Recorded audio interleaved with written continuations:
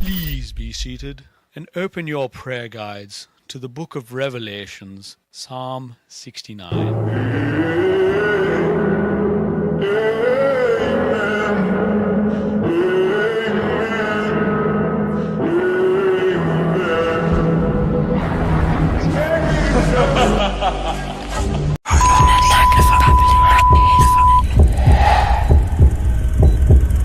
You're all clear, kid. Now let's blow this thing and go home.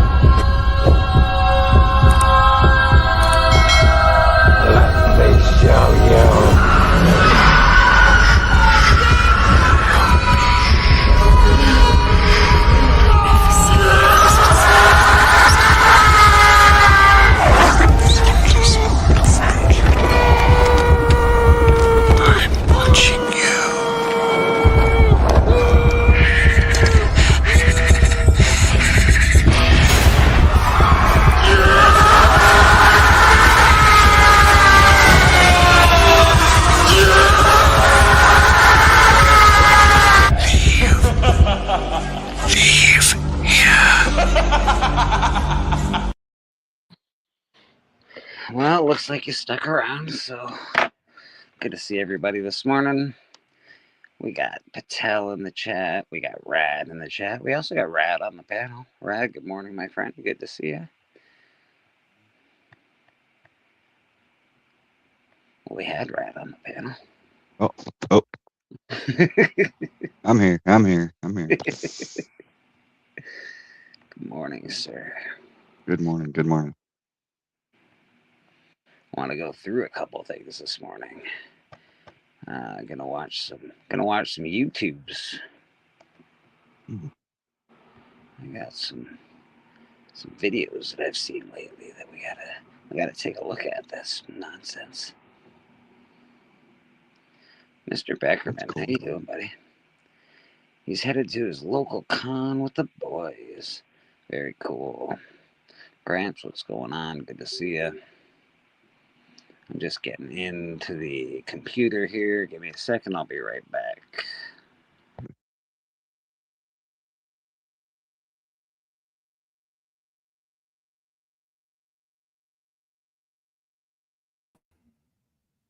Boom. There I am. Excellent. Right, I like your avatar. It's cool. Oh, yeah. Gollum. Yeah, it's awesome.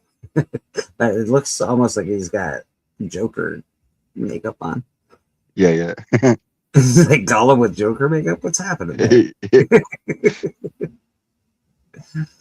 All right. We already got Patel. What's that? Sorry? Yeah, I was watching some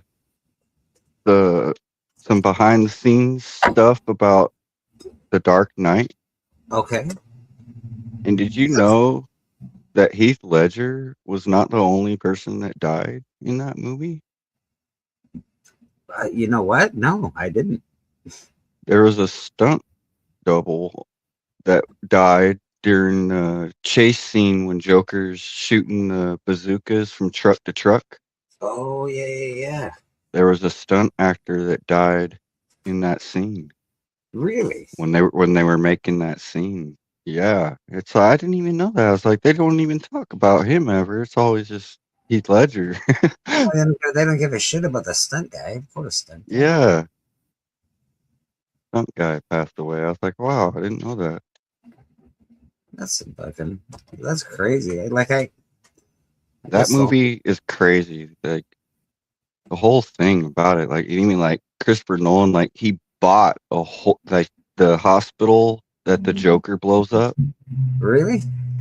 He bought that whole hospital in the center of Chicago just so he could blow it up.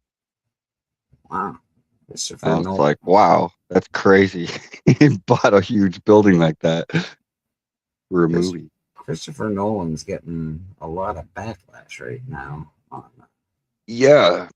He's people are not happy with the Odyssey. They are not happy at all. I saw a funny gif of Elliot Page as Achilles. They had an AI swapped her to being Achilles in that movie of Troy. Instead of Brad Pitt, it was Elliot Page. They were talking about how she's in the Odyssey. Sorry. Yeah, no. I just keep doing something stupid. It's not your fault.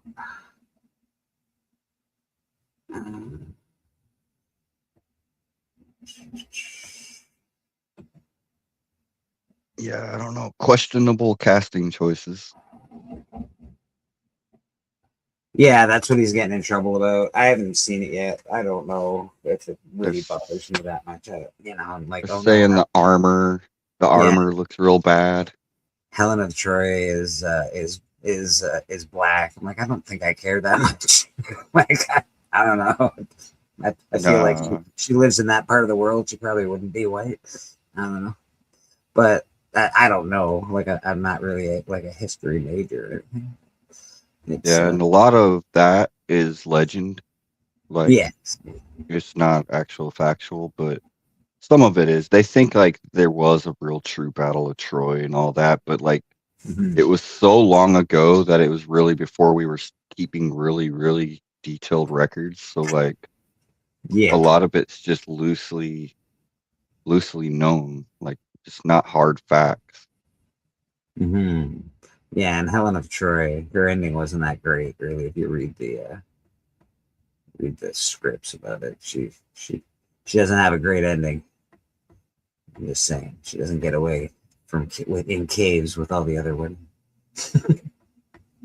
Uncle Griffs, how you doing, man? Good to see you.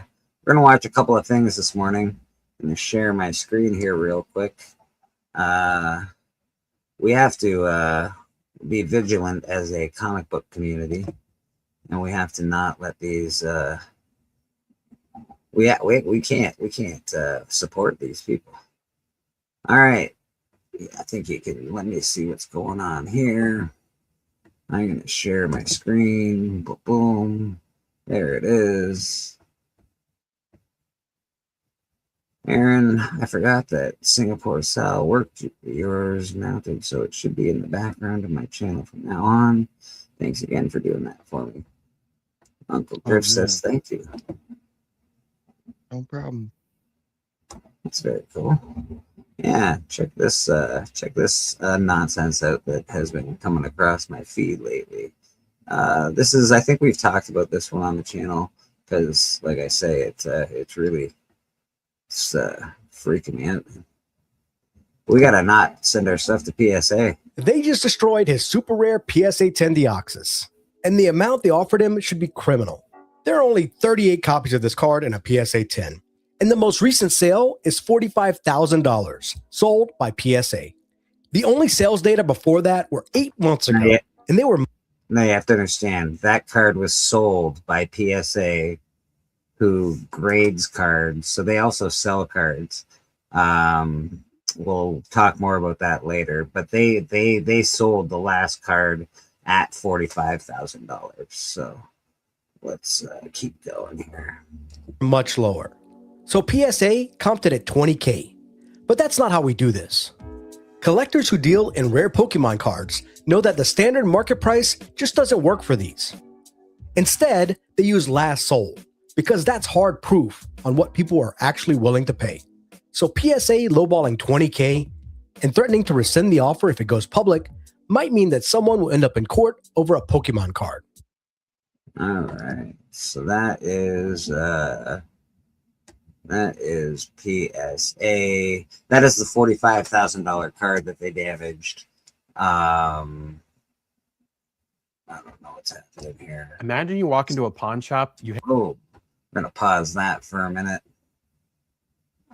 This is the next scandal that we're going to talk about here as far as PSA goes. So they've already destroyed, this was I think a couple months ago now, they've already destroyed a 10 the guy sent it in to get reholdered. It was a 10, an old label 10, so they graded it harder back then. So it's worth a little bit more as well. They destroyed it, made the PSA 10 into a PSA 6.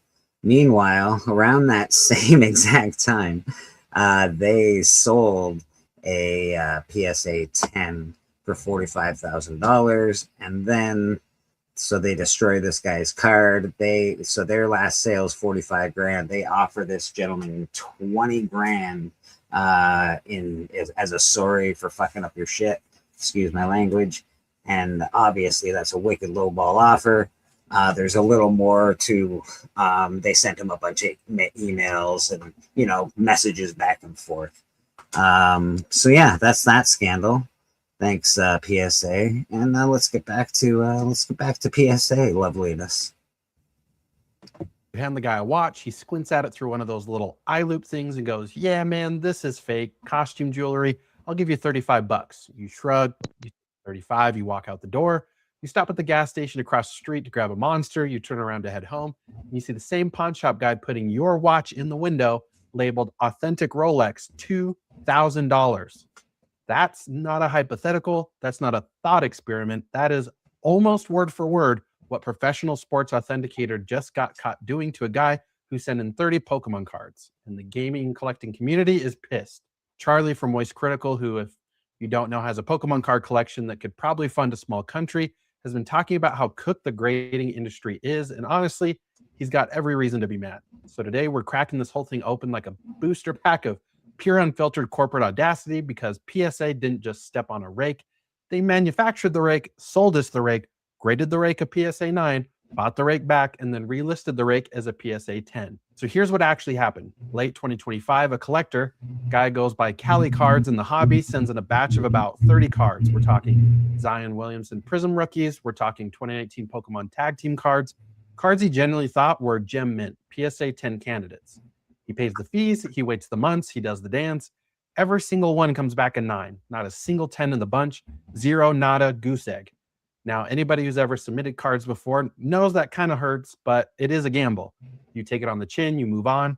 And here's where PSA, like the very generous, totally not suspicious company that they are, goes, "Hey, bummer about your 9s. Tell you what, we'll buy them from you. Direct buyback program, right through the app, one tap, $35 a card, easy peasy." So he goes, "Yeah, all right, get me out of this hole." Sells 11 of them back to PSA at 9 prices. And then he posts the results online like collectors do, just venting. And somebody at PSA sees the post and goes, "Oh, you know what? On second look, those are actually 10s." And they regrade his cards, same cert number, same exact cards, now upgraded, now worth multiples of what he sold them for. And nobody told him. He had to find out by checking the PSA database himself, like a guy looking up his ex on Instagram and finding out she's married now. I mean, are you kidding me? That's not a clerical error. That's not a whoopsie.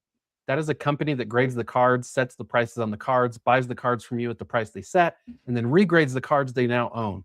Each one of those steps taken alone is a yellow flag. Stack them on top of each other, it's a parade float. And of course, PSA's official response was the most corporate, weasel-worded, "We did not have intercourse with that woman," non-apology you've ever seen. They called it a one-off grading error. A senior reviewer was just doing a quality check. Pure coincidence. Just so happened that this quality check upgraded 11 cards that PSA already owned. The same way I just so happened to quality check the cookies my wife bakes by eating 6 of them in the kitchen at midnight. But here's the part that should send you into orbit. This is where I lost it. PSA has this thing called an upcharge policy. So stick with me for a second. When you submit a card, you tell them what you think it's worth.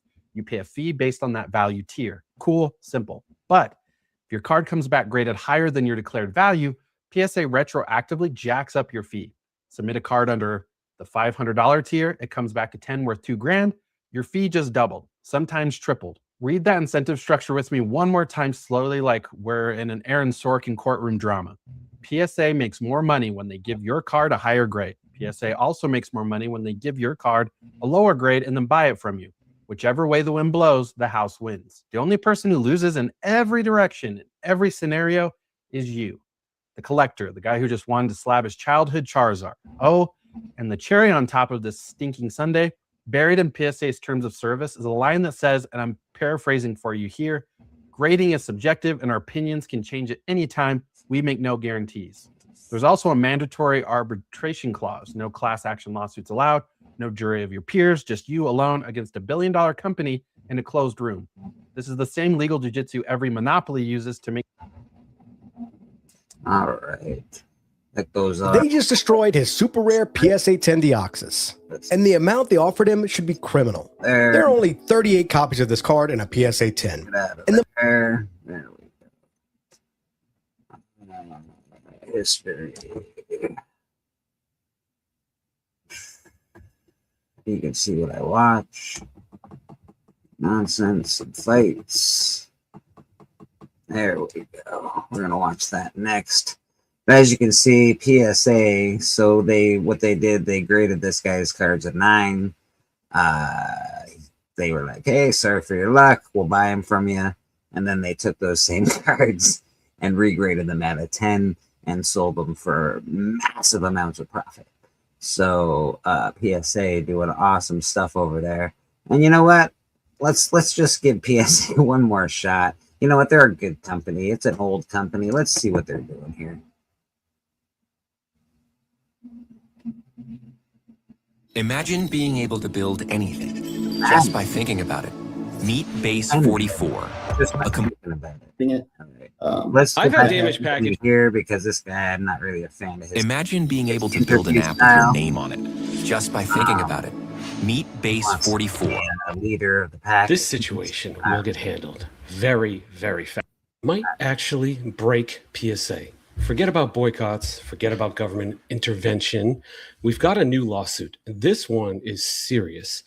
And my hunch is that if something like this ever gets to the legal stage of discovery, it would be a complete and utter disaster if any of that was made public. So I'm about to sit down with this guy in a second, and I suspect this situation will get handled very, very fast after the video airs because they don't want this to go where I think it's going to go. All right, guys, I'm with the guy behind the lawsuit. We're going to get into some scary stuff here. Some really obnoxious pictures that PSA sent him and lots of fun things. But first, I'm just going to say what's up to CT. Thanks for coming on and sharing your story as a cautionary tale. Hey, thanks for having me. I really appreciate it. Yeah, you got it, man. So you sent 15 grand worth of cards to PSA and they told you the box was empty, right? Yeah, exactly. At what exact moment did you realize something was very wrong? Well, I mean, I sent them 115 days prior to them letting me know that the box was empty. So they signed for my package. It was 2-day mail. So I sent it on the 11th. It got there on the 13th. They let me November know- 11th and November 13th. Yeah, November. And they let me know 115 days later that the package was empty. Great. And that's where this whole thing started. Is All right. they So signed my package 115 PSA days. received the package Yes, somewhere, yeah, they signed somehow, for and it sat there for 115 days. I Mhm. believe this is like past a certain point of being able to intervene and do something as well. We'll talk Yeah, about that. so Yeah. FedEx has a 60-day cap on any Yeah. claim that you put in. So 60 days is, and that's what PSA keeps telling me is just file a claim with FedEx. And Can't do FedEx that because won't- of your stupid ass wait times, PSA. Yeah, And the fact that you that's don't what log it things is. because you're so busy and you go past that 90 days. So, warning everybody, FedEx has got a 60-day cap. You might never want to send something to PSA via FedEx or UPS now, because based on this and the fact that it took them 115 days to log it, it's all null and void. And we're going to get into that even more. So, let's go through the timeline just so we have it Okay. straight. And then we're going to talk about the evidence and we're going to talk about the lawsuit. And I'm going to talk about what. All right, that's enough of that. But that you get the gist. So that guy. So we've got 3 things, and this all's happened in the past little while. PSA. So this guy sent a box of cards. I don't know, a bunch of thousands of bucks worth of cards, and PSA opens the box and says there's nothing in the box. So that's 115 days. He can't get any money back from FedEx or whatever, however he sent it, because they've got a policy 60 days or 90 days or something, and that's it. But the wait times caused it to go past that for PSA, so now he can't get his money back through the mail service, the insurance that way, and obviously PSA is saying there's no cards at all. So what are we gonna do? He has video footage of him boxing up the cards, putting them in the box at the mail service. He has video footage of the mail service person bubble wrapping them, putting them in a box, putting them on the cart. And in fact, they have video footage of that cart all the way up until the driver gets there and takes it and goes and does whatever the driver does. So where'd those cards go? Where did those cards go? PSA, man. They're looking sneaky, and they're sneaking their way into comic books. And I would say they've cornered the market. They have a huge monopoly. They bought Beckett. They bought the other one. They bought a ton of different things. And I would hate for them to have a complete monopoly on the market, because I think they've really screw books. I already get worried enough as it is sending books to CGC and, you know, worrying if they're switching out books or doing whatever. There's so many things that can happen, but it's obviously PSA is doing this. They're being caught doing it. They're being sneaky. They're being underhanded, and screw that company, man. So there's your personal service. There's your PSA from Bleeding Street Comics. Personal service announcement. Don't use that company. They're sneaky little bastards. Yeah. What do you Very think about manipulative. Yeah, pretty sick, eh? Pretty twisted, pretty manipulative. The fact that, like, it's, again, they do have a monopoly on that. Everything that they own all the other grading companies. It's ridiculous. So they could really that's pretty underhanded, pretty sneaky. I would worry if my grades were going to be correct. I would not, like, what do you do if they graded a 9 and they want to buy it back? They're like, oh, we'll buy that off you.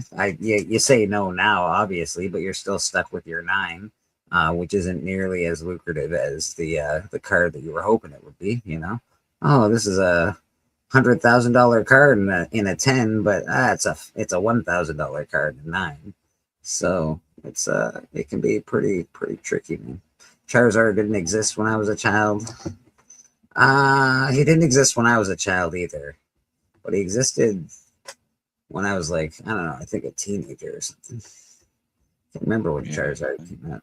I think I was like 16 or 17. He didn't come out till the 90s, did he? Yeah, it was definitely the 90s. It was definitely the 90s. I would have been like 17 or something like that, 16, 18. I've gotten to the point I just don't send anything in for grading anymore between this and CGC Bengate. I can't see that changing anytime soon. Yeah, Uncle Griff, it's getting hard out there in these comic book streets, man. I do understand the need for a grading company. Because there are a lot of underhanded people in the world, especially when it comes to, and I'm not saying I had a period at the end of that sentence, and then you start with the golden age. Back in those days, it was common practice to restore books, to fix books, to, you know, add a little color touch here, trim a little cover here. You know, make the book look all nice and presentable again. And that was common practice back then. And certain people are against that. So that gets you a purple label in CGC. And a lot of people, they want their blue labels. Can you imagine buying a purple label Batman #1 that you didn't know was a purple label, and all of a sudden it's you know, it's been trimmed, it's been fixed. So yeah, so there's a lot of underhandedness and money involved, and wherever there's money involved, there's going to be people trying to rip other people off, sadly. So yeah, that so I understand the need for a company like that. I understand the need for grading, or the desire for grading, but it's definitely makes you step back and think, for sure. Mm-hmm. Ignorance is bliss, archivist and draft. Yeah, yeah. I wish I was ignorant of the situation. I really do. I wish I was ignorant. That, and I remember, we boycotted CBCS or whatever because they stole who that's X-Men #1, which he got Right. back. He got his X-Men 1 back, but it was obviously an inside job. It was it was like He's clearly lucky. yeah, clearly it's an inside job.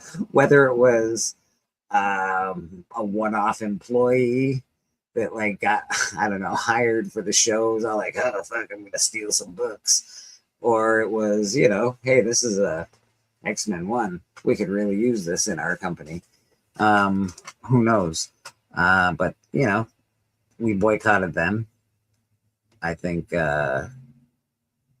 CGC for some reason is like Teflon Don. Nothing they do really sticks that much. So CGC stole Yahweh, Malibu Sun 13, Color. They're all crooked AF. God damn, Troll Flare, really? I did not know that, bro. That's insane, man. Wow. Oh my god. Did they compensate? Like, wow, man. I need that story in my life. Because, yeah, some horror stories out there. Nothing bad has happened to me. I've sent only a handful of books away, really, like maybe 40 books away as in my CGC grading career. So I don't get a lot of stuff graded. It gives me hard nerves to send my big books away. When I do get stuff graded, I usually try and send it with my buddy. He goes to cons in the U.S. and he goes to the ones where they have on-site grading. So I like to do it that way. That way it goes from my buddy's hand to their table, back to my buddy's hand, and back to me within a reasonable amount of time, as opposed to this whole like 3 to 6 to a year waiting time. Yeah. He sent it in for Todd's signing. It was 9/4, I believe. He only insured it for $700, bro. Ouch. Man. That's dirty, CGC. That is dirty. It also leads me to the next thing. I know we all like to, put a certain amount of money on things for insurance and yada, yada, yada. But, like, when you go to my company where I work and we're all like, would you like the insurance? People are all like, no, you guys are trying to make more money off of me. I assure you that money does not go to the company. That money goes directly to the insurance company. So that company is not trying to make money off of you. It's the insurance company trying to make money off of you. And rightly so, because if in fact something does go missing or something bad happens, they have to pay, or, so to speak. If you're going to send stuff to CGC, put the right value on your books. That way, at least you can claim insurance. Like, Try just to. yeah, it's a really good idea. I know people are like, I don't want to pay that much. Ha ha ha! It's an extra $50, and I don't want to pay it. Like, well, an extra $50 could really save you a lot of hassle. Yeah. Yeah, that's brutal, bro. That's brutal. I don't even know what that book's going for these days. I know it's expensive. I don't consider books like that to be first appearances. I know everybody does. The Malibu Sun, they're like, that's his first appearance. I'm like, well, I don't know about that. That's a first ad. It's a first cover, maybe. I don't know. Right. And you got Allen. It's a magazine, so oh god dang, it's about $3,000. Jesus, Murphy Brown. I don't know why I always drag Murphy Brown into this, but holy smokes. God damn. Could use a $3,000 book in my life. That'd be nice. Yeah, that'd be really nice. It's about the cost of the what do we call it that I want? The House of Secrets 92 that I want. It's about $3,500 something. This expansive man. We're gonna do a giveaway today, by the way. 10 has already put the money in. We've got a really cool 12-cent Silver Age Batman 207.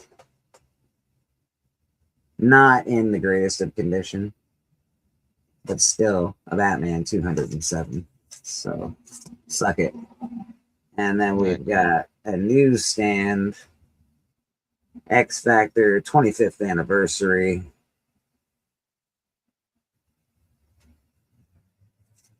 That'll be the giveaway today. And I think we're going to do hashtag sunny days because it's really nice and sunny here where I live. So what do we got? Hashtag sunny days. All right. There's the giveaway. There's the hashtag. We'll roll it in a bit. Right now, we're still chatting. Tacoma, appreciate you, man. I like buying books from Tacoma. Good dude. Aggressively relaxing. Real nice package you got, but it would be a shame if something were to happen to it. We just always pay the service correctly. Yes. Why even advertise the not a problem price? Exactly. All right. Yes. Hashtag sunny days. Yeah. That 3K value is without Todd's signature. I even looked at the value on one sign. God damn, bro. And you know Yahweh, he presses and cleans. Well, most of these guys do. Like, I'm pretty sure Troll does as well. I know MT does. Like, a lot of these guys really, really go. They're awesome at doing that. They're awesome at pressing. I press books too, actually. I'm pressing books for Steven right now, in fact. Tacoma, I'll send you a link, but I absolutely will send you a link, man.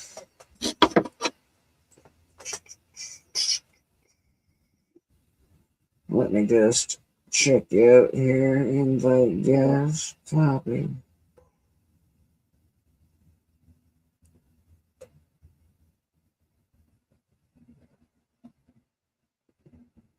I went to the comic shop yesterday. Oh yeah, what'd you get? They had a 25-cent sale. That's nice. You have been sent, brother. You have been sent. Brian LCS, what's going on, my friend? 25-cent sale. That's really nice. Was there anything good in the 25-cent bins? Not really. I could have kept digging, but I wasn't finding a lot. Yeah. Yeah, that's sad. I always liked when I had my dollar bin, I always liked like stacking it with a few things. But then there's always like it always goes to the one guy that'll go through the dollar bin and you're like, this guy never buys anything. Question for Rad. When he does artwork, does he ever get motivated by some Mary Jane or other substances? Sequential art overload. Mary Jane or other substances. Sometimes. Once in a while. Boris the Bear. Well, that's awesome. 25 cents. Couldn't pass it up. I have to get the copy that Steven was a part of. I think it's the last issue of Boris the Bear. There's a few more in there. partially pushed throughout. Got this cool cover. If anybody didn't know, I believe the last issue of Boris the Bear, Stephen is a consultant on it, and he helped develop that story, I guess, or that, you know, I don't know. He was involved in it, so I think that's really cool, man. Steppo involved in. Oh, I got a lot of those Year of the Villain comics. I think they're great. I thought the covers were cool. I gotta get these in new bags and boards. Punisher, baby, punish me. What'd you think of the Punisher? Did you watch it yet? Yeah, I watched it. It was just I don't know what to like how I really feel about it. I feel like there was really no story. Very kind of cliche. Yeah, I thought it was too much, and I loved Nothing it. really hooked me. Yeah, don't get me wrong. I enjoyed it for what it was. Like, it's very bloody. It's very violent. It's very Punisher. But I found myself going, where the fuck does this guy live? This happens in this whole city in America. New York is where he's supposed to be. All of New York is up in arms and killing each other and like hitting baby. Like the dog thing. The dog thing really bugged me then. Like, not most criminals, and I'm ashamed to admit this. I've met a lot of criminals, and I know a few. They're not going around throwing dogs into the middle of the street. That's just not their thing. We got I was hoping to find this whole set for Comic Book Church. I only Mr. found Tacoma number Comics 1 and that joined us on the panel. How you doing, Tacoma? What's going on, buddy? Not much. I'll wait till Rad shows off his stuff, then I'll tell you more about life. Of course, man. On Dark Ages, just a couple more. Yeah, you take your time, right? Red Sonja. It's a shame that movie did so poorly. That's all. I still haven't seen it. I don't know if I can watch it. I should look for it. I haven't even bothered. That's how poorly it did.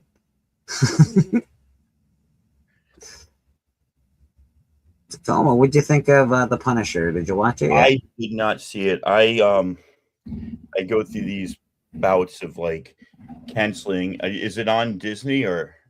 I think so. Yeah. I watched. Yes, I don't have Disney anymore. They did something that pissed me off. They capitulated to some ridiculous thing from the federal government, or they sucked Trump's dick or something. I don't know. Like I don't have, and I'm not very consistent with my shit. Like I canceled Paramount because of the Stephen Colbert thing, but then I got it back because I really like watching Champions League, but then I canceled again because I felt guilty about getting it back. I go back and forth. Or my wife's like, I didn't finish the last Star Trek season. Can we get Paramount just for a month and then we'll stand on our morals? So it's really inconsistent. But yeah, I haven't seen Punisher. I love the Netflix Punisher. I thought that was great. Little over the top at times, but it certainly had a good through storyline. From what people are saying, it doesn't seem like the new one does. No, nothing. There's not much of a story. It's just, it's like, it's.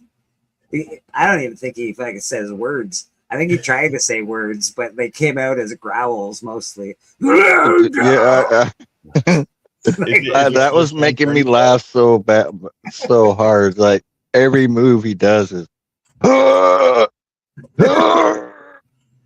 this guy's got to go to the bathroom.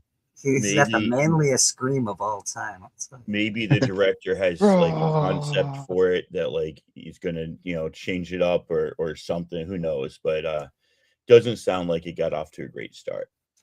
And again, I think because like you got to go into it with it's just an experience of pure bliss of violence. If that's your thing, you are going to absolutely love this Punisher 1 hour special. It doesn't. Maybe what it does maybe, and I'm gonna give it a maybe because I like it enough It's to say. qualified. It's a purple maybe. Restored. Yeah, I like it enough to hopefully that maybe it gives it a Punisher, a new direction, like more of a street level like direction, I guess. Even though I think that's silly because no street in America is as violent as the street that dude was living on. That just is. Yeah. Maybe in the 80s when the crack epidemic was going on, maybe, but I don't think this exists anymore. It's brutal, like it's insanely. New York is pretty safe. You know, it's a beautiful city and it's really safe. I never want to live there again, but I love going back and visiting. So yeah, I just crazy.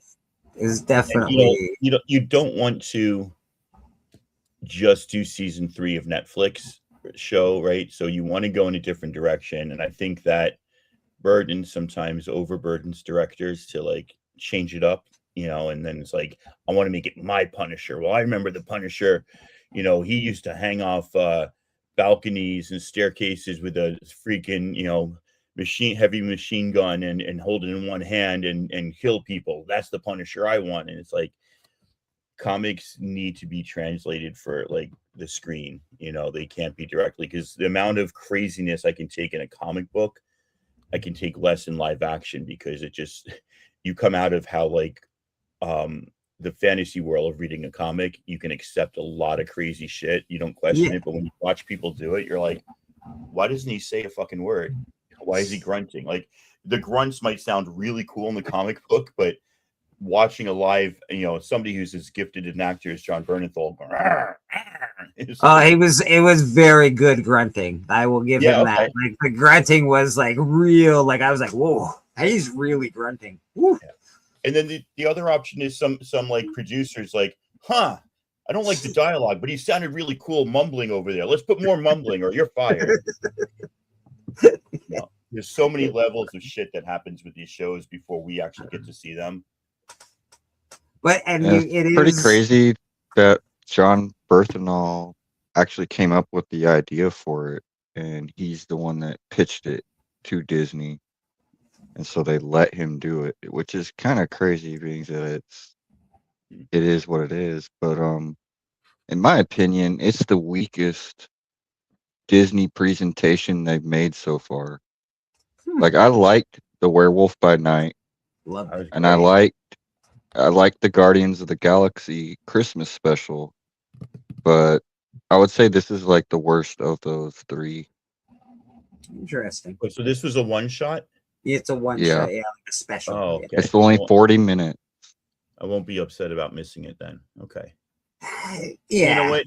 In that case, listen, they tried something.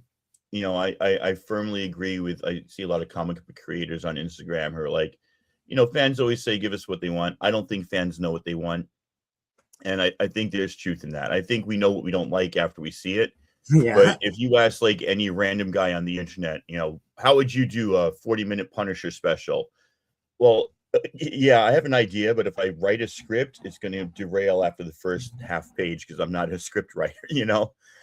So I give more leeway for one shots, especially if you want to try something different. Like that Werewolf by Night was awesome, right? They went black and white. Let's go back to the 1930s. Like the whole concept was cool. Somebody could come up with a similar concept that just bombs. So, and again, I don't want people to take away that I hated it, because I didn't hate it. I was entertained, thoroughly entertained through the whole thing. But like I said, I don't know where it leaves. The Punisher isn't like a guy that goes down the like. Okay, there's like a scene in every book where he goes down the street, like protects somebody from like a street level dude. But mostly he's after big mob bosses. You know, he's cleaning up the streets, man. He's you know, sometimes a superhero gets in his way. That's pretty cool. But like, it's just this was a lot. Let me tell you, it was a lot to watch. It was fun. It was a lot to watch. John Bernthal, the greatest Punisher of our generation yet so far. He's done it the best so far. You got to give it to him. Manliest scream alive. He is got the most masculine in Hollywood. I will give him that. He sounds like amazing.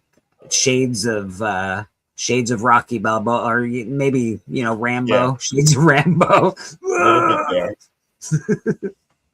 Very Can you imagine cool. being the next guy to play the Punisher and having to redefine that role? No, Like no, I would not- just be like, no, I'll pass. Greatest opportunity of my life. No, I'll go get a bit part in a sitcom. Like, yeah, I'm good, bro. yeah, there's some iconic freaking roles that like I can't imagine. Well, it's like if somebody's gonna have to at some point fill Hugh Jackman's shoes for Wolverine. I don't Yeah. know. I think they should have done it. 75-year-old Hugh Jackman. Yeah, they should have done it after the last movie, like after the Wolverine where he dies, and yada yada yada. It's the perfect time to replace him. But regardless, Hollywood wanted some more money out of the old fucking money pot. They're like, yeah, poke, poke, poke, give us some more money, and he did. And he did. I was watching some clips from Scorsese's The Irishman. They had like a 78-year-old Al Pacino playing a 60-year-old character, and like a 80-year-old Robert De Niro playing like a 55-year-old character, and it looks so silly. As good as those guys are, it takes a lot to believe. And I defend Scorsese all the time. I even say, like, if you watch The Joker, the first one, it's you can see Scorsese's fingerprints over that movie. The entire, like, the background, the set, you can see that he was highly a part of that movie. I know he left at the end of it to go film his fucking Irishman, which was terrible, but whatever. So I'm sorry, Scorsese. You did good until then. You were good until The Irishman. What have you done for me lately, I guess? But he's all right. He's still pretty cool. Is he right? Is he wrong about what the movies, superhero movies, being just a roller coaster ride instead of actual cinema? Probably. Probably, but who knows? But that's a line that, like, tell me where cinema ends and roller coaster begins. Where my movies stop. It's like movies have always been entertainment first and cinema second, I would argue. And if they do delve into that territory of telling a great story, wonderful. But I'd argue there's a good deal of superhero movies that have done that, and then a good deal of superhero movies that are just like crazy rides. I mean, look at Logan. I'd say Logan is cinema. Yeah, I would too. I love Actually, that I movie. would. I Logan agree. was great. Yeah.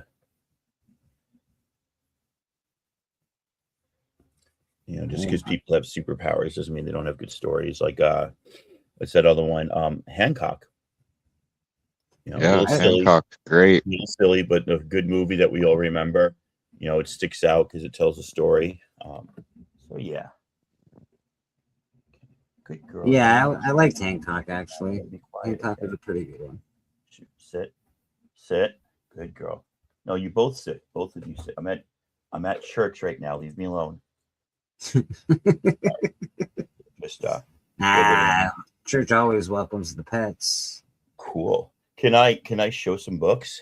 Yeah, absolutely. We'd love to see him. Don't forget Tacoma. Besides being here this morning, he's always on Astonishing Auction selling Sunday books. nights, baby. Sunday nights. Geez, I see someone in the back. Let's get him on up here before we let Tacoma loose. Boom, Boston, Chris. What's going on, buddy? How you doing? Hey. I'm glad you got me at that point, not when I was acting like a fool. That would have been I just saw you acting a fool back there. I was like, oh, something caught the corner of my eye. It's a Boston Chris. I was actually surprised. Like, oh, we got Tacoma today. This is a treat because he never comes on here, which is great. Treat, man. I'm usually never. I'm like who dat? I'm never up this time, or if I am, it's like comic book church is one of the things that I'm watching while I'm drinking my coffee or while I'm in bed. But here's what happened. Yeah. Friday night I hosted poker, so I drank a little, smoked a little, stayed up late, but then I had to get up at 6:45 Saturday to watch Chelsea lose the FA Cup, and then I went to the climbing gym. I came back and I'm like, I'm just not hungry for lunch. I had a big breakfast, I could go climbing, and so we ate dinner around 6 o'clock, like lunch dinner around 5:36. I was in bed by 7:30 last night. My wife's like, if you go to sleep now, you're gonna wake up at 2 a.m. and you're not gonna. I slept good 10 hours. So now I'm not watching church to be awake. I'm awake for church. So it's like, okay, here I am. So comic books. I got a lot, so I might do it in two steps. And you tell me when I'm talking enough. Yeah, no So worries. My LCS posted, hey, we got these boxes that we want to get rid of. They came with a collection. The guy stored them in these boxes. Anybody wants them, grab them for free. I hear the word free, and it's like, right? So boom. So Cool. Wow. these are magazine-sized storage boxes. Now, I don't collect heavy metal. No, but that's that's be still nice. really cool. There are about 5 of them like this, and then about 5 of them that said Underground Comics with a COMIXX. Like, so that's actually Nice. like a series of comics called Underground Comics. Came out in the 70s, which again I don't collect, but I'm You know, when you sell those, I'm gonna piggyback right on because I've got heavy metal magazines right underneath my chair right now. I'm like, oh yeah. and to fill up those boxes, you can also buy these beautiful heavy metal magazines. I don't know that I would sell, like, I don't know. I've got storage needs, you know. I got a lot of like magazines that I would love to actually put in something like this because I have the blank ones from IKEA. But like I've got a bunch of Star Wars like magazines that don't fit. So I don't know. I might keep them. If shipping was cheaper, I'd just send them to you. But you know, No. Yeah. Dude. Those are I'm trying to get those- rid of boxes, not keep more boxes. I hear you. are those custom? Like I mean, I'm sure like I didn't know too much background on those, but like those look like they might have been like I don't know if they have like collected edition or are those like custom that the guy made himself. That those are pretty Those cool. are looking. awesome. They're I'm really not. awesome. I mean, if he made them himself, he worked for a company that knew what they were doing. This is Yeah. yeah. This is embossed. Don't forget, everybody, there is a hashtag in the chat. Hashtag sunny days. We got a 12-cent Batman and an X Factor 25th Newsstand. anniversary border newsstand up for grabs. So hashtag sunny days in the chat. Well, so I got a little mail call yesterday. One I was expecting, right? This is the latest Stephanie Really? Hans on Storm Earth's Mightiest Mutant, number 4. I'm a Hans fanatic, so I get every cover she does. Not my favorite, but certainly a good one. Definitely keep it. Well, I keep all of them, so that's a silly phrase. No. This one I forgot what it was, and so this is Avengers Twilight, the 1 in 200 issue 2 by Phil Noto, and I was freaking out because it came from Yahweh. I was like, oh shoot! So I texted him like, do I owe you money for this? Did I forget to pay you? And then I kind of remembered at the same time he responded, like I'd won this on. He came on Astonishing Auctions, which you all should watch Sunday night, and he's like, yeah, I don't feel like selling books. I'm just going to give books away. Let me do some trivia questions. So that's how I got that. And it is gorgeous. Because he's so dark, it's hard to see the detail. But when you like stare at it, like you just keep staring. It's really, really nice. That's awesome, dude. Yeah, I was excited by that.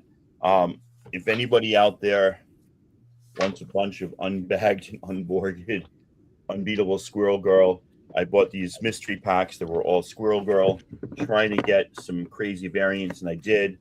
And I was trying to get the one issue that I'm missing in the 50 issue run, and I didn't get it. So I've got, these are all duplicates. I don't really want them. They're just there. So then let's see, is that more interesting? Yeah, I'm just run through these. I think Jones in for some one of these, so I picked him up. Ooh. These books used to be so fire. It's still one of the better Dark Horse series. Some really cool artwork and just isn't number Knights of the 1 or Republic. whatever the first Ahsoka? What's that? Is the number 1 of that series the first Ahsoka? No, the number 1 of Clone Wars is the first. Oh, Ahsoka. that's Clone Wars. Yeah, that's right. Yeah. Great game too. Very good video game. Yeah. What are these? These are just stuff I picked up at Run Filler yesterday. because I'm trying to finish the first 2 volumes of Runaways. Are you a big Nice. Star Wars guy, Tacoba? What's that? That Are was you a big Star Wars guy? I'm a huge Star Wars guy. Nice. Yeah. that was a TV show, right? Runaways. Oh, yeah. It's, I like. Oh, these are mixed. Still more Knights of the Republic and a few Runaways. Yeah, I really liked the TV show, and that was my first introduction to Runaways. To Runaways. I didn't know the comic book as well as until the TV show, but I'm like, okay, I like this. Like Arya Stark, and this makes me sound slightly creepy, so I'm gonna hashtag this with there's no lusting here. There's no like, oh, if only they were a little older. I just like teen superheroes. I like teens who kick ass. I like to watch teen teams slay. Always been a thing that I'm into. So Runaways just scratched a good itch. Second mystery packs I got yesterday were 2 Turtles packs. And wow. I was hoping to get like Jennica or get like issue 95, which I missed, but where Jennica becomes a turtle. But there are a lot of retailer incentive covers here. So if you look up right there, it says cover B, 75. All right. It's a thicker book, but some of them, like this one, I think is a retailer incentive. Yep. All right. Yep. All right. So yeah, just a bunch. I spent $14 on each pack. So this is $30 worth of Turtles, which might be overpaying a bit, but like one of these was a variant that was worth that Key Collector says is a $25 book. And some of them are $8 books. I'm going to add that to my Christmas collection of comics. Nice. That's Norman Rockwell. Yeah, totally digging that. The So there's Norman some cool Rockwell stuff in here. A lot of I City always- at War. Whoa, that's a crow vibe to it. That one. That's wicked. I always like the Norman Rockwell style painting ones. Are cool. This, and by the way, everybody out there watching, this is why you need to get on a show. I'm not a Turtles fanatic the way Hudat is. Thank you, Hudat. He loves the Turtles, right? The way I love Star Wars. So I bought these, and I'm thinking they're kind of cool. Now I hear people responding to them like, "Oh, that's very cool." And so if you ever want to get hyped about your books, just go on a show. Okay. Last thing to show off. I'm going to show off 2 things. 3. That's empty. I'm going to show off 2 other things here. Yeah, man. This is my original Clone Wars #1. Oh. And so we have this signed by Obi-Wan, James Lantner, James something. Over here, signed by the voice of the Clone Troopers. Down here, signed by Ashley Eckstein. And then when I get signatures, I have them all do quotes. And then down here is Matt Lantner, who plays Anakin. So that's awesome. Bro. I am no Jedi. Just different quotes that they all said. So super happy with that. Most happy with this because I got the whole series from Alex the Comic Porter for $25 way back in the day. Way back in the day. This next one, I paid $250 for. You must be very happy to know that the guy that did those covers, the guy that did those comics, that's the guy that's in charge of Star Wars now at Disney. Yeah. Well, I can talk about that in a minute. I'm missing 2. Somebody played the 13-year-old Ahsoka in the Ahsoka show, and Rosario Dawson. So on this comic, my dream is to get all 3 Ahsoka signing. Now this one is in lower grade. Okay. I need to press it. Look at you. See that is ticked up, but the astute viewer might notice something about this as I'm going to start here and slide it the other way. Here comes that newsstand, right? I am. Boom. So, 2008 newsstand, very rare. In 9/8, people are asking over $10,000 for these. This is not a 9/8. This is probably a 6.0, 6.5 after good press. It's a little stiff, so I want to be very careful with how I press it. But if I could get all 3 Ahsoka signatures on this, I would be overjoyed. Now, unfortunately, Ashley Eckstein is coming back to Washington State SummerCon, as are like 8 Star Wars actors, and I'm going to be gone to England at that time. So I'm a little pissed, but I'm patient. And I will get them all. That's awesome. I think it was last year at Boston Fan Expo. It was either last year or the year before. They like Hayden Christensen was there, Rosario. It was basically, and I think they had even Ewan McGregor. So it's just like if you had a book that needed multiple signatures, but you would have going to spend a fortune just because Hayden. Yeah, I mean, each of those guys would be about. I think last time I saw Ashley, and this was 4 years ago. I think it was like $150 plus $60 for the quote. And luckily, her famous quote is, "I am no Jedi." Most of them, 6 words is the cutoff, and then above that, they charge more. I don't know why exactly, but 6 words is the quote cutoff. But I want to address something you said, Leaker. You're talking about Dave Filoni being in charge. Yeah. I can't stand the Kathleen Kennedy hate. Kathleen Kennedy was in charge of Star Wars for the last season of Clone Wars, which was amazing, for 4 seasons of Rebels, which were amazing, for 2 seasons of Mandalorian, which were amazing. We don't talk about season 3. For Obi-Wan, which was pretty good. For Rogue One, which is good. For 2 seasons of Andor, which were the best TV shows ever, not just the best Star Wars shows. For all the misses that Star Wars has had, it has had as many hits in the last decade that were just phenomenal.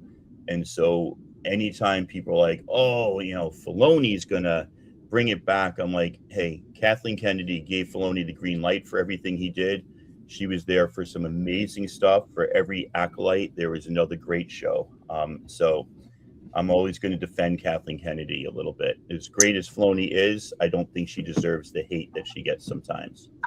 I do not have faith in Filoni. I'm not a huge fan of the Clone Wars. Okay. Did you see 7? Did you see season 7? I don't mean the cartoon. I mean like the live series, like the prequels. And I know that he is in love with his own characters. I know that he doesn't like any of the other stuff from Star Wars. So he's going to very heavily focus on his Star Wars. So I'm a little worried about that. Kathleen Kennedy has her ups and downs. I'm not a fan of Kathleen Kennedy. I think she's gotten a lot of credit for things that she was in charge of, but like she wasn't really I don't know. People had their way, like with it. Like she got to put her name on it, but she didn't really do too much. I think she got a lot of credit for a lot of things. But she also did a lot of good things. So I can't hate on Kathleen. I guess that would be my point. If she put her name just because she was like executive producer, but she didn't have a lot to do with it, then she also didn't have a lot to do with the bad. Right? Yeah. So like, all I'm saying is give her equal credit. Like if you're going to lambast her for the Acolyte, give her credit for green lighting Mandalorian and Andor. Absolutely. If you're going to say she had nothing to do with that, she just checked a box, then she had nothing to do with the other stuff. So it works both ways. Not that there weren't bad stuff. There was some really bad stuff along with some really great stuff. And I always I like to preface by saying not everything's made for me, or for some things are made for other people, man. Like it's just like, okay, that Star Wars show was not made for me. That's made for new fans or to get new, all that nonsense. Everybody likes a certain thing. They make stuff for me. Andor was made for me, Like without, I mean, like I really don't have that strong of an opinion of her. As far as like I had dislike, I'm just like, I mean, because I ultimately realized that like when George stepped down, she became, she was next in line kind of thing. So it wasn't like, she was like, I'm going to destroy it all. You know what I mean? But I will say that, you can't necessarily always just, I mean, look at George. Some of George's moves were stupid too. I mean, George, he was a genius and also a jerk at the same time. He told us the same movie for like 30 years straight, the same 3 movies, refused to do anything else. And then he's like, oh, they had basically twisted his arm, like, oh, I can make more money with, okay. Oh, What do you mean he didn't do anything? I He thought made new boxes. He added he added Yeah, like well- five extra scenes. He did so many more things to sell us those movies again and again A New and Hope. again. I mean, and I was at A New Hope yesterday. I didn't And like some of the stuff that they added was ridiculous. I'm just sitting there watching some of the scenes they added, like you know, like here's somebody riding a dewback, and here's this, and I'm like, I know. you know that crap. Like you really don't need that. You don't. And I'm so old. I didn't like the prequels. Like I know there's a generation of people in their 40s that grew up with the prequels. I'm in my 50s, and what's up, lady? And like I remember in 1997, we were like, online with crowds of like hundreds of people, and everybody just walked out of there like, what the fuck was that? But there's a whole younger generation like that's their Star Wars, and they love it. And I'm like, that's great that they can do that. So I'm more power to them for sure. It's just like and that's how I look at it too. That's how I look at it. Not everything's for everybody, and I think the one thing that's missed, and I will always say this, is a little kind of like get out of my yard. I'm an old man. The original movies were the first blockbuster. The term blockbuster didn't exist before those. The idea of waiting hours in line for movies, lines around the block, the summer blockbuster coming out in Memorial Day weekend, like that didn't happen before Star Wars. And so people don't understand like when we say Star Wars was a great movie, it's not just that like it was a great movie, because I think objectively you could look at like the original trilogy and be like, some of it's good, some of it's okay, but the impact it had culturally, nothing has matched that. From things have come close, but nothing has matched that. Nothing has lasted like that for sure. And now I'll shut I'll up have to about say, Star Wars. Revenge of the Sith had some of the coolest starship battles. Yeah, I mean, there was some. I'll say this much: there was good things. There was, but I do remember. I remember when the what was it? Not the Force Awakens. The Phantom Force Menace. Unleashed. No. When Phantom Menace came out, I was in high school, and my computer aided drafting teacher was like, I was like, oh, it was a good movie. I liked it. And this, and he's like, it was just a race. He's like, that's all it was. The whole thing was about a race. And I was like, but there was more than that. No, it was all about and because he, I think was a teenager when like the originals came out, and he's like, no, that was this was just a race, and then okay, we had a sword fight, like nothing happened, and like it was one of those sad things that standalone, and that he's like, no, the kid that played Darth Vader in that, or Anakin, the little kid, Yeah. he got made fun of so bad in school that it like affected his whole life. Yeah, I don't know if I mean, you've seen that, but he's like, But I will say, you got to go back to. I mean, like George has some things that weren't, that weren't his best moments. Like those Ewok movies that he made, the Endor stuff. Like those are terrible. And he was like determined, I'm gonna make this. It's like, well, okay, George, and he made it, and people are just like, yeah, these are bad. And he's like, we don't talk about those, and he doesn't talk about them. He's like, nope, don't know what you're talking about. We're gonna do a draw. big- We got 17 people watching. We'll finish this conversation in a minute. Right now, we've got this up to win. We've got X Factor number 10. This is the newsstand variant, 25th anniversary. And the peach in this pile is this Batman 207. Not in great condition, but it's a really old Batman, 12-cent Silver Age Batman. So you'll enjoy that. I don't know why I feel like everything's a little slow today. That's okay though. Hashtag sunny days in the chat. Lady Fantastic, I don't know if you got an entry in there yet. Hashtag sunny days. Lady Fantastic. She's always donating to church behind the scenes. Appreciate you, Lady Fantastic. Get your hashtag sunny days in. We're gonna draw this in a couple of like a minute. So all right, ladies in there.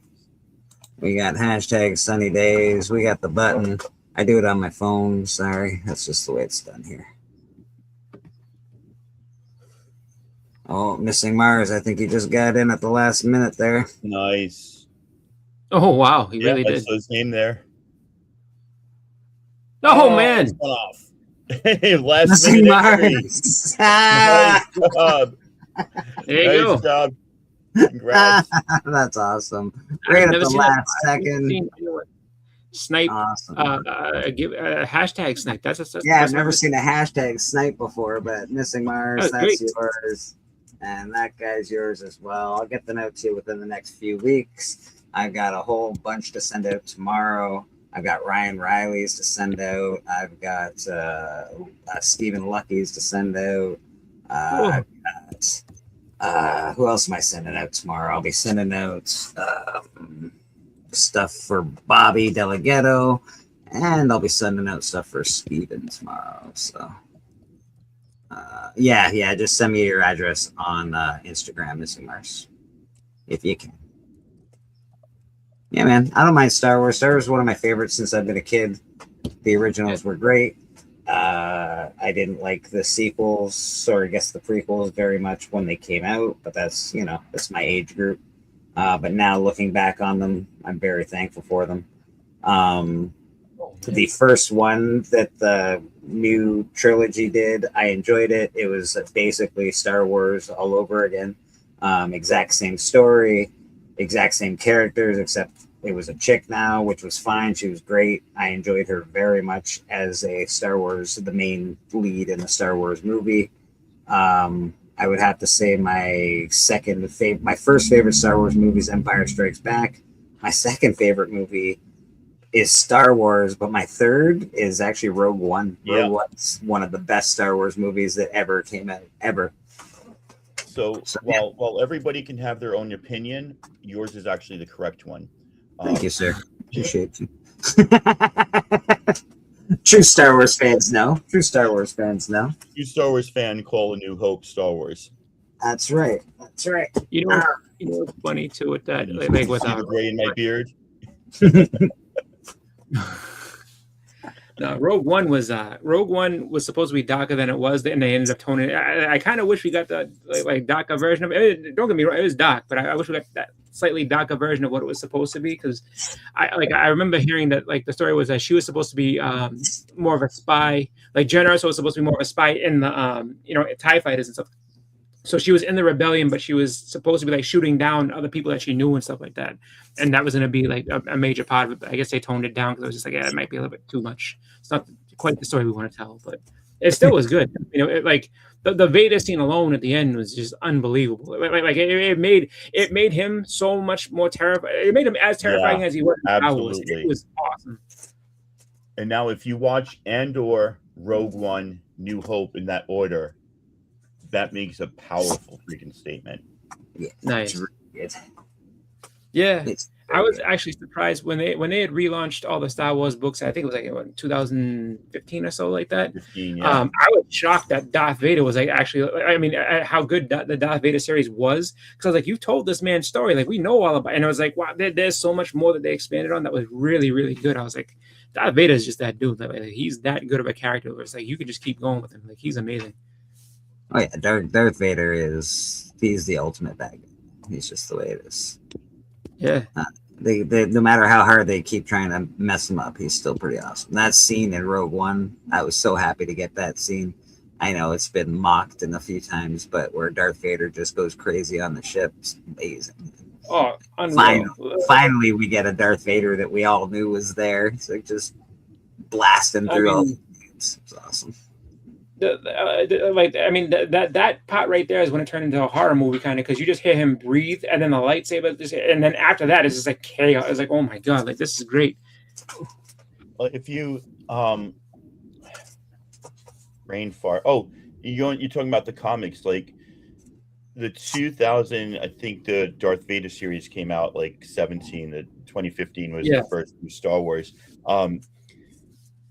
They wrote Vader so well, like you're saying, like you would just, and it wasn't just the writing, it was the artwork. You would see shots of Vader looking out from an Imperial Star Destroyer, and in his head, you're still not sure if he's thinking about finding and killing Luke or finding and saving his son, because he, yes, is the Emperor all the time, but then he does things that kind of go against what the Emperor says, and it's like this push and pull that make Luke's idea that his father is still worth saving, still savable, seem true, but they never come out and say it. They let it play in your mind about whether or not he's just doing the Emperor's bidding, or he's trying to, look like he's doing the Emperor's bidding so he can get Luke to join him.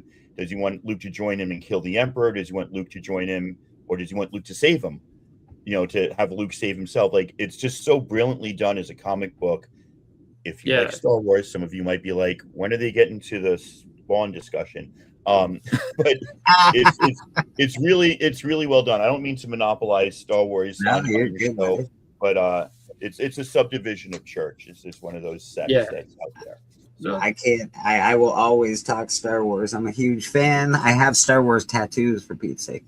Nice. I've got Darth Vader, I've got Boba Fett, I've got Han Solo, I've got a Stormtrooper on my arm, so we're well on our way to a galaxy far, far away.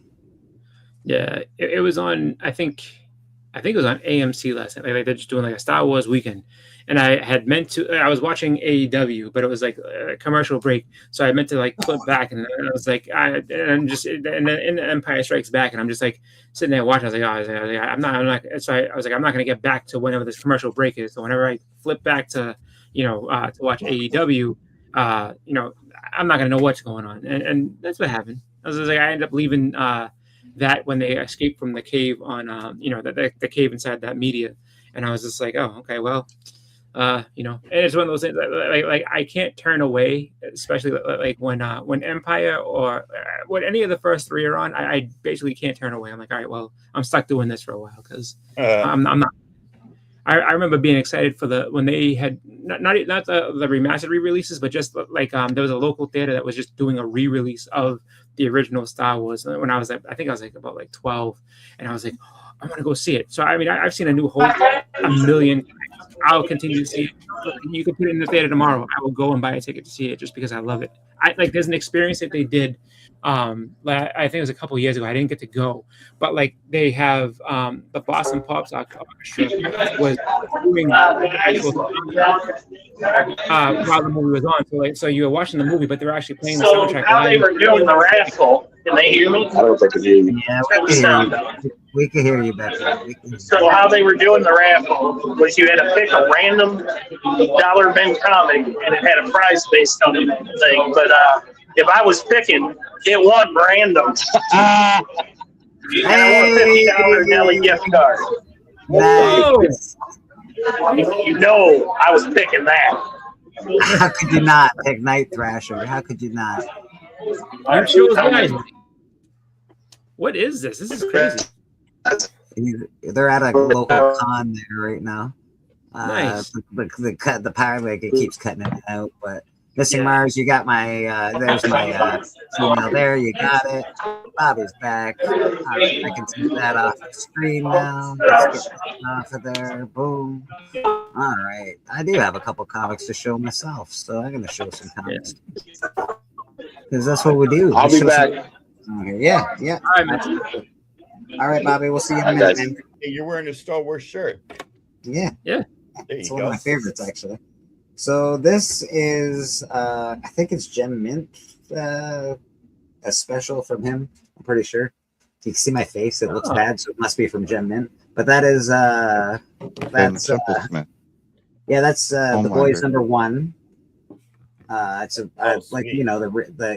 con exclusive or something. That's a Comic Tom exclusive. There's Comic Tom. That's pretty cool. I didn't get I tried once to buy a Boys #1 on eBay, and I bought it, and then the guy sold it to me, and then it never came, and then I never got my money back, and I was really confused about the whole situation. So that was my last attempt to buy a Boys #1. That's the artist that did 30 Days of Night. And you can see how much I paid for all of these comics. $1.99. There's the Boys 56. I bought all these at Value Village. So this whole lot came into Value Village one day. I don't know, like 10 years ago or something, 6 years ago, 7 years ago, something like that. But it starts pretty early and goes to, the 50s. I do have, I don't have it in this pile. I do have the Hero Gasm book as well. The Hero Gasm book is the one that Steve sent me, which is really cool. Jim Mint, Comic Tom, same, exactly. Same thing. There's Terror right there. I'm just finishing up The Boys last season. It is a lot slower than I want it to be, but it is what it is. I haven't started watching it yet. Wrapping up. Yeah, it's been good. The whole, I've enjoyed the whole thing so far. The last season hasn't really, it's not doing it for me that much, but that's okay. I haven't started that or Invincible yet. And that was 26. Invincible, amazing. 27. Yeah. Invincible's awesome. Oh, here's The Boys number 8, so that's an early one. Nice. Yeah, I want to start in on them, but I usually watch that stuff, as I'm going to bed, and I'm like, I'm gonna end up falling asleep, and I'm gonna miss a bunch of stuff. So I don't watch them usually. I need a whole day to sit there and be like, all right, watching Invincible. So yeah, this is the original series. You don't really see these people show these off too much, to be fair. Yeah. So I'm happy to have a whole whack of them. Well, you might see these on Astonishing soon. I don't know. I do love this series, though. That is cool. Cool art. Yeah. Some art's really good on it. Some art's like, it's okay.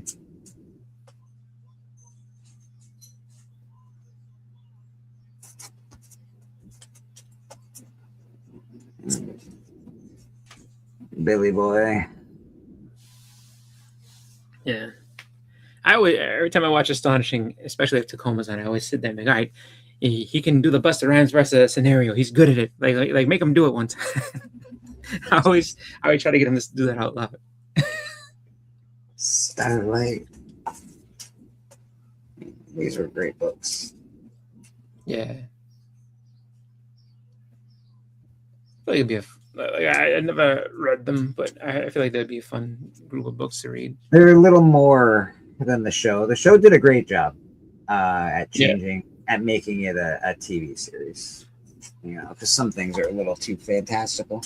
Although I do wish that they did. I guess they couldn't because we've all read, or the people that read it. But I do wish that they made the Black Noir the same character that he was in the book as opposed to the show. Black Noir is supposed to be something special.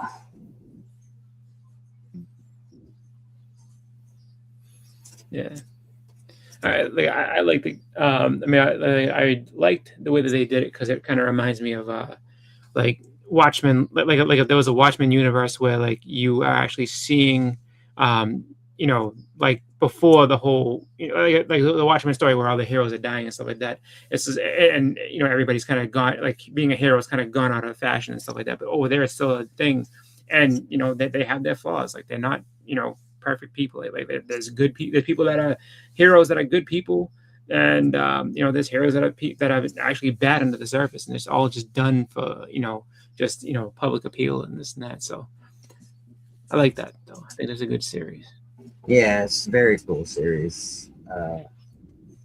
They did, like I said, they did a good job of adapting it, changing the stuff that needed to be changed. I wish they didn't change a few things, but that's okay. I think they'll keep the end pretty well. I feel like the end in the books, they'll do a decent job at making that the way it is. You can tell just sort of the way it's going at the moment. This looks like number 1, except it's 75. They're not all in a circle on that one. And apparently, there's Dear Becky number 1. I've been looking for you, you bastard. I have the Dear Becky series over here, and I gonna sell it, but I didn't have the number one. Never heard of Dear Becky. It's The Boys Dear Becky. It came out. And that's number one. Okay. Yeah. I think it was like I can't remember, 6-part, 7-part series, maybe. Yeah, and those are my boys' books. I got a few more books, but we'll show them later. I got some Rick and Morty books I want to show off too, because freaking love Rick and Morty, man. And say if they, if they do, want to keep that going, they could, I guess, make an alternate universe and have the girls, and they say, oh, now we have the girls. Set in a different universe, but da-da-da. They tried that.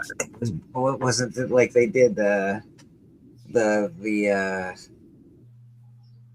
one with all the dudes where they they had the bachelor party? Didn't they do the bachelorette thing, and it didn't do quite as well? Oh yeah, the Hangover, and then they had Bridesmaids. Yes, yeah. Not quite as good a movie. Chicago in the house. Who dat says he'll show some books in a few. Nice. But Tacoma. Look at Tacoma. That's awesome. So we have two. I'm here, but I'm eating. There you go. So I showed them off. I think it was like last week or a couple of weeks ago. The new kittens that we had and stuff. And so yes, yeah. This morning, I came out of my room and and they were there, and I was like, oh well, they don't see me yet, because normally if they see me, they're like running right up. So I'm like, all right. I was like, well, let me go ahead and move that. I will answer that in 1 second. So then I just backed up, and my sister goes, "Did you just moonwalk?" I was like, "No, I don't moonwalk." I was like, that first and foremost, I was like, the moonwalk is only for professional times only. Like that's a specific situation where I moonwalk. I just backed up. I didn't moonwalk. Your friend Pete to Chicago. Your friend Pete messaged me. I'm not going to be there, but I told him that the show is great. It's a really good show. Told him all about it, and then he asked me about a couple of shops, and I told him I just wanted to make sure like how he was traveling around. So I gave him a couple good recommendations for shops, and I said, I'm sorry if you blow some of your con budget in a couple of these in the shops that I told him, just because they're the one shop that I told him about is they have some great stuff and just a ton of really just all over the place stuff. But he'll have a good time. Like for a show that's free, it's probably going to be one of the best free shows he ever goes to. The amount of artists that they get and vendors that they have for that show is going to be pretty amazing. For just keep in mind, free show, unbelievable, and that's where he's going to be staying at is really nice too. So he'll have a good time. That's cool. You got some books you want to show off? Yeah, I got some. I was waiting for Tacoma to come back. I wanted to show some. I know he probably has these, but these are the ones I pull out my little personal collection. Oh, nice. So it says issue 10. I was kind of slowly working on getting the whole run in 98. Well, I think that's a tall task, but I have a few. This is issue 8. I'm missing issue 9, which is not an expensive book. I'm just missing it. Well, yeah, and they're hard to find, especially in 9/8, the later issues. They're just somebody's got to really want to slab it. Got to make sure it's 9/8. Like, I'll take a chance for the Clone Wars 1. And that's news. Is that news? You have that in a newsstand with signatures, right? Huh? Don't you have like number 2 in a newsstand with signatures or something? No. I just have a number. I had a number 2 with signatures. I sold it. I had because I have another number 2, but yeah, I sold the one with signatures. It was financially to do it because it made sense. So to say it like that. I can get those signatures again, and it was just very very good. But this is actually one of my favorite covers too. Now, are you finding and submitting, or are you buying 9/8s? When I bought, I would say a couple of these I submitted. The rest I just bought. A couple of these I submitted. I'd be so afraid if I was going for 9/8s and I got a 9/6. I'd just be like, pissed. That's why, like, if I was gonna submit, I'd submit it as a pre-screen 9.8, so I don't Okay. get disappointed with a 9.6. If it doesn't come back, then I'll just end up getting by This on. is so freaking cool. So I'm missing issue 9. What other issues am I missing? Issue 9. I think I'm missing issue 4 too. No, Yeah. 4 down here. I have 4. I'll show you. Here's 4. Actually, no, I'm only missing 9 and 9 and 11 and 12. I'm missing like a couple of the later issues. Yeah, they're gonna be hard because again, I don't think people. I know 9 is not expensive because I looked it up not too long ago. It was like a couple $100. I just didn't. I'm trying to focus on other things right now. So that's why You're going I after haven't, some big book, you said, right? yeah, a couple of bigger books, right? At the moment, it's issue 3. I have a couple of issue 2s because I sold my signed copy, but I do have a couple of issue 2s. Actually, more than a couple. I have like 3 issue 2s, and I had another book. I can't find it. Thought I had everything ready. I'll show it later. So here's some of my issue 2s. So this one I think is a near mint, like 9.8 candidate. Nice. But it's a direct copy. But I Still was kind of gorgeous. holding it raw because I can get signed. Then somebody had this up, which is a newsstand. So there you go. So much, gotta get 2. There you go. Yeah, well, you got the 2008 newsstand and the direct. So this one's probably a 9.6. I'm assuming it's a 9.6, but Yeah, you know, we got Collecto in the show. Good morning, Collecto. How you doing, buddy? Good, thank you. But if you can't, but I already have the 9.8 too, though. Yeah. Are you just hoarding these things? Nice. Newsstand 9.8. No, it's just they come up at good prices, and I end up buying them. But I was trying to sell the other newsstand I had, but nobody wanted it, so I'll just. Oh, I get it wanted signed. it. I just, money. Every time you put it up, I looked at it and I thought about it. Yeah. Let's take a step back. We all want the books. It's just it's the money that really is the problem. We want all the books, not just some of the books, all of the books. There's so many books I see you guys showing. I'm like, I want that. And this one is the one that the Como was speaking about. I'm taking it out of his Mylar so you can see it a lot better. But this one is the newsstand. Oh man. Newsstand 9.2, signed by Ashley. No, Foot, not jumping back Jedi. You got Matt Lanton, your reckless little one. James Arnold Taylor. May the force be with you. Rosario, you can't see it on camera, but you can see it perfectly in person, which is she tried to match their colors, but you know. I got a 9.6 Star Wars 1. I got most of the original Star Wars books. I think But I'm missing a handful of them. But this is one of those things. I had a chance to kind of bid on a 9.8 newsstand that went actually for relatively inexpensive. That's why I tell people get on Shortbox. It was on Shortbox, and it went for about, I would say, more than 50% from the last sale. So if somebody got a crazy deal on the newsstand copy of this, that I was limited. Oh, here's the other newsstand. I forgot I had this one. Issue 3 in the newsstand. Nice. This one's probably the 9496 after you press it. At 9496, but yeah. If you get on the short box, you probably can get some good deals. I have a couple of books on short box at the moment. Yeah, short box auction, Hurricane. Yeah, they got some good items. They do a select auction every month, and you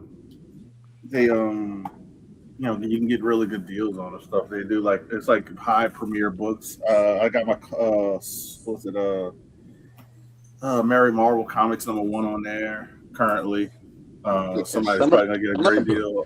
Some books on there just don't get looked at properly. Like they're just some books. Well, on on there this that- select auction, if people look at them, it's just other auction stuff. But it's but if nobody wants the book, then that's a problem. Like that Star Wars that they had up there, like it's not. I don't think anybody wanted it at the time, and no, it just ended at a good deal. I want to say it ended for like the 9.8. I think it was a couple of grand or $3,000 or something, but that's well cheaper than the last sale of that book was like $6,000 or more dollars. Jesus. So somebody got a really good deal on it, and that would have been one I would have probably kept, and I probably would have sold my signed copy just because it's more difficult to get the 9.8 newsstand than to get those signatures again. yeah. Jeez Louise. So, but yeah, I was like, nah, I can't do it. But it was, they got some good stuff. I got a couple of books on there. I got the first Mario and Donkey Kong in comics, which is not as expensive book as it should be. Was that Blip? That Blip one. Yeah, you think that book would be more Jenica. expensive. You really do. That's the first human Jenica, even though they don't notate it. This is first Jenica in human form before she becomes a turtle. That's the ratio. That's 51, right? Yeah, 51 the ratio. But that's all. I just wanted to show the Star Hold Wars on, Jenica was a human before she became a turtle. What the Yeah. She became a turtle when she had a blood transfusion with who was it, with Anya or somebody else, one of them. She basically had the She-Hulk origin. Yeah, that's a She had a fusion, and then next thing you know, turtle. Yeah, they saved her life. They saved her life with now the, I'm a turtle. That's awesome. well, she wasn't a pretty girl, but I got you. I'm just saying. I seen look up Jenica as a human. You'll see. All right, I will. She looks better as a turtle. Yeah, she does. She actually does. I hate to see that. So they prettied her up as she turned into a turtle. Yeah, man. She came super hot as a turtle. Good to see you, my man. She had the She-Hulk experience. Nice. Oh, it's heat. Ouch. So Steppo, the whole world's wondering is Susan Q coming on this morning, the first lady of comics. She is upstairs just for now, getting ready to make her entrance. And so I came down here to set everything up because that way then everything will be ready. I wanted to show you one thing though. Okay, sure, of course. Let's make Steppo big. Last week or the week before, Rad Art and Comics was working on that Spirit piece. This is what arrived. Wow. Oh my goodness. That is amazing. That really is an awesome piece. That's so good. I mean, he's sort of doodling around, and I'm looking at all the perspective and all the brick and all this stuff, and I said, is anybody buying that? He said, no, just doing it. I said, well, thank you, it's mine. Yeah, Rad has been testing himself lately, and he's been doing, he does some styles from this, he'll do a little practice from this guy. It's very cool to watch him. Well, the Eisner guy, he's sort of lackluster, He's but all right. Yeah, he's okay. I just think, and all the color and the different shades and perspective, I mean, and the shading and everything. All the people, all the monsters and stuff in that is really cool. To be honest, everything's very cool in that. Did he do Skinny on there for you, or did he just do the one? Well, I think that it's the gal that was there. I think I said it's just. I mean, she's skinny for sure. Oh well, let's just say it's skinny. How's that? Patel definitely donated the giveaway. Even before I got on church this morning, Patel sent me some giveaway money this morning. So Patel, we got to thank you very much, brother. Missing Mars won a Silver Age Batman today. Pretty cool.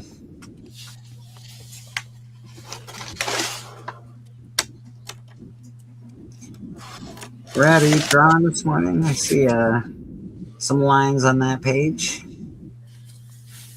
Somebody with Good a one. staff and boobs. I think. Yeah, this yeah. is. Oh, it's Eveline. It's Eveline from what's it called? From He-Man. As soon as I saw it, as soon as you went all the way up, I was like, "Yep, that's Eveline." I think it's He-Man cross-dressing. That's what I heard him say. He-Man would look funny cross-dressing. I'm just saying, he's a little big for that nonsense. Ryan Riley, what's going on? If you buddy? hadn't said it was What's his Eveline, I prince? was thinking it was like Okoye from Black Panther or something. Prince Adam. It could be the. He's Prince Adam, isn't he? Yes. Yeah. Prancing around with his Adam out. No. And that one is Adam is in. That's in the later editions. The later that's one of the rare German variants. Yeah. Ryan, what's going on? I've actually packaged up your package. It's sitting over there, mailed out tomorrow. Put your Adam back. Good to see you. Boy, I watched that the Masters of the Universe with with Tila being the star and her gay lover and all this other stuff, and after it was all touted so much and everybody was so ready for something good, and then they went woke on us. It was really awful. I was so happy to they were going to do one. The animation wasn't bad. It just the whole theme of the thing was rather off to me. Was off-putting. Well, they baited and switched. That's the problem. They did the little bait and switch action, which made the original fan base very upset. Myself. Who's the guy that was who did it? Who was the guy that was the major domo on that? Kevin Smith. Kevin Smith, that's right. Well, Kevin Leaky Smith is friend. doing it. It's going to be good. Kevin Smith is this. Kevin Smith is sliced bread. Kevin Smith, and then oh my God, Kevin Smith sucks. I've been on the Kevin Smith hate train pretty much since The hate train. The hate train. All aboard. All aboard. First stop, Bleecker Street Comics. Favorite person. And again, I give him a lot of shit, but I used to like Kevin Smith. I liked his original works. I think that he's based his later career on his early career, and I don't see a lot of progression going on there for him. But other than that, he's all right. He's fine. He just sucks at Other than that, he's a peach. Yeah, he just sucks at doing He-Man. Stop it, Kevin. Stop it. Dogma is awesome. I agree. Random Reads, Dogma is awesome. I do agree. Random Reads in the chat. How you doing, buddy? Good to see you. We're all waiting on bated breath for Susie Q. We got Rad Art and Comics drawn up in the corner. The First Lady of Comics is coming down. She's going to show off some books today. Looking forward to that. We have Tacoma here with us. First time for Tacoma, I believe. So Tacoma, Nice to see you, Ian. appreciate you being on here with us. What we can do while we're waiting around, we can do some keys of the week. See what's going on. Dun, dun, dun, dun, dun, dun, dun, dun, dun, dun. Or can't you do that anymore? What do we got? Key collector, I think, is what we use. Yeah, I think so. Boom, boom. Now, I use Key Collector, but I always tell people, I give you guys the preface that the pricing on Key Collector is ridiculous. It's often way too low or way I've never seen that it's way too high, or very seldom. more often it's very low, more often than not. All right. 1 in 1,000, high grade, $12. Yeah. You're like, Sure. I don't know where you're finding these 1 in 1,000 for $12, but all right. So we got that. We got that. That's up. Let's share some screen action. Love them all. They've changed the controls again on you. Isn't that what's going on? Everybody complains about that. Yeah, they've been doing it the last bunch of weeks, to be honest. Every time I turn it on, it's a different buttons I gotta press. All right, so there. We'll add that to the stage. Boom, just like that. We got Key Collector up. Let's go see what's going on with comics. New comics. Poof.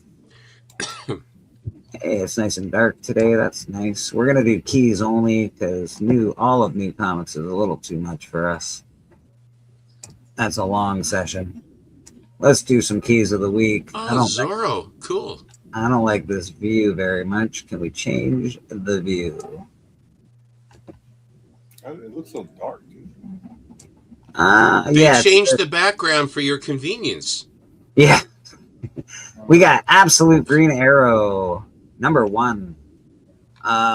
Premiere issue of the series that reimagines Green Arrow as a serial killer targeting billionaires. All right. Without the trick arrow, without the trick arrows and without the money and without mercy. And what's left is the absolute hunter, a serial killer, slaughtering corrupt billionaires. The only brother. His identity is the mysterious Green Arrow sticking out. Everybody, they all target the billionaires. Everybody, this is the big theme now. Billionaires, evil, billionaires. Well, they are. Kill all the billionaires. That's what we want to do. That's some populist dream going on right there. Well, isn't that what horse's ass? I know what you did last summer, blah, blah, blah. All right, so we got Green Arrow Absolute. The Absolute universe has been very good. I'm sure this will be no different. Hopefully it's a good story. Hope people enjoy it. How many covers? I don't know if it's the 3 billion. Yeah, I don't know if it's the Aired. first appearance of Absolute Green Arrow. It might be. I think he might have appeared in something else. But Premiere? we got Okay. 39 variants. Holy shit. Jesus. All right. That's cool. We got Dr. Doom looking Green Arrow. All right.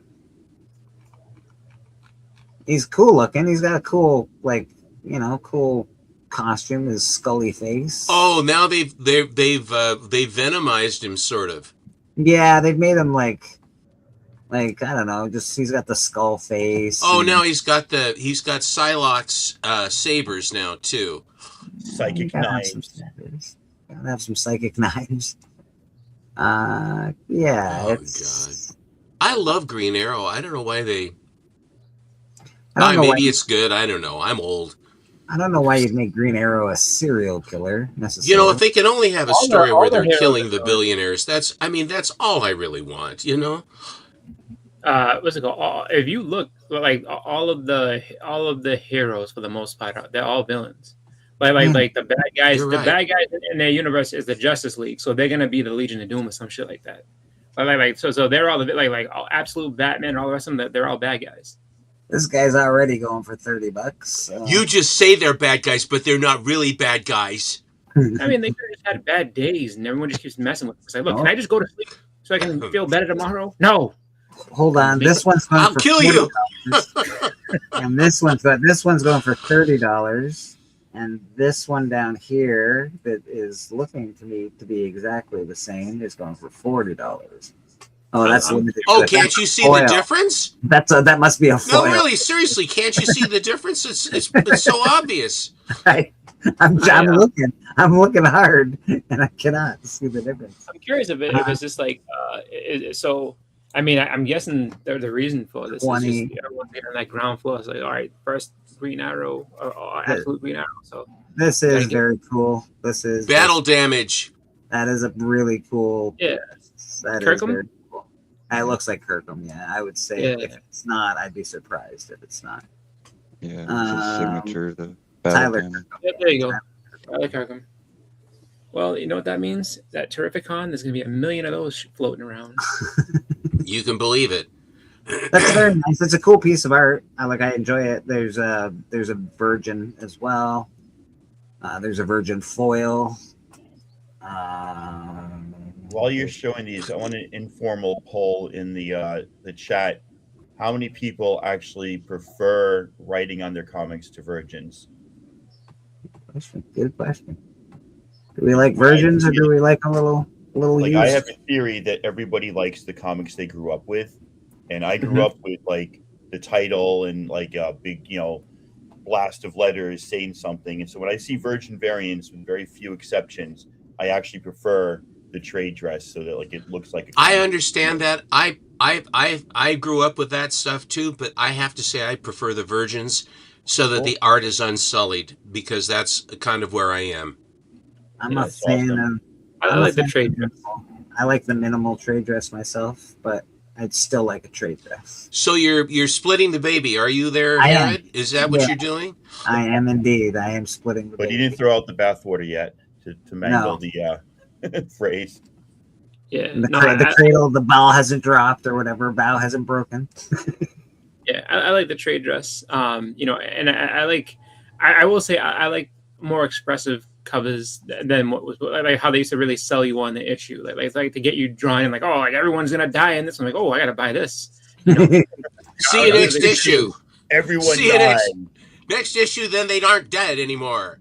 Exactly. It's like, no, If you want to leave them dead, don't buy anymore. So what Except category are you looking on in Key Collector there? Okay, so you go under new comics this week, and then right here, there's a button that says keys only. So I gotcha. put that keys only. I'm caught up tab. now. And then we go. So that was Green Arrow. We have Amazing Spider-Man 29. Brian Nearing, the childhood friend of Peter Parker, introduced in issue 1 of this series, becomes Spore. So you know, he's just as bad as Little Joe Cartwright. If there's nothing good happens to the people, like Perry Mason's friend, what is it? Murder, She Wrote's friends. If you're a friend of any of these people, you're in deep dirt, almost without exception. Well, he became a superhero named Spore, so I don't know. Maybe something happened to him. I can't That's imagine. like Thomas Elliott. We have His one- nemesis is antiseptic. Antiseptic. We have a 1 in 25 that can't be seen. Apparently, none of these can be seen, and I don't know why. The 1 in 100s. They're probably sketches too. That's always seems to be the theme when for the big ones. They always say, "Here's the sketch variant where we didn't have to do much, and we want a lot more money for it." Oh, now they're showing up. Okay, now we got. Click on the button thing, and then We got 1 in 25. I don't know why it's a 1 in 25. This doesn't look any better than the other Spider-Man cover to me. I'm so oversaturated with Spider-Man. I love Spidey, but again, 1 in 25 I think should be a little like if you're gonna pay for the 1 in 25, like there's something. Landscape? Well, at least it's got better art. It's a little computerized for me, but I think that's a 1 in 100. Boy, they can have it. Like a few more down, it's a magic card. This is a 1 in 100, which is a very nice cover. You know, Looks sort of Alex Rossi.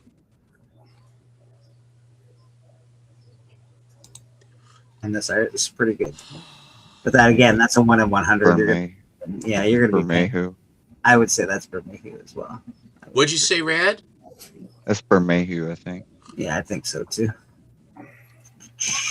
Let's look. Lee Bermejo. Boom. Rad. Good call. I have lots of original Pete Woods pieces that I got from him years and years ago. Oh, this one I can see being very popular. It's only I'll $5. bet that one is a big one. Yeah, we got a magic card on here. So I can see this being those magic card variants. No, I don't know. I have a few of the magic books, but I don't collect them per se. You're frozen, by the way, Bleeker. Am I? Interesting. That's terrible. You've been frozen, but we've enjoyed the expression on your face. Oh, there you go. Now you're moving again. That's all right. All right. I think I'm all right. All right. Let's go. So that is another Amazing Spider-Man. What do we got here? Just a regular. I don't like the red. I hate that trade dress. Not a fan. I never liked that. The one on the side too, where they chop a third of the cover to tell you nothing. Yeah. We got and then impinges on the art. And a trade dress as well, so that's good. And then the ever popular Just Spidey in the rain. Yes, the ever popular Spider-Man in the rain. Daredevil. Well, that's because Daredevil's there. Brian Hall always says, well, if they need to jazz it up, that's what they do. They bring in Daredevil, and that jazzes it up and gets everything going again. And everyone went, really? Well, yeah, I don't know about jazz, but so yeah, that's Spider-Man. It is a key comic. It does have 8 variants. The Liber Mihu is probably my favorite. There is a trade dress, so it's not as expensive. There's also a 1 in 100 or something like that. But I would think that the Magic card variant is going to be the big one. If you Tyrannosorcerer. First appearance of Tyrannosorcerer. Wow. Threat to Scarterus. We've got to come up with an idea. What do you think? I don't know anything. What do you like, dinosaurs? Yeah, I like dinosaurs. How about magic? Yeah, I like magic too. Let's merge a sorcerer with a tyrannosaur. Yeah, brilliant. No one's done it before. What do we call him? We'll call him Tyrannosorcerer. Man, Does he have a cape? No cape. No cape. Steven, tell us how you really feel about new comic books. Oh, I think they're great. First appearance of Tyrannosorcerer. This is to do with the home of warlords. So, it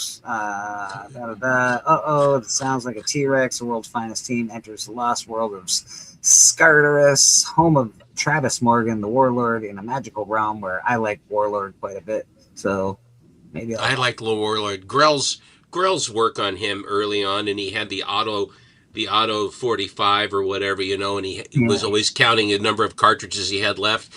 And out of his space suit from the SR-71 or whatever it was he was flying when he went down, and then he has all of the leather and buckles in the helmet and all this stuff out of. What was the name of his girlfriend? You got to give it to this cover though. This looks like an old 80s cover. This is a great cover for a comic book. I like the colors on it too, because it not only it gives you primaries and pastels for distance. Yeah, man, you got dinosaurs, you got tigers, or probably big tigers, but either way. In Scartaris, all of the tigers they're very big. Superman's looking like he's been ripped apart a little bit. So yeah, this looks like. That's because on Scartaris, remember in Scartaris, which is sort of like where Turok goes, in other words, the Lost World, which is basically what it is, but it's in like this warp kind of thing. Yeah. It's a pretty good story, actually. Yeah, same with Rogue. Whenever she goes to the Lost World, she's always, I don't know what happens. She basically disrobes to go into the worst place in the world. I need less clothes. All right, Rogue, you got it. So that is World's Finest. It does have 2 variants. It is about Warlord. If you like Warlord, you might like. Oh, the A cover is better. A cover is by far the best cover. I would get the A cover. This is, it's very. It is what it is, but it's fun. At least you get Warlord on the cover, I guess. But I prefer the A cover. That is a very nice cover for a comic book. Of the Earth, we have another image number 1. I'm sure it's written to be a movie. Before you, so click. No, don't click on the variant thing. Click on the actual cover. All right, now scroll down. You'll see the little variants in the sides. Keep going. See? I see. And expand them. I just found that out right now. I turned the camera off so I can turn you on. I wanted to see if that was the actual truth. Yeah. See, nice. Come back on the show and I hear stuff I'm not supposed to hear. Of the Earth. Yeah. All right. So this is an image number 1. Most of the image stuff these days seems like it's being written for TV. Miniseries, premiere, legendary artist, Charlie, blah, blah, blah. The Walking Dead joins writers Chris Condon, Andrew Enright, or Eric, colorist, a lot of names, and designer, This is the triumphant return to Image Comics in this neo-noir tinged echo horror miniseries that is Blood Simple meets John Carpenter's The Thing. Tabby Black flees a sordid life for her quiet hometown of Solitude, Texas, and Looks like it's being written for TV like usual.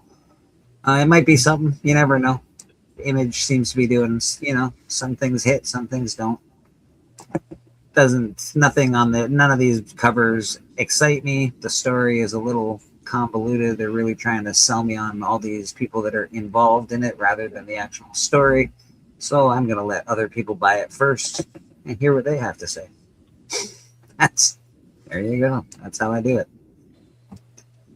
All right, that's Of the Earth. We got Fantastic Four, first team appearance of the New Future Foundation. So there is a first team appearance in this.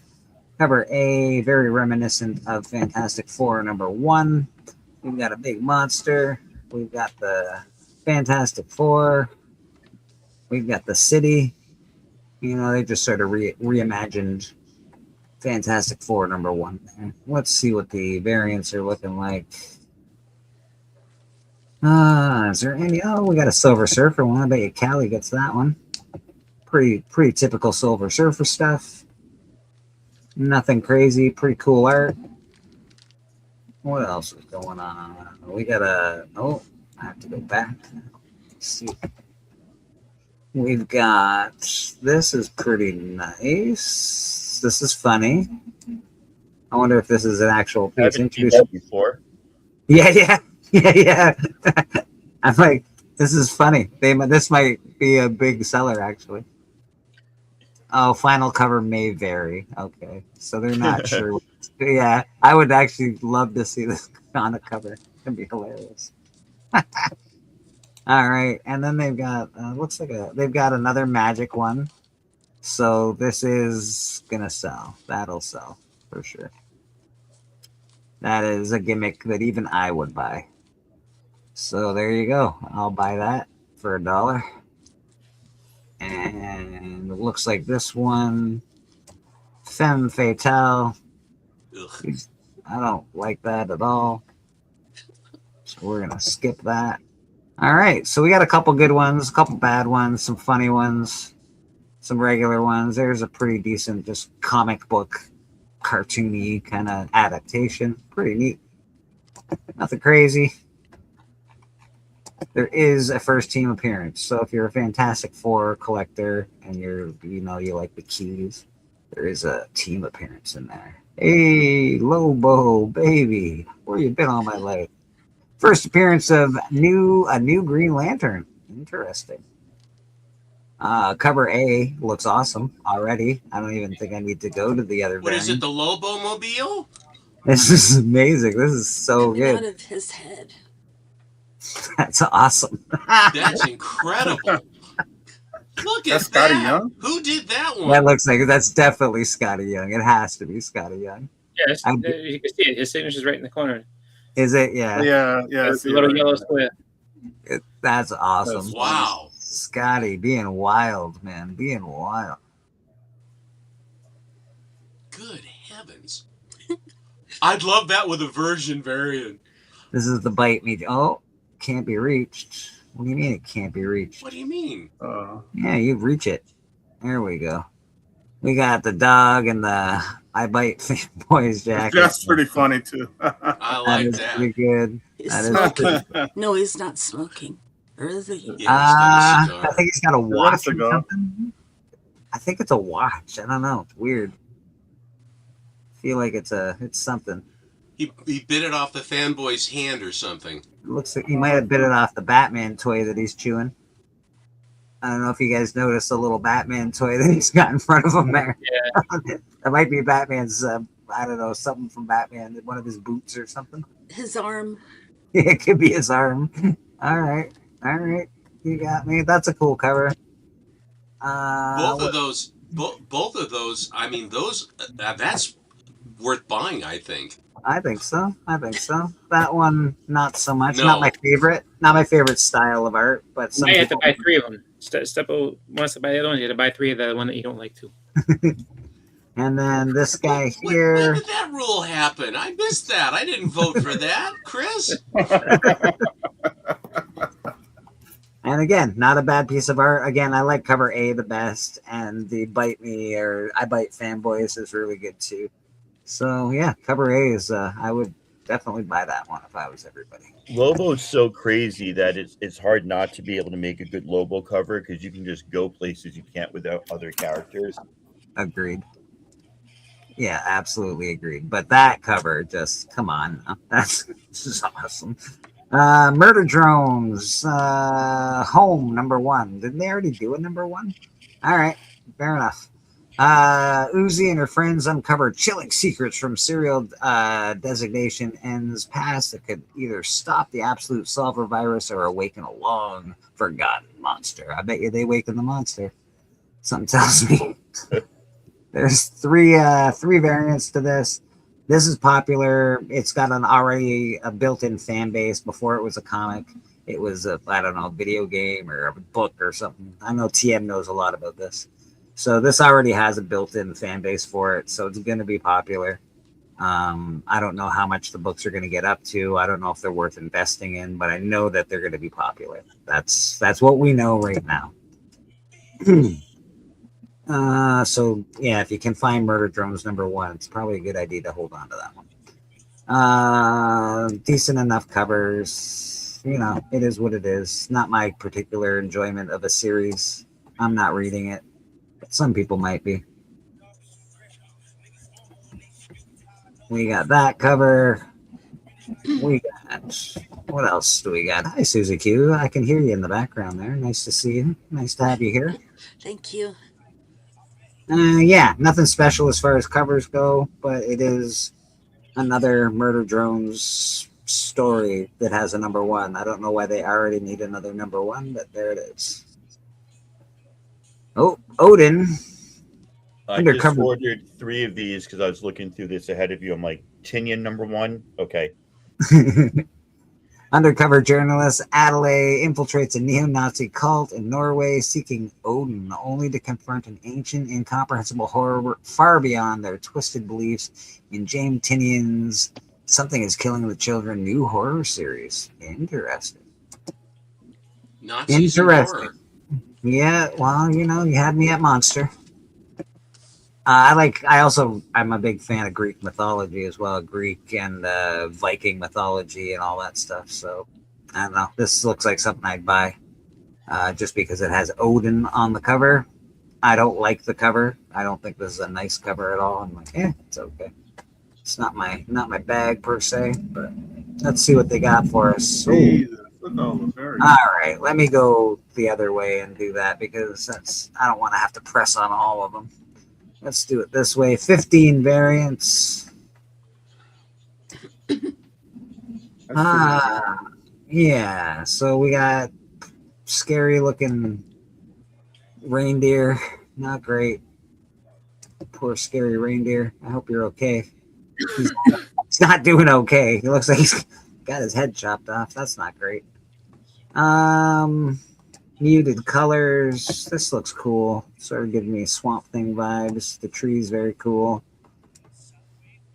Give me World Tree vibes. Yeah, just give me that sort of old world vibe to it. I'm not seeing anything like that's okay. Like, it's nice. It's a cool cover. I don't think I'll be interested in the lead character in this already. We do have a blank for Rad, just in case he wants to draw some cool Odin art. This I like quite a bit. I'm gonna have to see who drew that because I must. It's lovely. Artist, cover artist, Jonathan Wayshak. Stomach ache is what that looks like. Well, Jonathan, you've done a very nice piece of art here. Jonathan, good job. All right. Give that guy some milk. Yeah, that guy needs a sandwich. I think he needs a peanut butter sandwich or something. This is an interesting cover. Very cool. It's a foil. It's red. I'm always attracted to red. There's skulls. There's that guy, Angel Girls. Yeah, that's a cool cover, man. I bet you that if this book sells, I bet you that'll be a big cover for this. And anything. Oh, that's a nice one. There's a good cover. You actually have a really pretty good cover for that. That's very cool. Odin on the Tree of Woe, maybe. There's his Raven. Yeah. Oh, yeah, I wonder if he's attached to the Tree of Woe. Curious.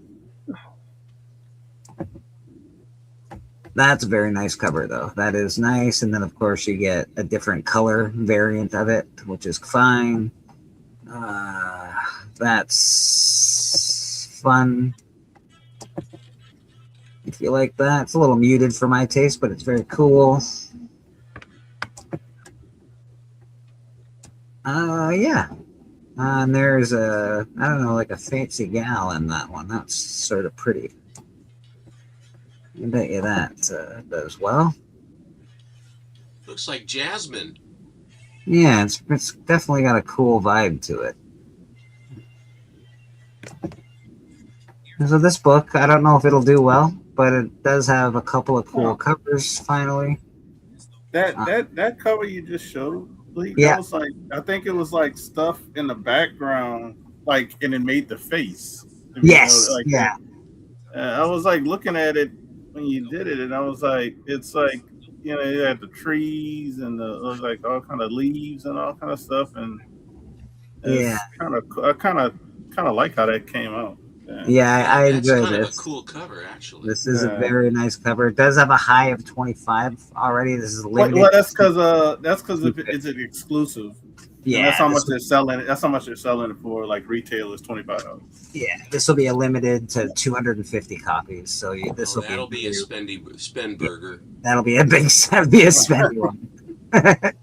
Stepbo knows the drill. He's like, I don't know. All right, so that's that. That Odin. Oh, I like the last one too. Just a simple, crow on a skull. Nobody, it's always. I'm surprised that. I like that one. Yeah, it's nice. It's got a simple. Says what it wants, does what it says. All right. That's Odin. Reborn, Ultimate Impact, #1. First appearance of Hostilicus. Wow. First appearance of Wonder. That's not the first appearance of. Oh, okay. Wonder Man Vin Lerner. First appearance of Sightseer, a female Doctor Strange. First appearance of Mogul, a man imbued with the power of Sidorak. Okay, so there's a lot The of power of cigarettes? No, He that's has the me. power of cigarette. What did you say? That's me, Steven. He has the power of Sidorak. Okay, fair enough. Well, that is a superpower. I do know that. Cover A. Juggernaut. Yeah. Cover A. not- Sidorak? Yes, that is Juggernaut, where he gets his power from. Yes. Cover A is nothing great. We got. let's see. Oh, we got Miles Morales. We got more Miles. The best bearer of Sidorak was Colossus. Oh. The Unstoppable Colossus was awesome. I like Juggernaut. I liked Juggernaut when I was a kid. Oh, we got another magic card variant. I feel like these are going to sell really well this week. I bet you we're in for a spate of Yeah. magic card comics. I think so. But anyway, this comic particularly has a lot of first appearances, so you're going to get a comic this week. It's probably the one, there's Spidey people everywhere, and Wonder people, and Doctors. You're going to get them all. It's great. 7 Wives. This is IDW 7 Wives #1. After Patriarch Matthew Dunn is found stabbed in his temple, 2 detectives must navigate the tightly controlled lives of his 7 wives to uncover the dark truths and abuses hidden within their fundamentalist cult. That was a long, hard sentence, man. 7 Wives, 3 variants. Should have had 7 variants, don't you think? That's an opportunity. One for each wife, right? Yeah, that's an opportunity missed. 7 Wives. It absolutely is. I don't see any wives. Oh, there's one. I think that's Jesus. I don't think it's a wife at all, actually. I'm pretty sure that's Jesus Maria. It is Jesus. I'm fairly positive. Jesus Maria, what are you doing? All right. Yeah, I'm not seeing any great covers on this. We got a church. We got people dying in church, apparently. Ay vey. Yeah. All right. Fair enough. 7 Some lives. people do anything to avoid the offering plate.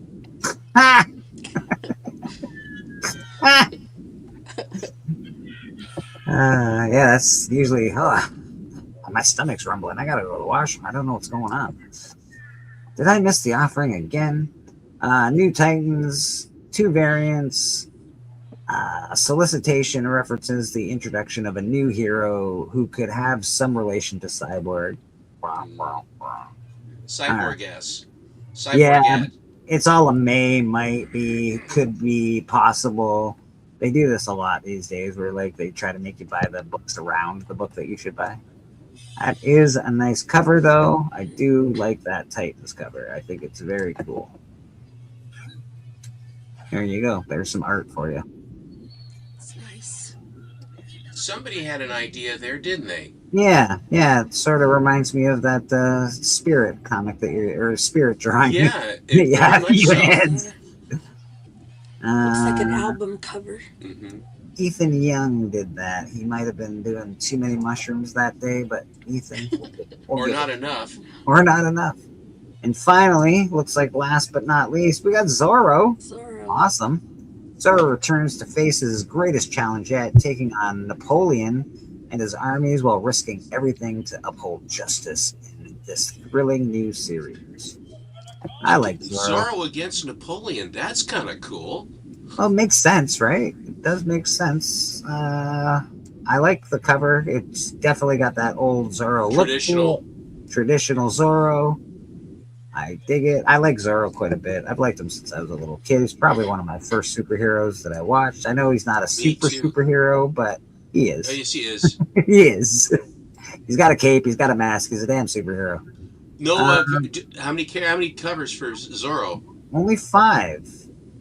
So not too many. We've got a 1 in 15, which is, pretty cool. Typical Zorro stuff, I would imagine. His girlfriend was Catherine Zeta-Jones. That makes him a hero in my book. Yeah, I agree, buddy. I agree with you 100%. Not seeing anything that I'm like, I gotta get this cover. Although this is nice. This is a pretty cool cover. Just the wanted posters behind him. I think that's neat. A little phallic where his sword's at right there. I think this could be Who's cooler though, the Lone Ranger or Zorro? No, Zorro's way cooler. Yeah, Zorro's much cooler. I don't know. Although I think pretty funny. I feel like this sword placement is a little phallic. I feel like this may be looked upon. But things seem to be going in the wrong direction. Anyway. When I had the same problem. You have to put it somewhere when it's that big. What? Yes. Oh, sorry. Zorro. Sorry. This is a children's Thought we were off air. What was the one just before that other one? Was there was it Catherine Zeta-Jones or whatever there next to him or something? No, it was just this guy. Rad was talking about Catherine Zeta-Jones makes him a hero in his book. There we go. That's this one. Very anime. You know what? Actually, people do. I know this sounds weird, but there are people that collect just like boat covers, pirate ship covers, and things like that. So here you go. Pirate ship cover coming at you. The sword fight between Tyrone Power and Basil Rathbone was so good in the Mark of Zorro. Was probably one of the best ever. That is your keys of the week. And since we've done that,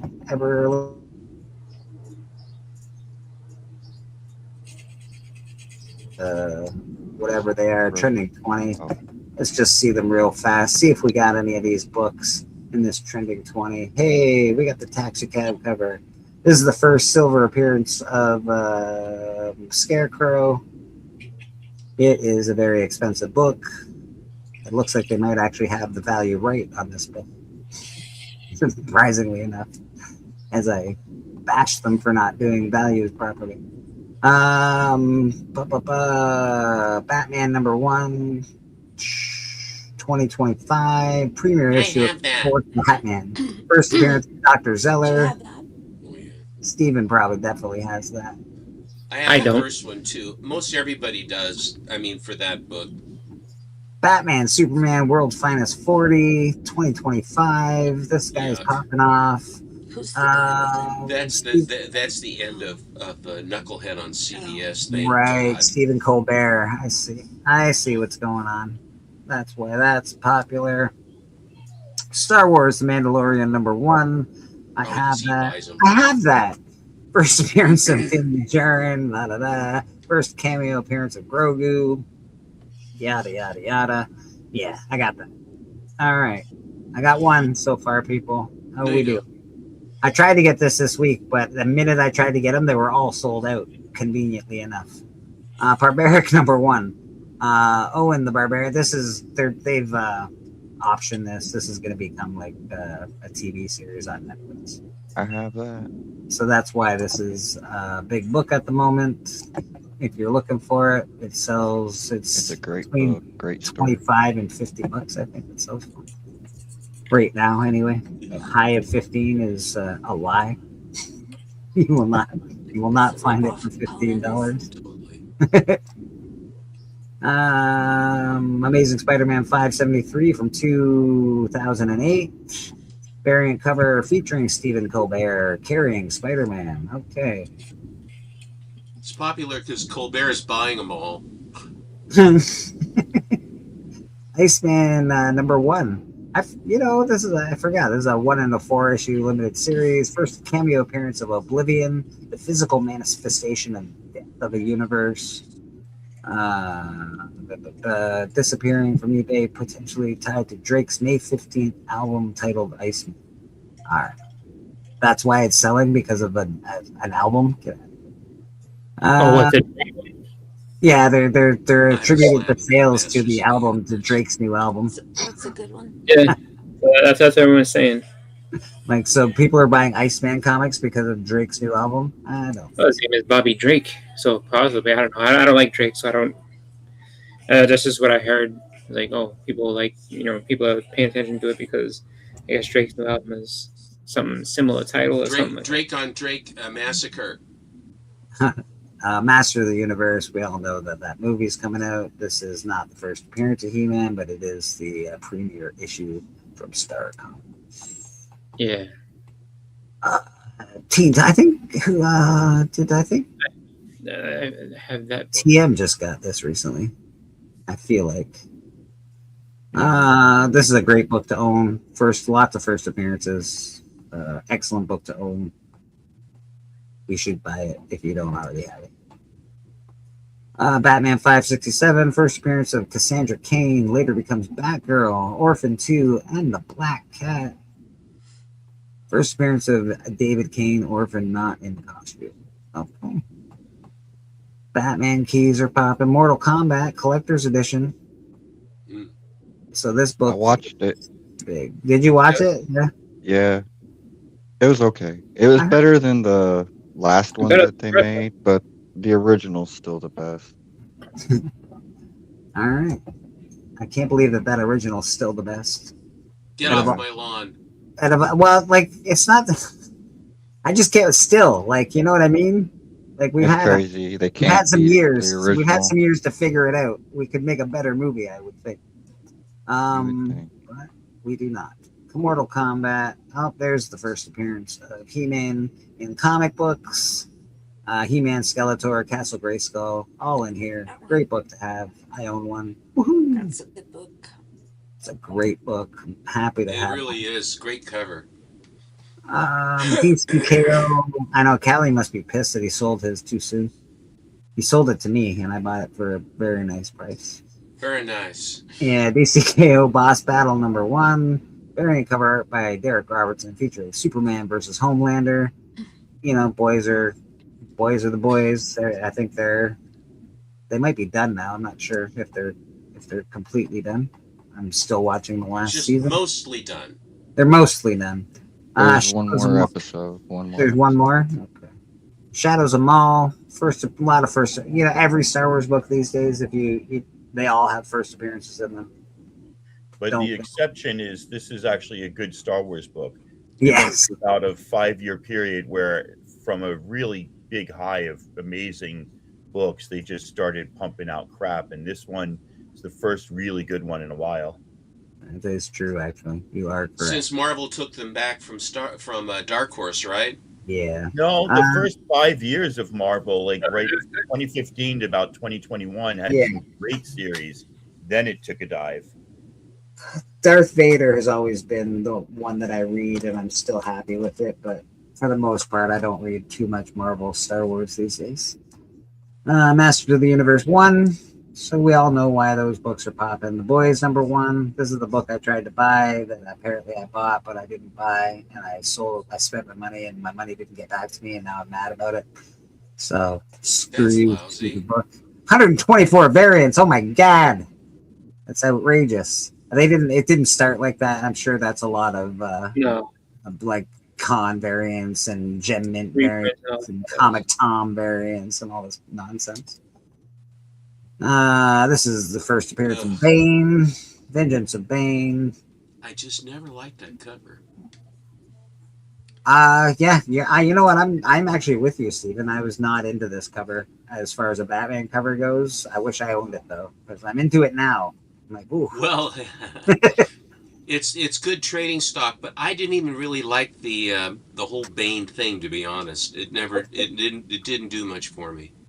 I think Bane's one of Batman's best bad guys, but I know. I'm old. Sex Criminals #1. This came out in 2013. I can't figure out the plot. Okay. What is the plot? A pair of thieves discover that when they have intercourse, the world around them freezes, allowing them to steal without opposition. All right, good enough. You Good want enough. to steal anything? No, I'm tired. You had me at intercourse. Good God. The first 10 issues of that book were great, and then the pandemic hit and they had too much time to think and get into their own brains, and it got silly and drawn out and way far away from its origins. Yeah, I can't. The premise is amazing. We How need a can you TV steal when you're series. having intercourse? Thank you. It's all true. Okay. We need a TV series immediately of that book. It's coming. I believe it. Absolute Batman Arc M #1. I actually think I might have sold this book to Steven, to be honest. Introduction of Deathstroke in full, photograph cameo and Absolute #9, cameo appearance of the Man-Bat Biome. This is a cool book. I liked cover A. You didn't really have to go beyond cover A. Cover A, I think, was the best one. It was pretty cool. And what else is going on this week? This is it. Another Absolute Batman, #20. Debut of the Robin's mech suits. So apparently there's mech suits and all sorts of things going on. They're already really stringing this series along with keys and keys and keys. I don't know how long. I think the series is almost over, to be honest. We'll see what happens. Every book in this series is a key. They're all decent. The story's fun. If you like Batman on steroids, you'll love this book. Because everyone else is also on steroids. So it's fine. How can we just make everybody just the most brutal, vicious thing that they can be? And that is every single issue of Absolute Batman becomes a $20 to $30 key. And it's true. It's kind of ridiculous. It's already what now? 15? 20. This will be issue 20. Yeah. Issue 20. It's 20 books. Every single one of them is a key. I don't know. It seems a little overblown. Is that Joker Gollum? It is. Is Joker Gollum. This is the First Lady of Comics in our presence here. We've been waiting patiently, and Thank you. We would love to see some books, Miss Susie Q. Thank you. I'm Susie Q in the chat, and Stephen, my husband here, is going to help me And I have some books I want to show. I'm a fairly new collector, but I've gotten a lot of books within the past year. So the first one I want to show is the Jetsons. And I got this from Ron Kahn. Ron is Steven's friend, longtime friend. He's a traveling comic book salesman from California. And when he comes up, I make him cookies and he'll give me a comic book. So it's a nice trade. And I like the Jetsons. This first group is kind of cartoony, whimsical stuff. Some of these are new to me and some I've shown before. This is Yogi Bear. First appearance of Yogi Bear? First Charlton. Oh, first Charlton. I like Yogi Bear a lot. So Cookies for comics. That sounds like a pretty good deal. cookies for comics, yeah. Flintstones. First Flintstones. Is it the first Flintstones? Yeah, first first. Flintstones. That's the first one? Oh, Damn. Jeez. That's a big old book right there, Susie Q. Here's the big book too. Hey, First Peanuts. I got this from Houdat. I only know that that's the first Peanuts because I've seen Houdat show it off a bunch. I got this from Houdat actually. Oh, that's awesome. Bullwinkle. It's not the first Bullwinkle, but I like the cover. It's got all the characters. Rocky and Bullwinkle was a fantastic show when I was a kid. It's a lot of fun. And then Uncle Scrooge was the first run that I started collecting. I was inspired by Alan Pollitt, Comic Collector Geek. Hi, Matt. Alan said this was his favorite story in comics. Thank you, Tan. This story is about... read your books this morning, Susie Q. Oh, yeah. Thank you, everybody. Extraordinary. In this story, Scrooge McDuck hears that some other duck is richer than him, and the whole story is about him meeting the other duck and each one is trying to prove that they're richer than the other one. It's really a cute story, a lot of adventures. Better be no duck richer than me. I'm the richest. Yeah. And then this one, That was I love the cover. I got it from Steven, I believe. No, TM's not here, Biggie. Oh, that's a great book. Yeah, I love that. He's going to jump in his pool of money or in his vault, just swim around in the gold and all that cash. He's magical, because I'm going to tell you, he'd break his neck. And everything else. I got this one from Bleecker. Oh, that's foil cover. The love Infinity that Dime. I think this was an AOK from Bleecker. Yeah. It's a beautiful cover. I know you collect them, so I figured I'd just send her on over. Thank you. Foily goodness. Shiny. And then this was an AOK from Biggie Shack, and looks like Biggie Shack on the cover. That's Biggie Shack on the cover. Biggie Shack on the cover of Spawn. Biggie Shack's in the chat. I think he just woke up. And Biggie sent me this. This is Bleecker book. Bleecker running away. And then Biggie sent me. Was it Biggie that said that the first time that was the Bleecker book? I think it was. Yeah. Yeah, Biggie said this is the Bleecker book. Yeah. And he sent it to me. It was an AOK. And it's you got big feet. And Darth Vader. I know Bleecker likes Darth Vader. I just like the cover. I thought it was a cool looking cover. And it's actually the first appearance of Black Chrysanthemum. Chrysanthemum, who is an evil Wookiee. He's awesome. He's awesome. He's great. He's misunderstood. He's not evil. Misunderstood. That's it. And it says something about Dr. Cyclo, so must be in Silo, Dr. Silo. So it's a really good book. It's an underrated, undervalued book, to be honest. I like this cover, Doomsday. I saw Bleecker show this one the other day, recently. Yes. I got this from Steven. Here's an Absolute Batman I got from Steven. Very nice. That's the Dark Horse bird. I got this from Bleecker. First appearance of Immortal Hulk. Awesome cover. I like the way the Hulk is drawn here a lot. Yeah, he looks like It's very angry, really mad. Unlike the Hulk. And this book, Venom, it's an homage to ASM 300. And it's signed by Clayton Crane. That's really nice. At the top, if you can see that. Okay, that's my first group of books. And then I was going to show Ren and Stimpy that I got a bunch from Bleecker, but I think it's too much, and I'll show those another time. Oh, yeah. So, You got almost the whole collection. yeah, was that your collection, Bleak? Yeah, it's almost every book in the run, to be honest. I Wow. know you got all the specials before. We bought all the specials off me, so you pretty much have the whole Ren and Stimpy collection, I think. Thank you, Bleecker. Except I for a felt kind couple of of them. bad because I know that's one of your favorite ones. No.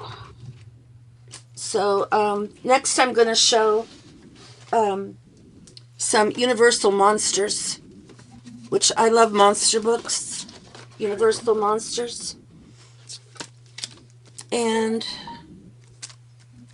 let's see here. Okay. The first one I got, this is the first book I got, and it was from Steven. I used to watch the show Dark Shadows when I was a kid growing up all the time. I'd hurry home from school and Dark Shadows would be on, and just loved it.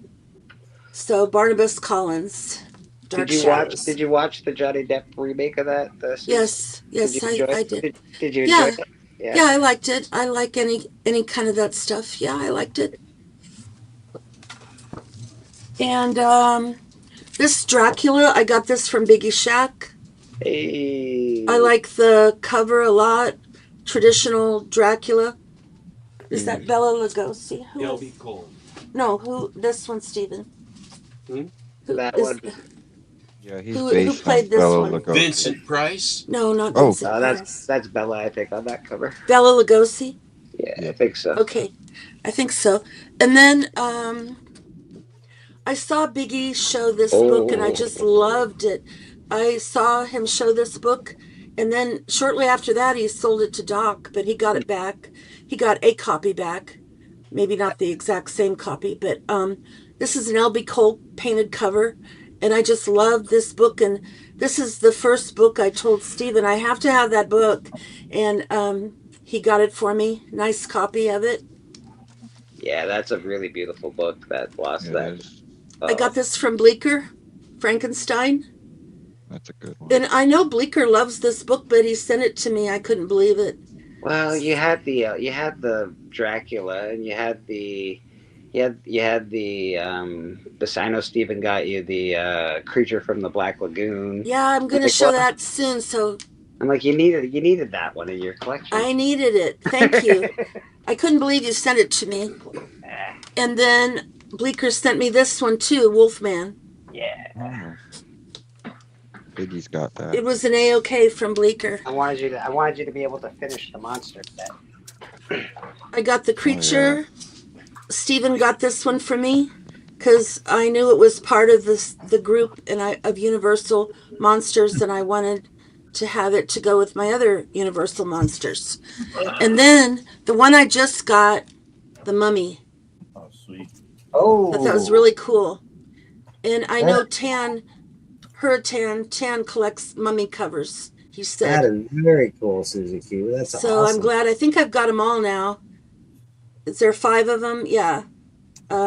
Dracula, Frankenstein, Wolfman, Creature, and the Mummy. That is so good. I'm really happy to have it. And then because I like monsters and Frankenstein, Hey, I think I sent one of these to Bleecker at Christmas time. Steven actually sent me that book. You sent, yeah. And, Oh, okay. I think it's an 8.5 or an 8.0, but it's a The beautiful. Monster Frankenstein. Yeah, it was a particularly nice copy. Beautiful copy. It This really is is. number 2. And we sent you the slab, I think. Yeah. Yes, And, yeah. and then Legion of Monsters. Very nice. I Hey, like that. hey. I think we sent Bleeker one of these too. This is that book. That's the god dang it Well. all. That's like one of the reasons that I collect the monster. I love that. Stephen did send Legion me a of copy. Monsters. Yeah. It's really cool. Okay, so that's my second group. And then my third group, one of the runs I'm collecting is Tomb of Dracula. Oh, very nice. And I've got a lot of them. Please show. I've You got- can show King of Dracula on here anytime you want. Okay, good. I've got a lot of them. I've got almost half of them. Nice. Nice. So How long? How big is the run? Do we know? I don't know how well, big. I have from 1 to 70 with some missing in between. Yeah. And I'm going to show them here. I don't know how many after 70, but 70 this is is less. number 1. How many? 70 is it for Tomb of Dracula. Okay, I have 70. So I have this is the first and I have the last. She doesn't and have some in 70 between. issues. I do have I have number 70. But anyway, this is the first one. Tomb of Dracula number 1. Night of the Vampire. A very cool cover. It's a great story too. It's a really good story. Neil nice Adams copy. cover. Yeah, that's a That looks gradable. Yeah. And then I have Dracula number 2. Yeah. Who you stole have my a- coffin?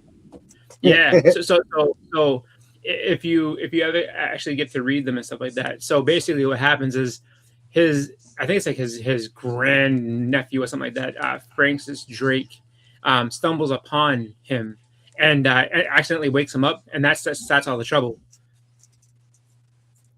That's how it always Then starts. this is number 3. Yep. Tomb of Dracula. And then I have another number 3. This one's actually nicer. Yeah. Oh, nice. She had gotten the other one in a cattle call, and I gave her all the ones I had. That's one nice thing about being with Steven is if I say I want a comic, he'll generally get it for me. And sometimes I walked downstairs. he already has it. He just hands it to me. Say, I want that book. Oh, I've got an extra one. You can have it. A lot of them, but actually they're my only copies, basically. Dracula number 6. These are great books, Susie Q. These are really good books. Thank you. This one is John Buscema. I'm sorry, what? Doc Comics is where you got a lot of those. The guy that we bought. Yeah. Tomb of Dracula number 8. You want to get down? I got a lot of these from Doc Cop on Astonishing, and I also got a bunch from MT Nice. and Don't some mind from Steven. We do like to promote Astonishing Auctions here at Bleecker Street Comics. Usually there's Sundays, Whodats there Sundays, Tacoma's there Sundays. Great books. If you are buying books these days, it's a great auction to go to. Everyone's got a little bit of something for everybody. Go check us out every Sunday night around 8:30 p.m. Eastern. So if We you hear me watch randomly, Astonishing all the time. So- This is a John Buscema cover. yeah, I keep on saying stuff just because I'm talking to my kid. What's it called? One of my kittens, Walt. So if you hear me just randomly say something, I'm not trying to interrupt. This is just trying to talk to him real quick. He keeps on trying to move around. I don't know what he wants to do. These are beautiful books, Susie. Number 9. There you go. Show us number 10. Oh, I don't have number 10. That's the big No. one, right? Yeah, I that's a have big number 11. Oh, that's great. I That's will a be good one. hard pressed to get that one I for was gonna her. say, Don't have number Steven's on the 10 job. He'll get you number 10. I need number 10 next. So number 14. You know, and you know what goes very well with number 10 is also number 12 and number 13. That's true. He'll know all about Steven just smiling back I there. love that cover. That's one of my Number favorite covers. 15. Thanks for the help. Number 15. Number 19. Yes, We're just that's just that is for this. Van Helsing's daughter's first appearance. Number 24. Oh, he's going backstage. Patel said he's reading he's actively reading this series right now. Nice. I haven't read them yet, but I'm going to read them. They're amazing. Number there he is, 30. Blade. Number Yeah, nice 30. Blade. They're fun. It's a fun read. Blade. Yeah, enjoyable. Blade is here. Chilling right there. He says, "You're finished, Night Stalker, as of now, or my name isn't Blade." I guess it isn't. It's not Blade then, because he's Well, not he went on for a few more issues. So. Number 39. Nice. What they needed to add on those covers was no backseas. Then it would be holding. What was that? So No you're backseas. finished for now. No backseas. You put no backseas in, then it's a binding contract. But otherwise, you can get out of it. Oh, that's a great issue too. Number 44. Yep, that's a good one. Doctor Strange is fighting him. Yep. Oh. Number 48. Looks like he's gonna bite her on the neck. Nah, he just has to sneeze real bad. He has to sneeze. Yeah. He's not like that anymore. He doesn't bite people on the neck anymore. He's just, just checking her out. Brad, you will notice that I have your art out. Number 53. Looks good. It does. Very beautiful. How you doing, Blade Apex? shows up here again. Yep. We have dubbed the First Lady of Comics here at Comic Book Church today, showing Thank off you. her cool books. Hey, it's Biggie Shack did it, man. You blame Biggie for that. Yeah, I heard Biggie say that. It was a very nice compliment. Thank you. Let's see. Gene Colan art. Yeah. That's a good one. I love that cover. Gaze into the eyes of Dracula, you fool, and see your death. I mean, I wish we could get smart by his hands instead of by his colon, but it's either Art.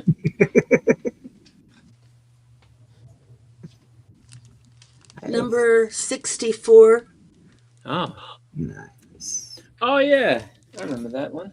Apex says he has 53 and 70 plus earlier two of Dracula. Nice. Face to face with Satan. Yeah, I have a good amount of that run, but not all of it. I don't have nearly enough of that run. I've got like some of the bigger ones, but not nearly enough. Number 65. Looks like Oh, the they- mob is after him. Yeah, he must not have paid a bill or something. Yeah. Well, generally with Dracula, there's torches and pitchforks somewhere. These are just clubs. Like, so it's like, look, we're gonna beat you with these clubs. You owe us some money. Dracula. Looks like even, I don't know if it's the pirates are after him or cowboys. I'm not sure. So somebody's Tilt it- telling them to tilt it the other way. There Marked, you go. marked for death. Again. So someone should have Yeah. told those assassins, like, he's a vampire, so you might want to, really step your game up, because if you miss, you're in trouble. He's already dead, isn't he? Yeah. Dracula Marked for kicks death. his ass. Mostly dead. Biggie says it's a tough series to keep because everybody wants them. That's true. They're easy to sell. That is a fact. There you go. Okay, I have professional help here. Yeah, the professional. He knows what he's doing. At long last, Lilith. Oh, his daughters are coming after him in that one, huh? All right. So this is because I never got that Christmas present. Well, these are not going to leave my collection. I'm keeping them, and I'm going to add to them if I can. Let's see. She can. Number 69, Cross of Fire. Now, Susie Q, can I ask you a question? I know Sure. you're gonna show your Draculas and stuff. How do you keep track of the books you have? Do you have a list, or do you do it on a computer, or what's going on with? How do you do that? I just write it down on an index card. The old fashioned. I get it. I get it. I thought she was going to say, well, I have a step. I'm old fashioned.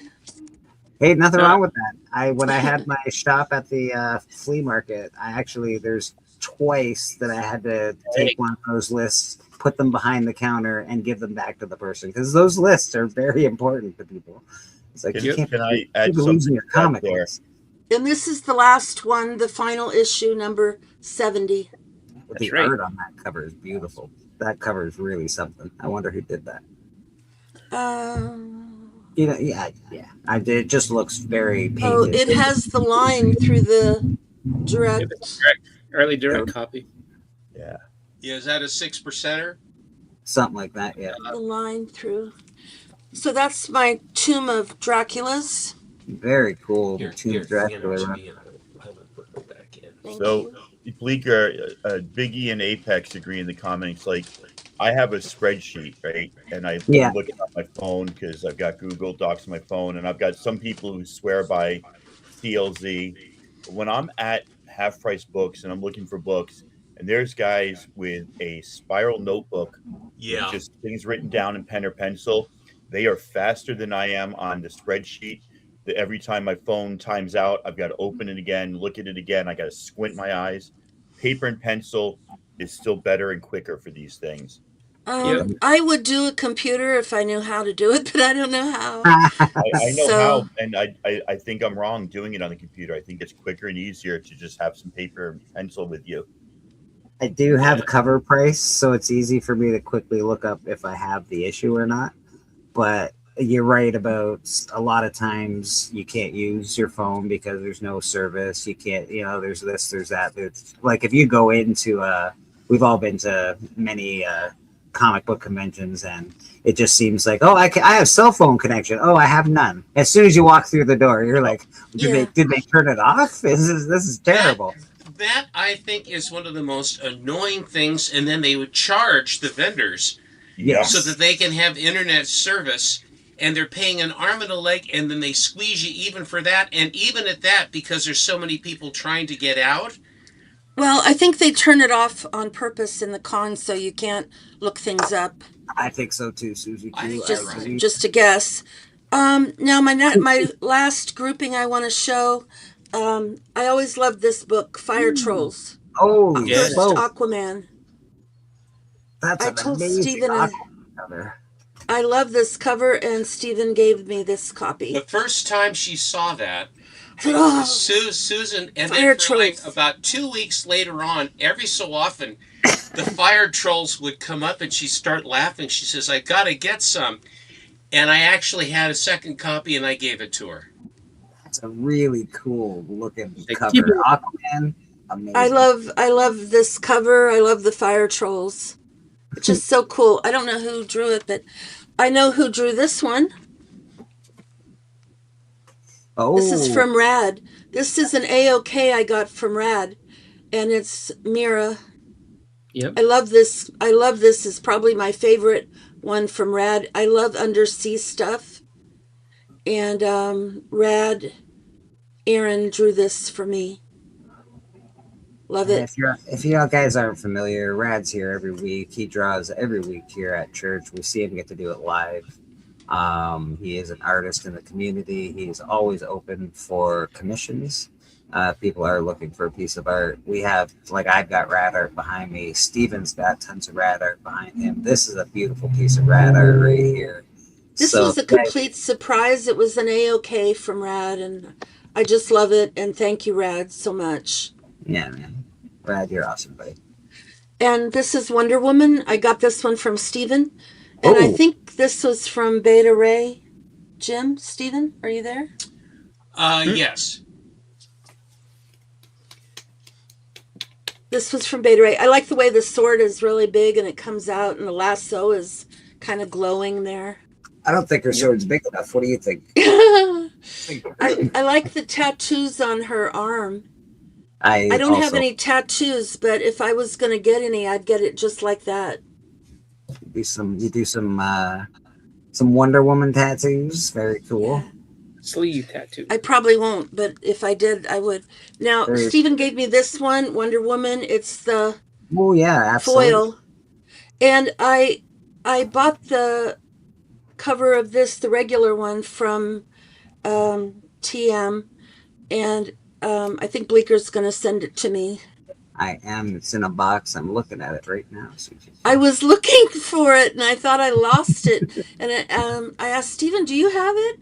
And I asked Bleecker and he said he's going to mail it to me. But I thought I already had it. But I'll have it soon. But I love this image. I thought it was a big bug at first, but I guess it's a horse, Pegasus or something like that. Yeah.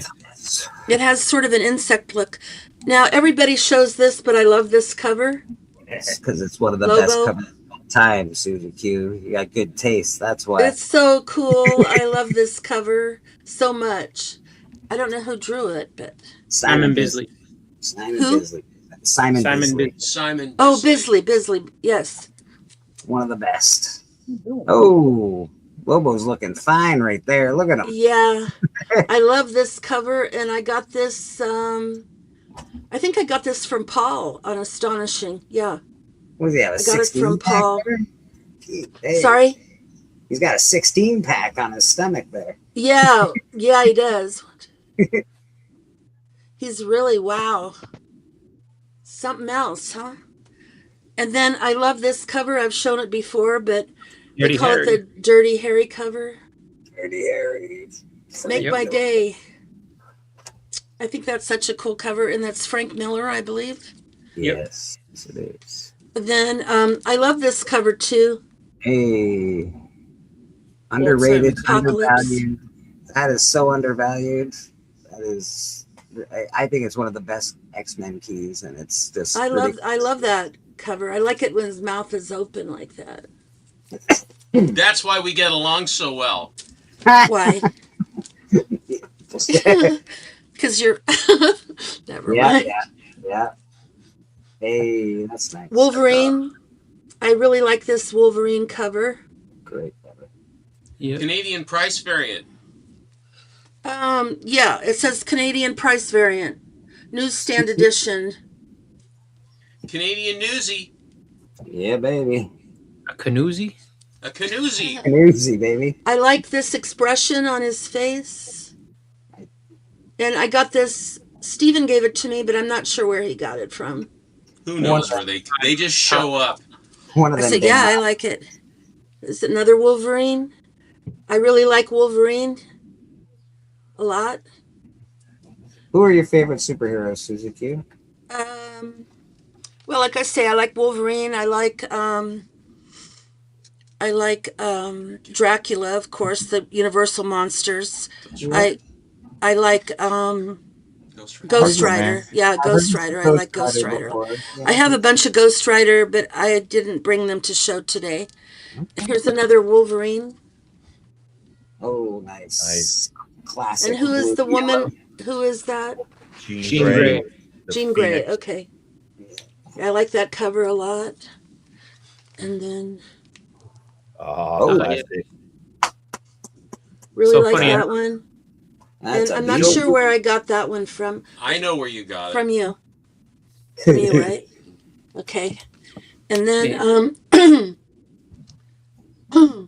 everybody knows this book, Hulk 340. Yeah. Is it signed on the inside? No. I was going to send this one to Bleecker for Christmas, but then I thought it's not high enough grade for him. And then I thought, well, I think he probably wants at least an 8.5 or a 9. And I thought, I don't think this is. And then I decided I would just keep it. But sorry, Bleak. Of action. I am no apology necessary. That's a book you should have in your collection. Hulk Absolutely. 340. And then I have the lenticular of it that I had to have. Oh, and she says, yeah, I It wanted- changes Black You sent Panther. Send me a Batman 423, by the way. Don't she didn't just keep. She's amazing. Susan is awesome. So I like that, lenticular covers. the And reason I then asked the if last that was- one, I really wanted this book, and this is my newest book, and Stephen gave it to me.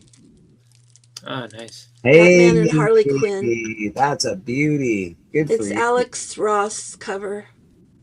First Harley in continuity in the universe. That's awesome. I just love it, and the expression on the Joker's face. He's so happy. He finally Did this book make the top 100? I think it did. It Steve. should. Biggie, did that book, think it Biggie, should. you're in the chat. Did that book make the top 100? It should, for sure. On my list, it does. It made the list, yeah. So that's all I have for today. That's awesome. Oh, I didn't. Where is it? Oh, there's one more I wanted to show. This was part of the Universal Monsters, and I forgot to show. Hey, nice. Creepy. This is bigger than the other books, so that's why it didn't fit in the same box. We don't know anything about that one, Sue. Yeah, Frazetta, beautiful book. Yeah, I love this, and I told Steven I wanted it, and he got it for me. He did. We have our relationship is established. He actually Yeah. tried to buy it off me, Susie, and I told him to hit the bricks. I was like, no, that one's mine, buddy. So that's all the books I have to show for today. And I want to thank you for having me. And this is my husband, Steven Steppo. Who's And, that? and I hope everybody has a good weekend. You have an awesome Susie. Thank you so much for being on. We love Thank you. you. You're awesome. Your comic book collection is really It's coming along. It's coming along awesomely, actually. Like some of the books that I saw today were really, really great. So Thank you. Thank I'm you. really enjoying it. So thank you very much. And you're welcome anytime. So come on anytime you like, man. Thank you, Bleak. Thank you. Bye, hon. So Bleak, I was going to say the reason I asked if that Hulk 340 was signed on the inside is Oh, Todd let me McFarlane used to own a let me look, comic Steven. shop in Puyallup, which is a suburb of Tacoma.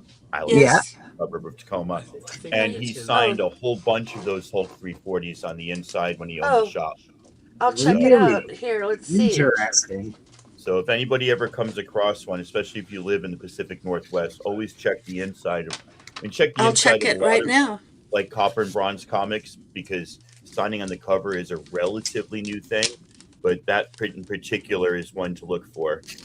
Okay. If you get that in a newsstand. And I'll be very happy taught, if it is. we've been taught this at church a couple of times now. Hudat bought a series of books, and they're all signed on the inside. And the guy that sold them to him never even opened his books. Open your books, people. You gotta just open them, just a little bit. Just check them out.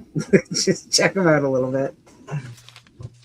Awesome, Susan, the first lady of comics. I don't see it. Negative. Signed. Negative. It will be on the Negative. first page. It will be on the first page. Okay. Now you know what to look for, though. Yeah. No. That's good knowledge. That's good knowledge. I don't see it. It's not, Apex. nothing there. Nah, we've got no Todd appearance. It's okay, Todd. We still love you. It's a great comic, Susie. Great. But thank you for that tip, Tacoma. Yeah, no problem. Appreciate that.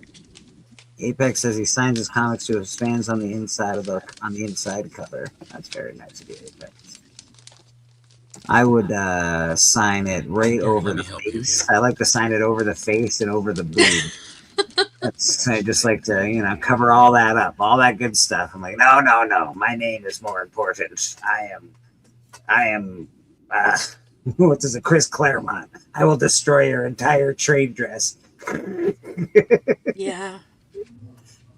Funny. And there's a guy that signs books. I know that Alan doesn't care for it because he signed over the face or something like that. Yeah, it's the worst. There's some people that just Yeah. go. Granted, there are some books that are hard to get signed, like X-Men Annual, the first appearance of Rogue or whatever. There's just so much going on that cover that it's hard. Yeah, it's hard to get signed. Period. Panel cover. Yeah, so I've got my golden signature like in between a couple of the panels here, and then Claremont just went right across the trade dress. He doesn't give a shit. So Well, it seems like some artists will leave like a blank space where they can sign in case somebody. Has anyone noticed that? Like some covers have like a blank space. Maybe they do that on purpose so they can sign it there. I don't know. Mylar for Oh, okay. there are Now I have it in a Mylar. Yeah, Looks good. better. there are covers that look that you know they're more easily signed than others. That's for sure. Especially I got to nowadays. give Claremont credit though. Here, I'll put it in. By signing every single X-Men in the same spot, nobody can be like, I got this signature that's worth more than that signature on the same book. Like it's all exactly the same. So nobody's like, you know, look at the unique one I got.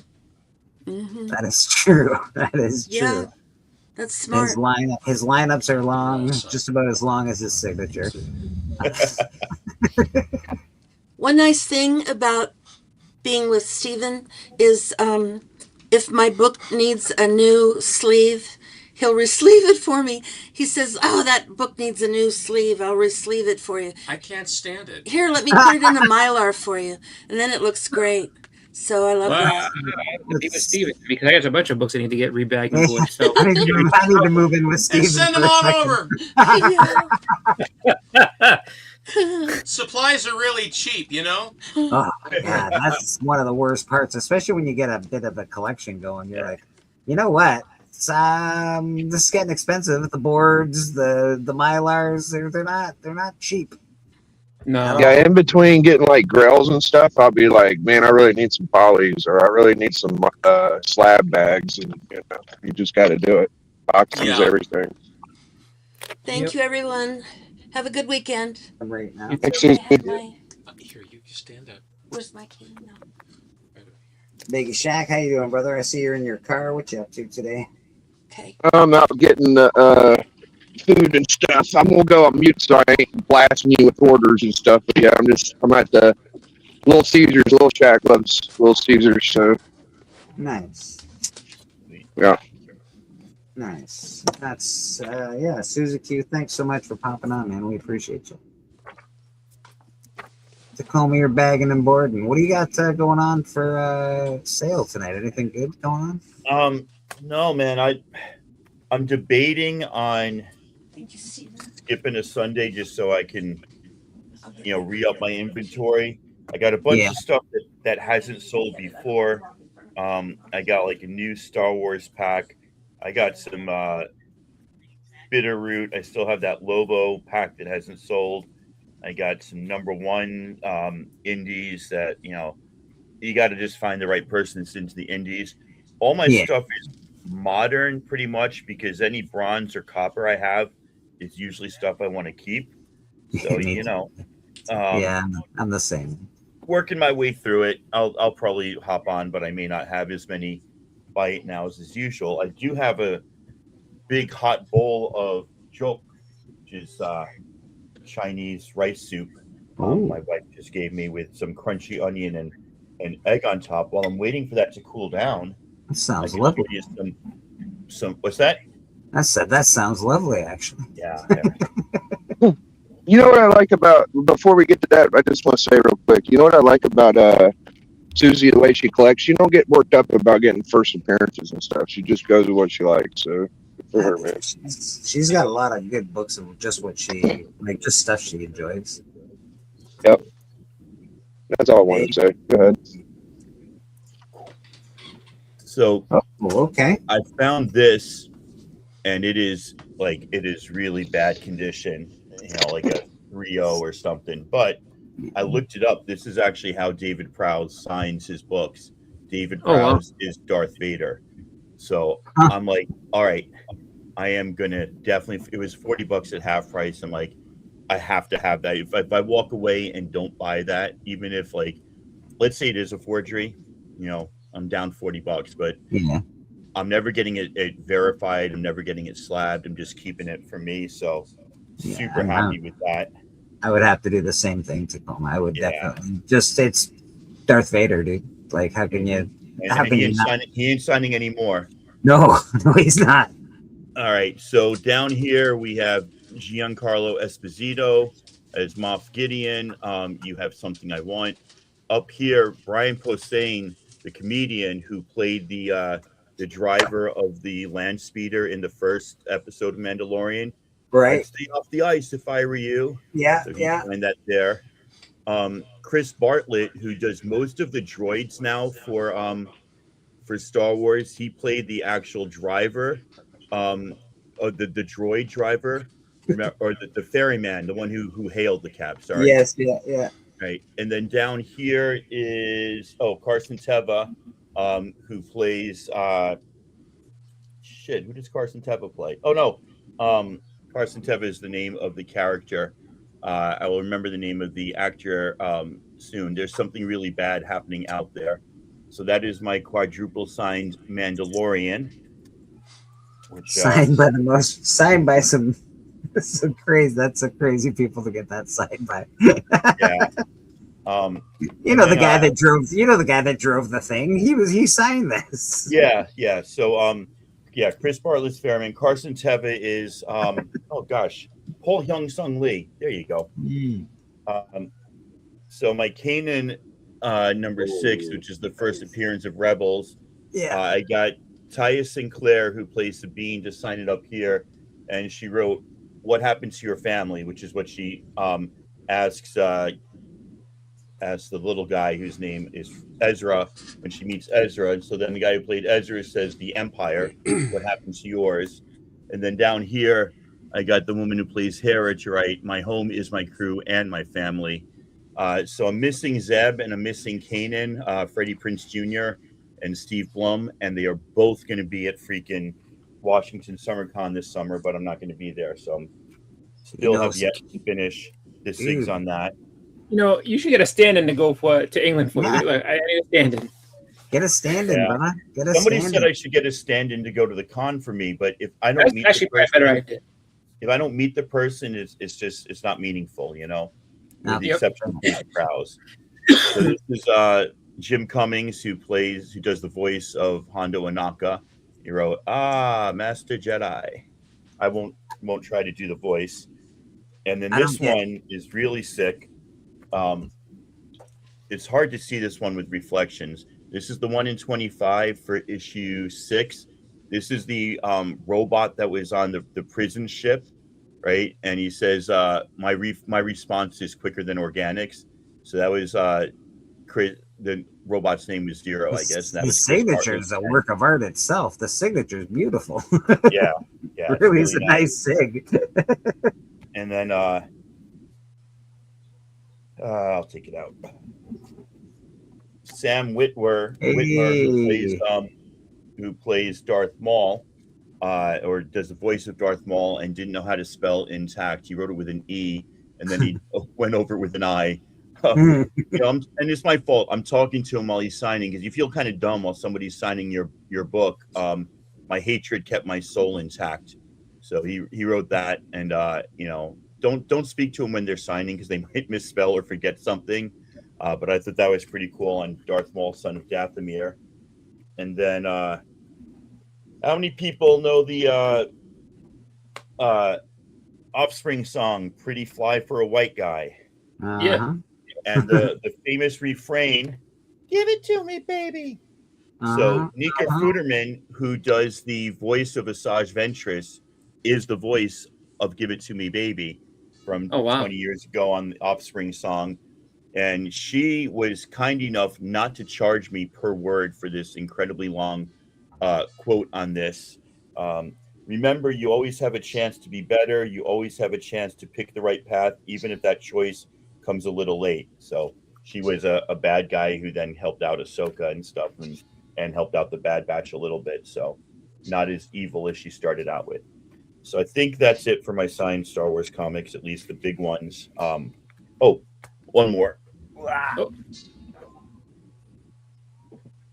like seeing people's Star Wars collections, Tacoma. I'm a big fan of your Star Wars stuff. I can keep them coming. This was a sketch that Rod Reese did on a Kanan #1 blank of Sabine, which I thought was really freaking cool. Nice. You know, I'd asked for something else, and he's like, "I can do her from the cartoon better." I'm like, "Hey, you know your art better," so he did that sketch for me, and I was like, "Oh, that is really cool." I like that. First, I was upset that like it was blanked out at the top, and then I kind of just looked at it from afar, and I'm like, "Oh no, that is actually really, really cool." All right, Yes. take down 2 more. I'll take 1. Oh, he's got 2 more. 2. Yep. Man, that 3. sucks. 4. I'll take down 5 more, and then I'll stop myself. I'm like the preacher at church who doesn't know when to shut up. Hey, no, man, we love the Star Wars, buddy. No, I was just looking at a house covered in ivy, man. You can't let that shit take over your house. So this is beautiful. Nola Comics sold this to me a number of years ago. EM just Hidden Empire at #1. I love his artwork. Out of modern artists, he's probably my second fave after Stephanie Hans. It's a beautiful piece of art. That's really nice. I got Jason Aaron to sign this one. This is the Italian edition of Star Wars #1. I have that book. I don't have Aaron's signature. I got another signature on my book, but yeah. This is probably my absolute favorite Afro cover by Ashley Witter. Nice. Yeah, totally freaking awesome. And then in the back of that, they did these 1 in 100 cell covers for the animation. I've got like Leia and a couple others of those. Alyssa Wong who's the writer on the second Afro series. Probably one of the nicest people I've ever met. Just so incredibly kind and wonderful to talk to. And this is an Ashley Witter variant. I think it's Ashley Witter variant. I need to meet her someday. Get her to How did you get into Dr. Afro? Was it any good as far as a comic was concerned? I think she writes it really well. It's not.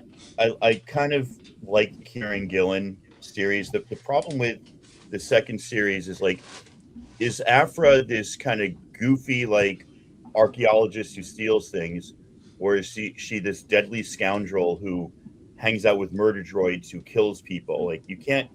Or is she just this misunderstood lesbian who leaves a stream of like lovers who she's spurned across the galaxy? And to tie those three things together is kind of tough, because the kind of goofy, like running by the seat of my pants as I steal this famous archaeological Sith artifact. And then I'm also a dead nose killer who will look you to your face and double cross you. Even if you're a former lesbian lover, unless you're a former lesbian lover who they want to include in the next few issues. So I felt like it didn't balance those three. All three of those aspects can make a really cool character. Balancing them and pretending they're all in the same person was really hard to do. And so I think different arcs of this series hit that really well, but they never came together as one. Kieran Gillen in the first Afro series had an easier job because he didn't really go that far into the different divergent characteristics. Right. More just the thief and the murder bot. Shout out to Trev, the shipping guru, for being the biggest Dr. Afra fan. He has every one of Dr. Afra's appearances. I think he said there's 360. Yeah, something every appearances. variant, every 1 in 25, etc. He's got every appearance. Yeah. This is Star Wars 21. Sounds a but little this is obsessed. the 1 in 100, or I think it's 1 in 100. This was one of my favorite covers, and this book was hot for a while because there was this group called Scar Squadron, whom everybody thought might be the Bad Batch in disguise, and then the spec on this just dropped off. But I love this cover, David Aha. I have a T-shirt. I have a T-shirt of that cover, except it says. Do you really? Yeah, except it says weird. It says weird stuff on it, like what I think I do at work, what my wife thinks I do at work. Oh, okay. And so it's that cover, but it's got like these like funny things on it. That's cool though. That's really cool. All right, hilarious. I think that's it for like the cool Star Wars that I can easily reach. Some of them I are. dig it, man. I dig it. Well, thank you for letting me show off. It's a pleasure, man. I will always let Star Wars show I off. have I collect Golden Age books. I have a few that I'd like to show. Huh? Are they Star Wars? No, I'm just kidding. See, and of course They might have influenced Star Wars. Just borrowed from everywhere. I have to say that I had Star Wars #1, and I bought it, I think a 9.6 for $100 when it first hit the slab, and then it went way up in value, and it became fodder for, I believe it was my Captain America #1. That was one of the books that went away for Cap 1. I don't think I could ever get rid of my Star Wars one. I just don't think I could do it. You'd be surprised, man. I went to Star Wars #1 in the theater, and it was the Westgate Theater, which has now been torn down. Yeah. But the Westgate, and it was a relatively new theater, and they had just installed the 70 millimeter screen, and they had not only speakers down behind the screen, but then they had 6 speakers set up on the sides, these big, fancy, huge, big horns, everything else. And they had like 8 different soundtracks that they had to take advantage of the new system that they had.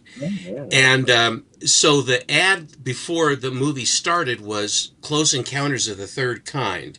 Nice. And they were shooting the sounds from all from left, right, back, and center.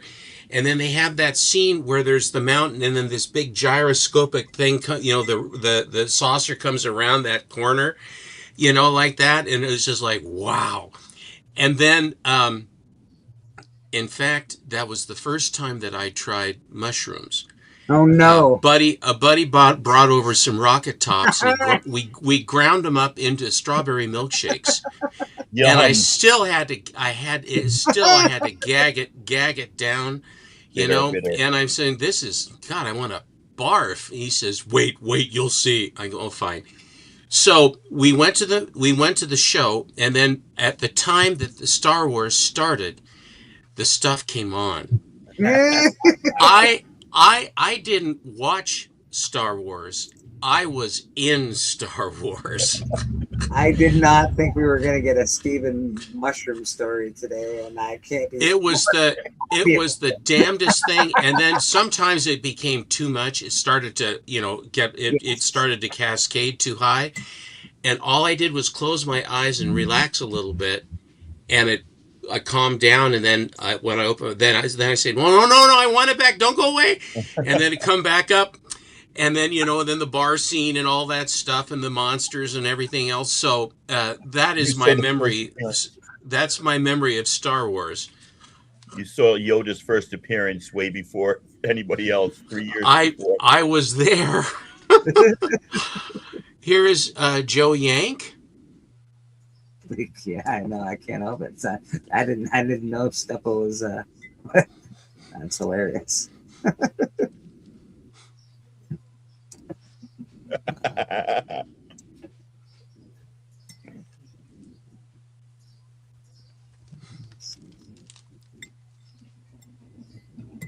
I know that the Astonishing Boys are starting to collect Golden Age books. I know that they've been focusing on Airboy and some of the others.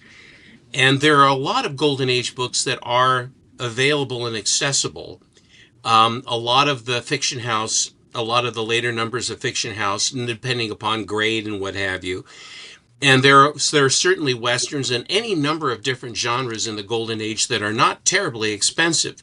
When you get into the ones that are more, I will say, recognized, that's when where it starts to get. Houdat was showing some very big Golden Age books last night. He was doing quite a bit of flexing on the show. But this is like. This was like about $85. I mean, it was not a terribly expensive Golden Age book, but with me it's always the colors and edges. But to try to is what gets me, and the content. This is a Canadian. This is a Superior Comics. Oh, nice. I hope I don't put everybody to sleep after my wife's presentation. Well, she really, she showed all the good books, Stephen. I don't know what you're showing now, but man, this is a remainder. This is a remainder that they rebound. They're really hard to find with the spines completely intact, but this is just a chunk. This is like three. Yeah, this is like 3 64-page comic books crammed wrapped in one cover. You could stop a bullet if you put that in your shirt. So it's like you could Jumbo. stop a bullet if you put that in there. This is the only Matt Baker Fiction House cover. There was one that someone was showing on. It was a Wings cover, I believe. It was a Wings cover. That they said that it was Matt Baker, but it is Matt Baker's on the inside because Fiction House utilized the services of the Iger House, and the Iger House provided they were the packager for Fiction House as well as for Fox Feature Syndicate, among others. And so that's where both Kamen and Baker were.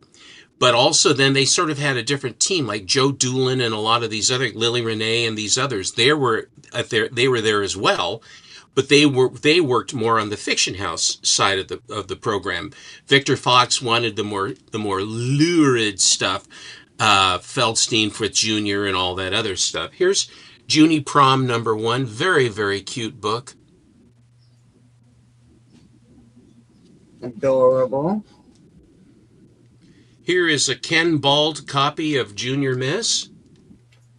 I hear you and Alan are having a battle on it. Is this true? Are you guys fighting? Yes, he's going to be showing, I think, I can't remember, some really sludge merchant books tomorrow. I will be showing MLJ to go up against him. I'm going to show Super MLJ, the Supers MLJ, that I have been trying to put together. I will tell you that the MLJ Supers are really, really tough to get, and they're quite dear to buy, and of course MLJ basically morphed into Archie, and that's what happened on that. But MLJ also had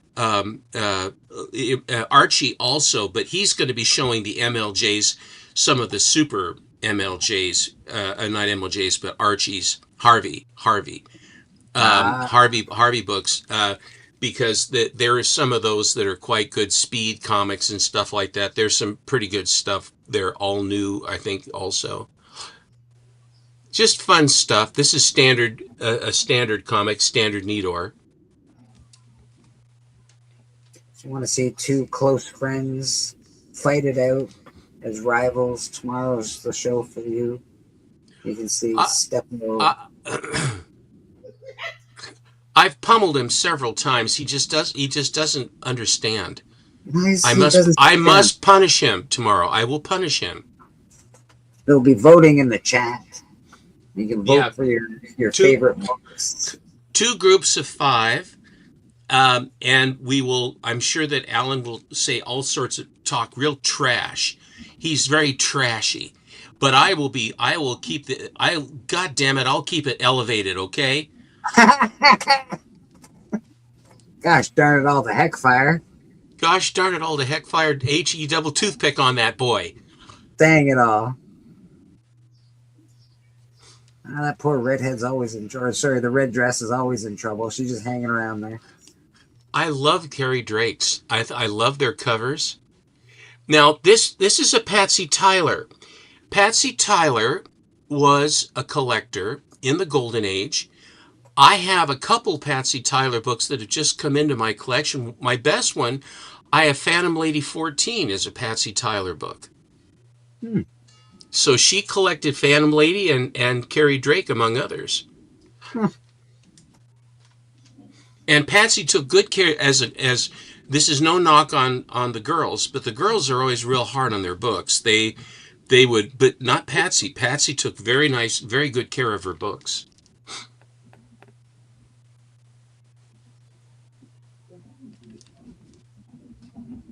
Carrie Drake, created by Alex Raymond.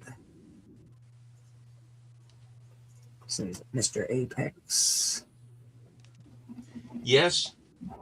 And Alex Raymond and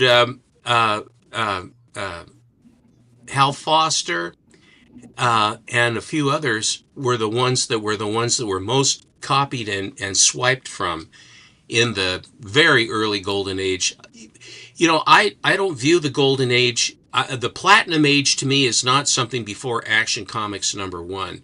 Platinum to me is like the Yellow Kid and the Brownies and Mutt and Jeff and Ella Cinders and some of those real early ones, the early strips, Platinum Age. But if it's before Action Comics #1, like maybe 1 or 2 years before New Comics, when they were finally figuring out the format of the books, I call those pre-Golden Age, because they are the direct precursors to what Action Comics then formalized and then changed everything when it came out. It changed the firmament. You know how many comic collectors argue over the names of these darn ages, and you're just adding more names? God dang it, Steven. Well, but the thing about it is, for example, after 1945, I call it's still the Golden Age, but I call it the Atomic Age, because the content and type of comics that the industry produced post World War II are entirely different from what was being done going into the war and during the war. Guys flying around in costumes and stuff, and of course then the propaganda covers. But when the war ended, all the propaganda covers ended.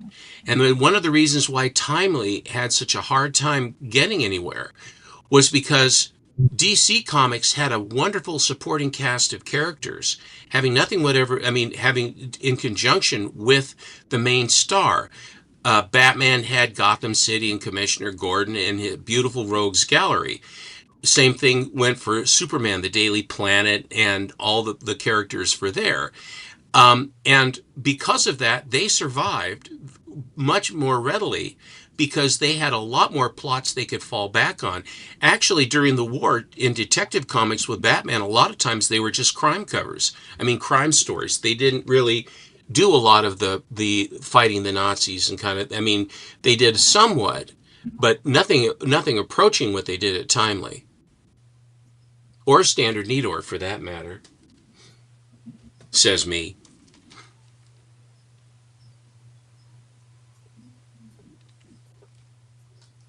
That's enough, Carrie Drake. You're getting tired of Carrie Drake. Told me that you guys are shills for my comic shop with the bell ringing.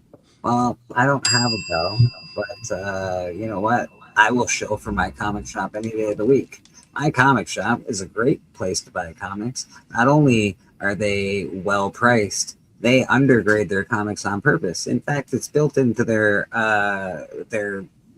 whole system to undergrade their comics, so you get a good deal on your books and you don't complain about it. So, are you reading my mind?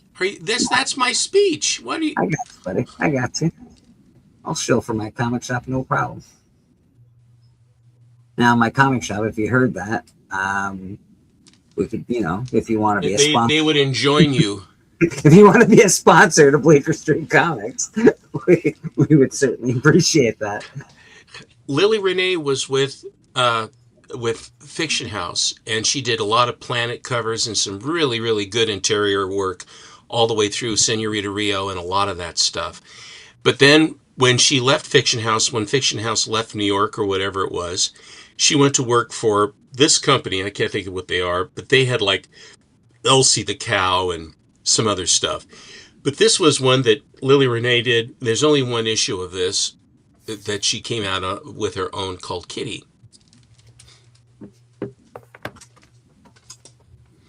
Here's a foreign Batman, which I just thought loved the costume on this. Oh, that's awesome. That's so great. Cool. What a different color scheme. That is really cool. Isn't that fun? Yeah. Redesigning Batman. I love it. Ladder Lappin' Ock Robin. Well, get that. See, he looks good. He looks good with a little splash of color. These are great. Legs akimbo. Later Lappin' Mobile.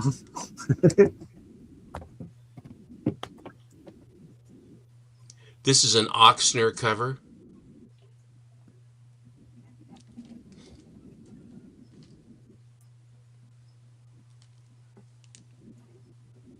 Oxner. Oh, Little Abner. Laps magazine. It doesn't sound, it sounds really lurid. Indeed. This came with a record. I don't have the record, but it was just such a cute cover with the lonesome octopus. It is adorable, actually. I like the little sea turtle. Octopus are smart, man. Those things are crazy smart, actually. I told you about it, the Seaside Aquarium story, where they had these tanks where they'd have all these fish and crabs and things, and the kids could feed them and stuff. It's right down on the prom there in Seaside, right across from the ocean. They bring, they had seals and things, and then they had this thing with the nice and fish that are around from there, and they had one that had an octopus in it. And then all of a sudden, they were noticing that fish were disappearing. And they're going, what the hell's happening?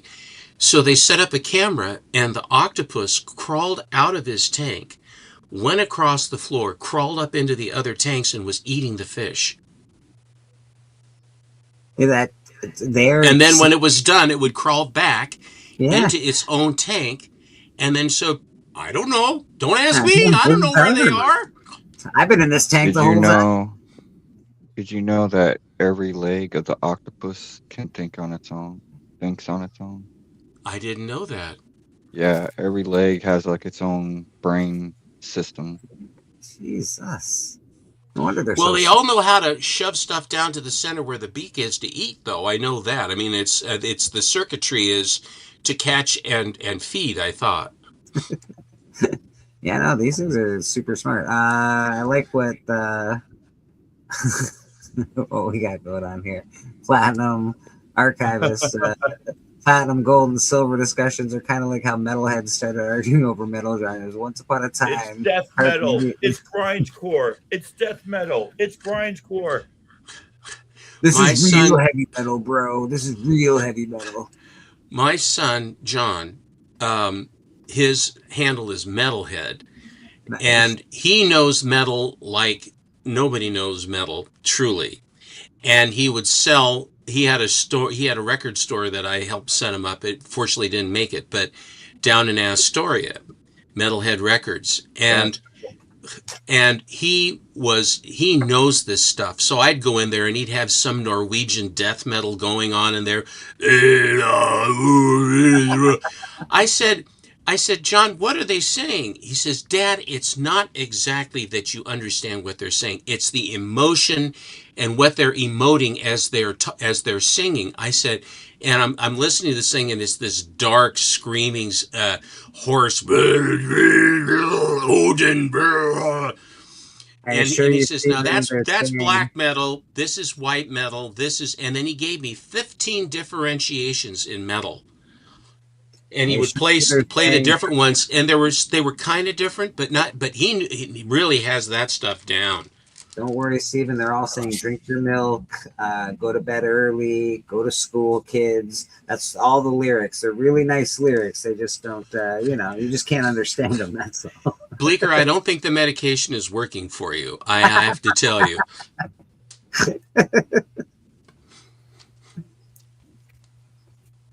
Okay, all right. What do we got going on here? We got an MGA. Gives you an idea of the time. It's a code book, but it's an early code book that there's an MGA in there. You gotta listen to the albums backwards to get those messages.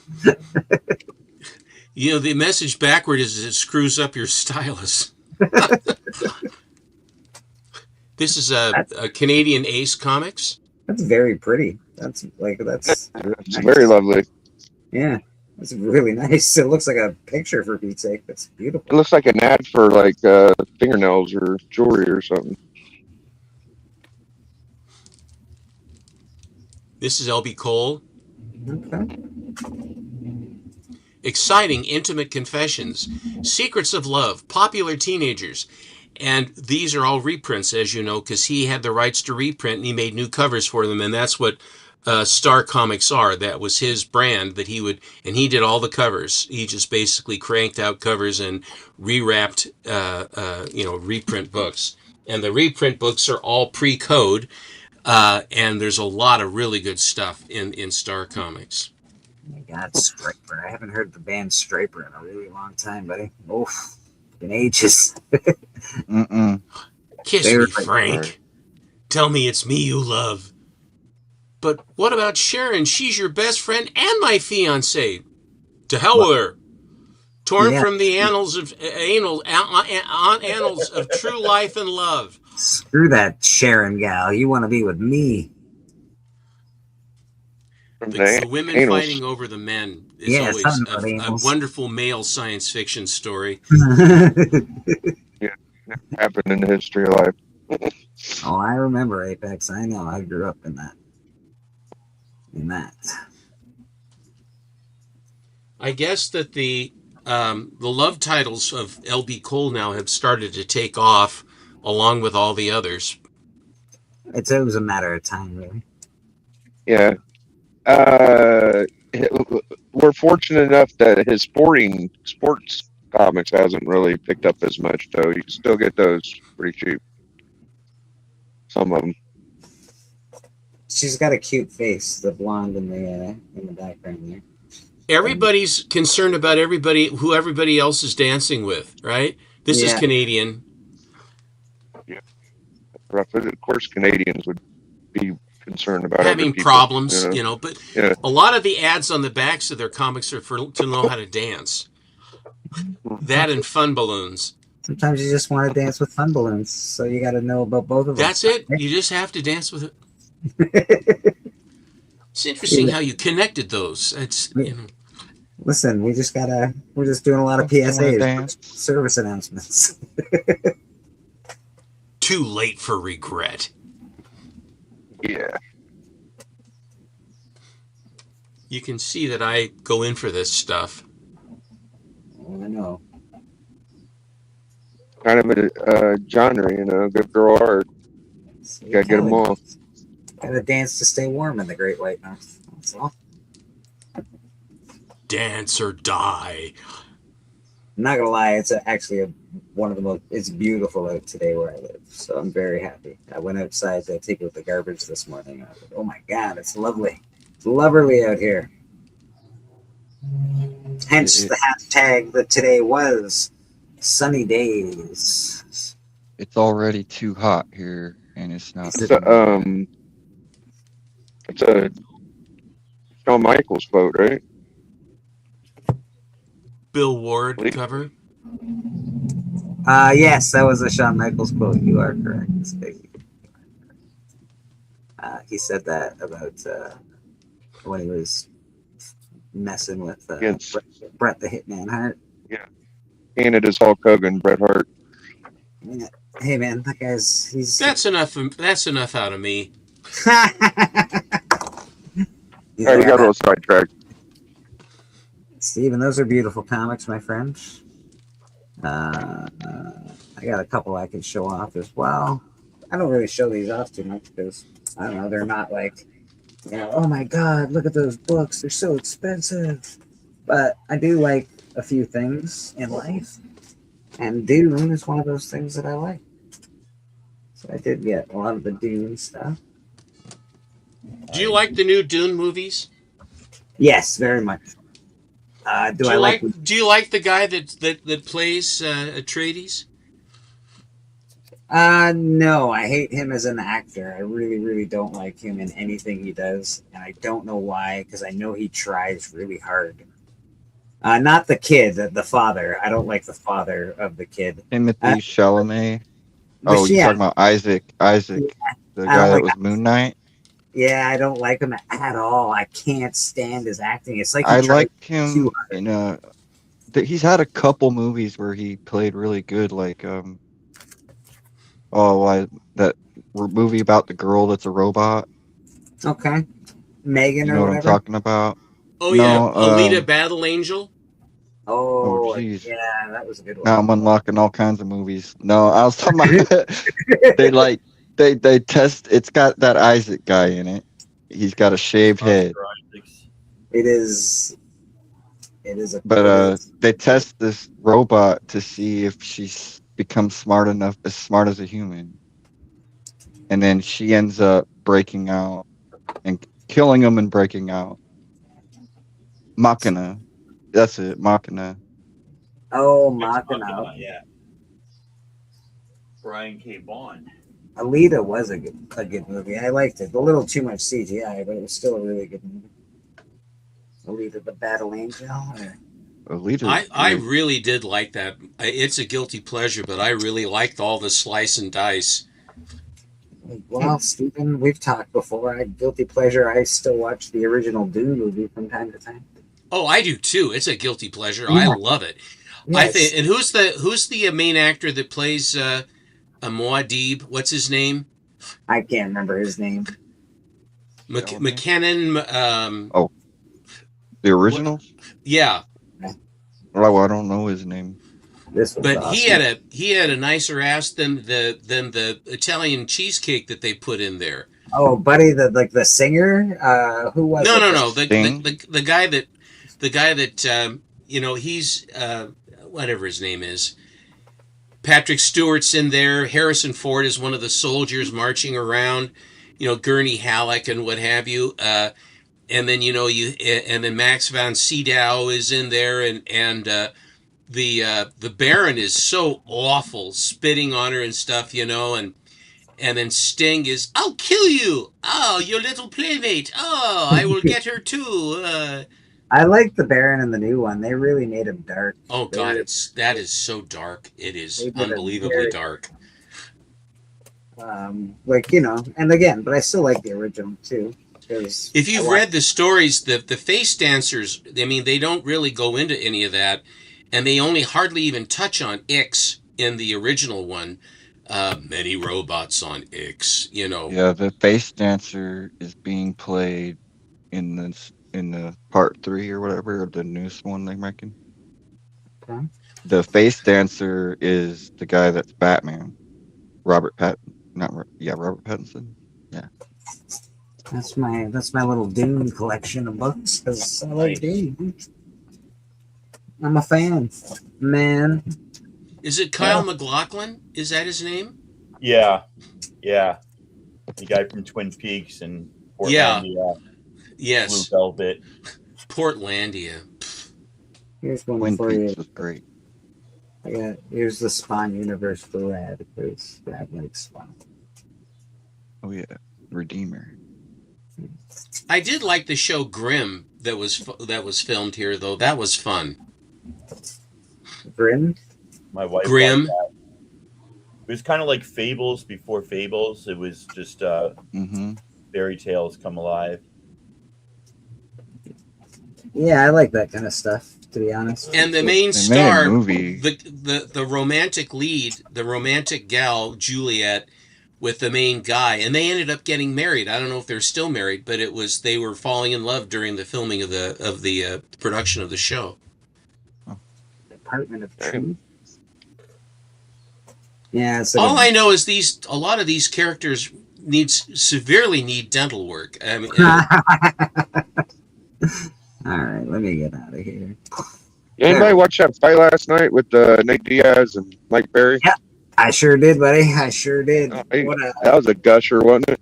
What a brutal beatdown. Nate Diaz got his Dude, hands. Nate Diaz, as tough as he is, bro, he could get you if you're like weak and he could submit you, but like for him, there is no power Did he behind lose? those punches. Oh, yeah, he got destroyed. Rock, bro. Yeah, I knew he was not going to good, lose. 'cause- Like, yeah, he does that all the time. He reminds me of that one fighter that was back in the day. They used to call the Zombie. Oh yeah. Do you know who I'm talking about? Like the Zombie was actually hardcore. Like, yeah, they couldn't knock that guy out. Like he would just keep coming at you. It was like, he's "Geez, badass. man." Zombie was That's cool.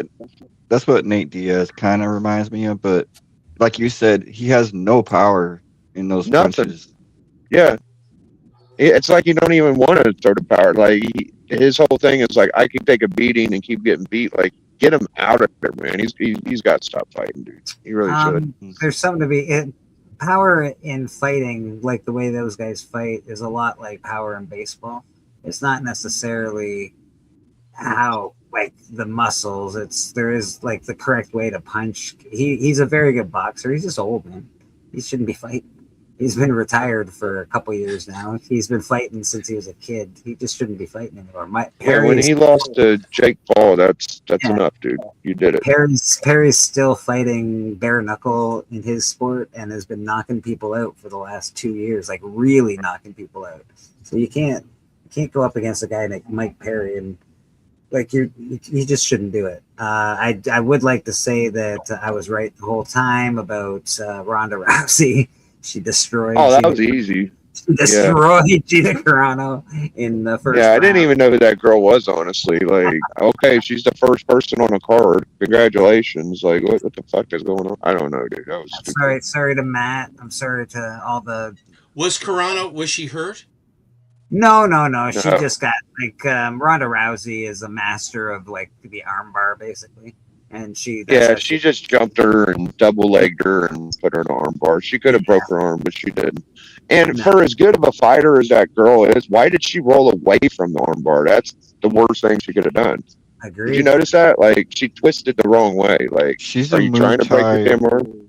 Gina Did she Carano break? was the- Did she break Carano's arm? No. No. She couldn't though. She I have didn't. high She made it respect easier for for her, Gina. dude. Yeah. Gina was a world Muay Thai champion. Yeah. What the hell was Takes she a lot doing to rolling become away a from it then? world Why Muay did she Thai twist? champion. She should Did have you see her never got twist? caught. She should have never got her arm in that situation. She should have kept Gina the Carano's- distance and kept striking, but she let Am her I get tripping, too close. Bleecker? Didn't she twist the wrong way whenever the armbar was put on? Like, she was cranking her body the wrong way. That's right too. She should have played the outside game and not even gotten that. No, You know exactly what Ronda Rousey wants to do. She wants to jump on you and take you down and get your arm. That's I what she was. does. A lot of people think that was bullshit. They think that's what they planned it. Like, Oh, really? Well, I Gina think so. Yeah. Carano, Gina Might Carano have been a hasn't had a thick professional fight. fight in 10 years, I think. It's No, been 10 she hasn't. It was a name. It was the name. And you know, the fighters always go too long. The last fight that George Foreman had, I felt horrible for him because he just got his ass handed to him. yeah. And he was beat up so badly that same thing with Ali. I mean, it was just one fight. You know, they never just leave it alone. Walk away from it. Sugar Ray Leonard actually walked away, and he got beat up pretty bad in his last fight too. What Mike was Tyson's last fight was bad. yeah? What was Was it his? Sugar Was Ray? it Tommy that he fought? Foreman. Who we talking about? Was Oh, Foreman's Foreman. against Tommy I Morrison? don't know who Foreman was. I know Ali was the guy from Texas, the guy that had the record for long. Ray Like, Mercer. he's right behind.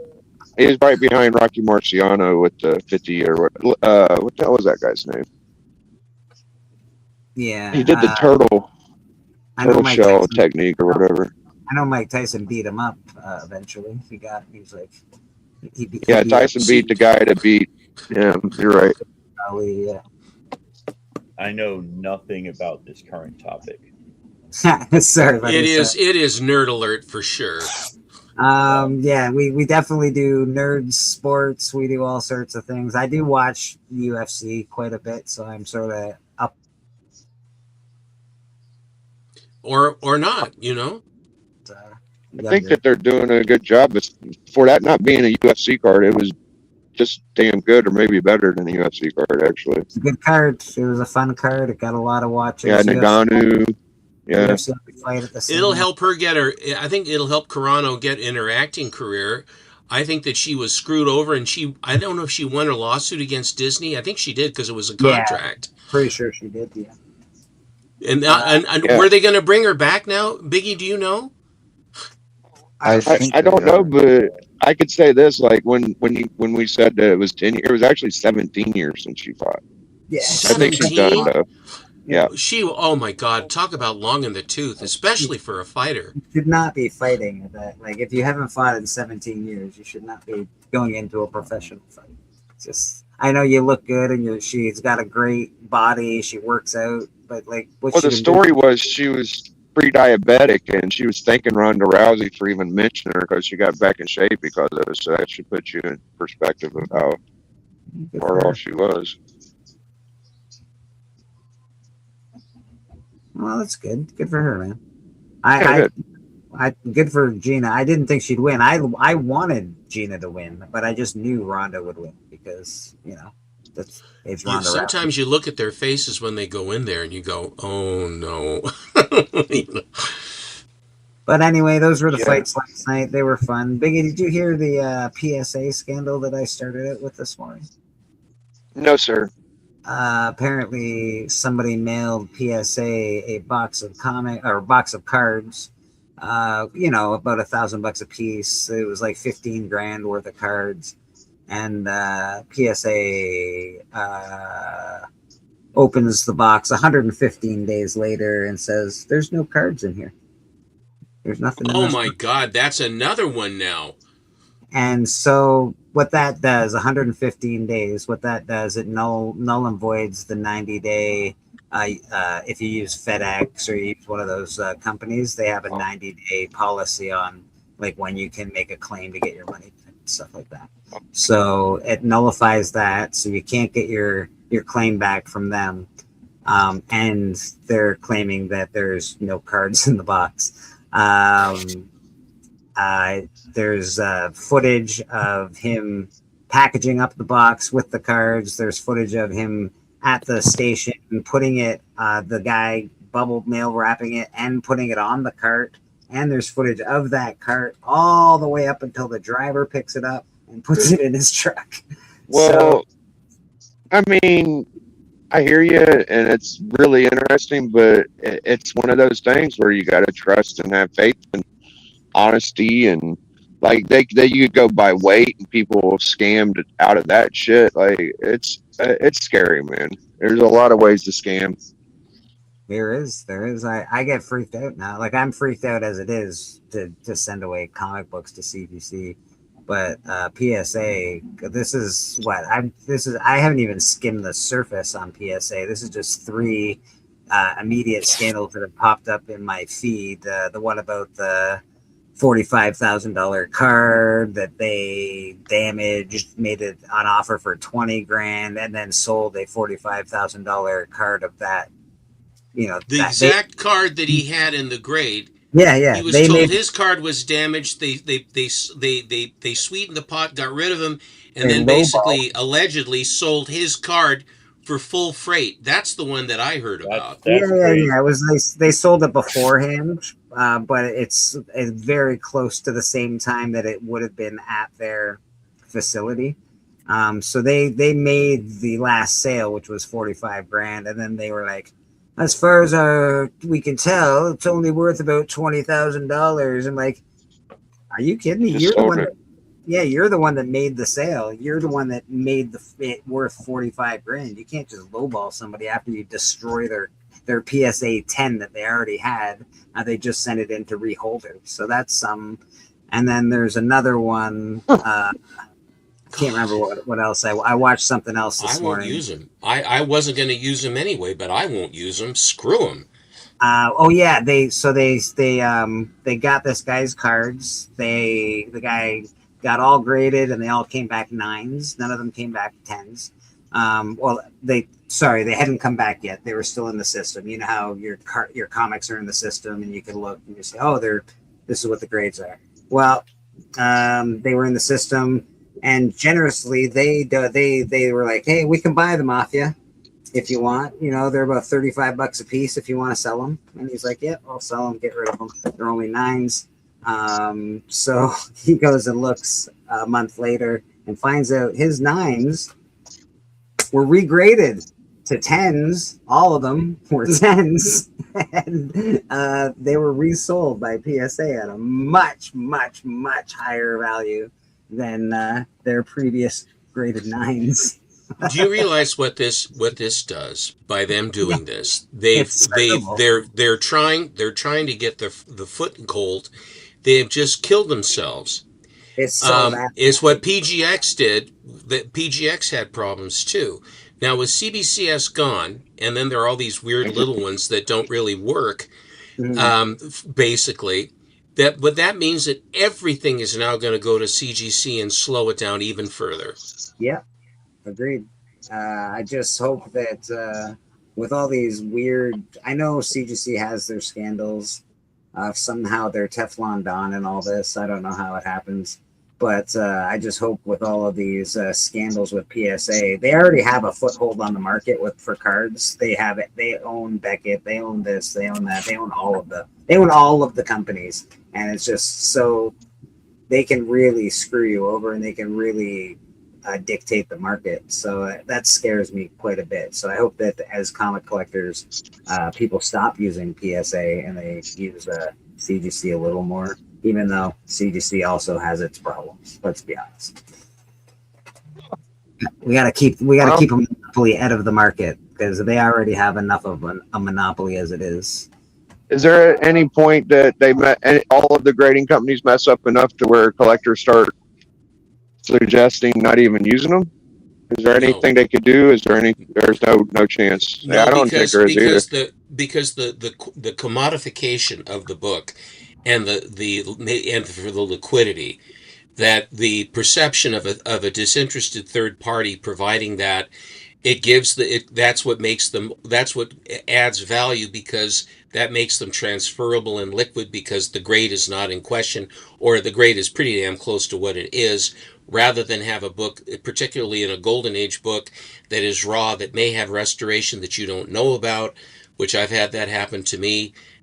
Where it basically removes the doubt. So if you're going to buy an Action 1 or a Tech 27 or any of these bigger books, that if they are slabbed, then you actually have that. And so there should be, and there is a service for that, for all the warts attached to them. But this what's going on, Biggie, this thing that's going on with PSA, Bleecker too, this thing that's going on with PSA is really, really bad. So many in such close succession, which indicates to me that if there's this much that they've actually uncovered, how much stuff has been uncovered, it still is yet to be exposed for what they have done.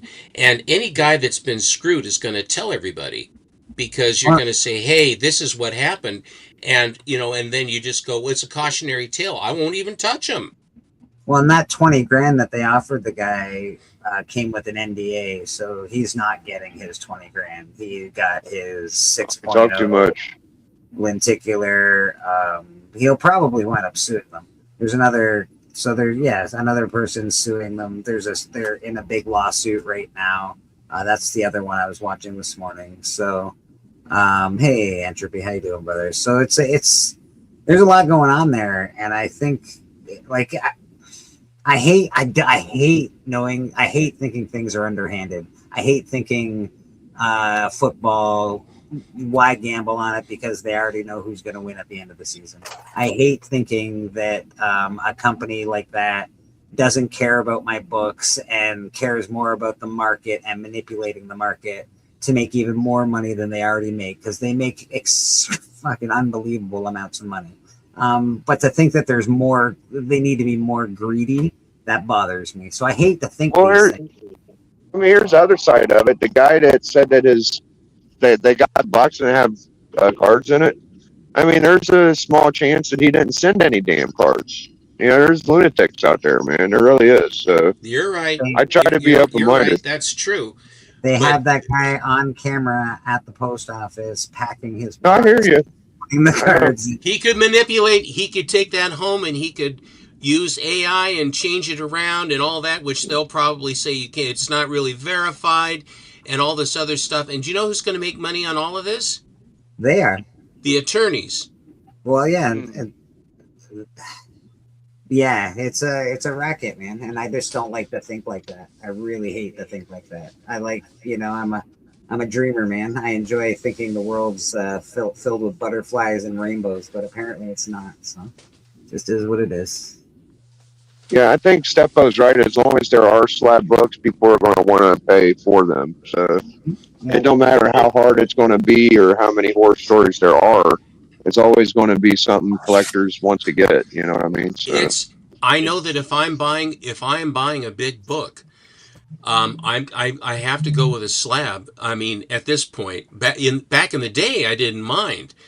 But now the way things are and what's going on, and now some of the techniques they're talking about, nanotechnology, that they're going to be bringing to kind of do tear seals where there's no tape. It's just there's the nanites get in there and they can't be, and it's organic, so that it's, I mean, it's just super science.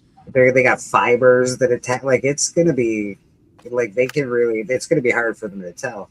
It's like that. It's like that Punch 12 we saw in Collector Club Friday. It was raw, you know, and the value jumped tremendously because them Golden Age books, like you would be a little freaked out buying a Punch 12 raw, you know, like who knows what could be underneath or what's going on with that, right? So, and I said it this morning before everybody got here, like that was the practice of the day. The practice of the day for those books was to reinforce them, was to fix them, was to, you know, add a little color touch, professional restoration. You wanted to keep your book.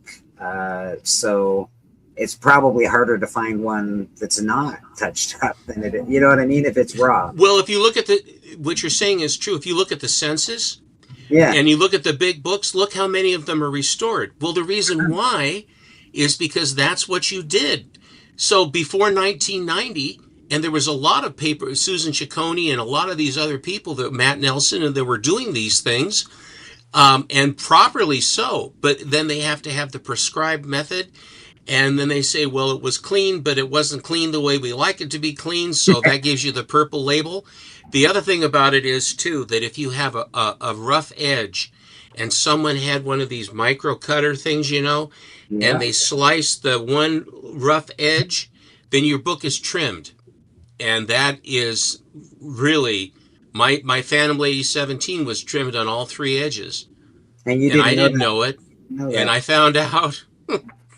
Now, like, and that's it, because to buy a trimmed book versus a non-trimmed book, that's a big difference in the pocketbook, man. That's a huge difference. You don't go buying a blue label Batman and a purple label Batman, and they're not the same price. That's just the way it is, whether you like it or not. Lady Fantastic in the house. How you doing, Lady? What up, dudes? This is it. Yeah, because they've already started, like you can't go back in time to like non-graded books. I mean, I think it'd be wonderful if you had a grading service that just encapsulated your book and wrote what was wrong with it or what they noticed without putting a number, right? This has white pages. This has this many ticks. We saw a little bend here.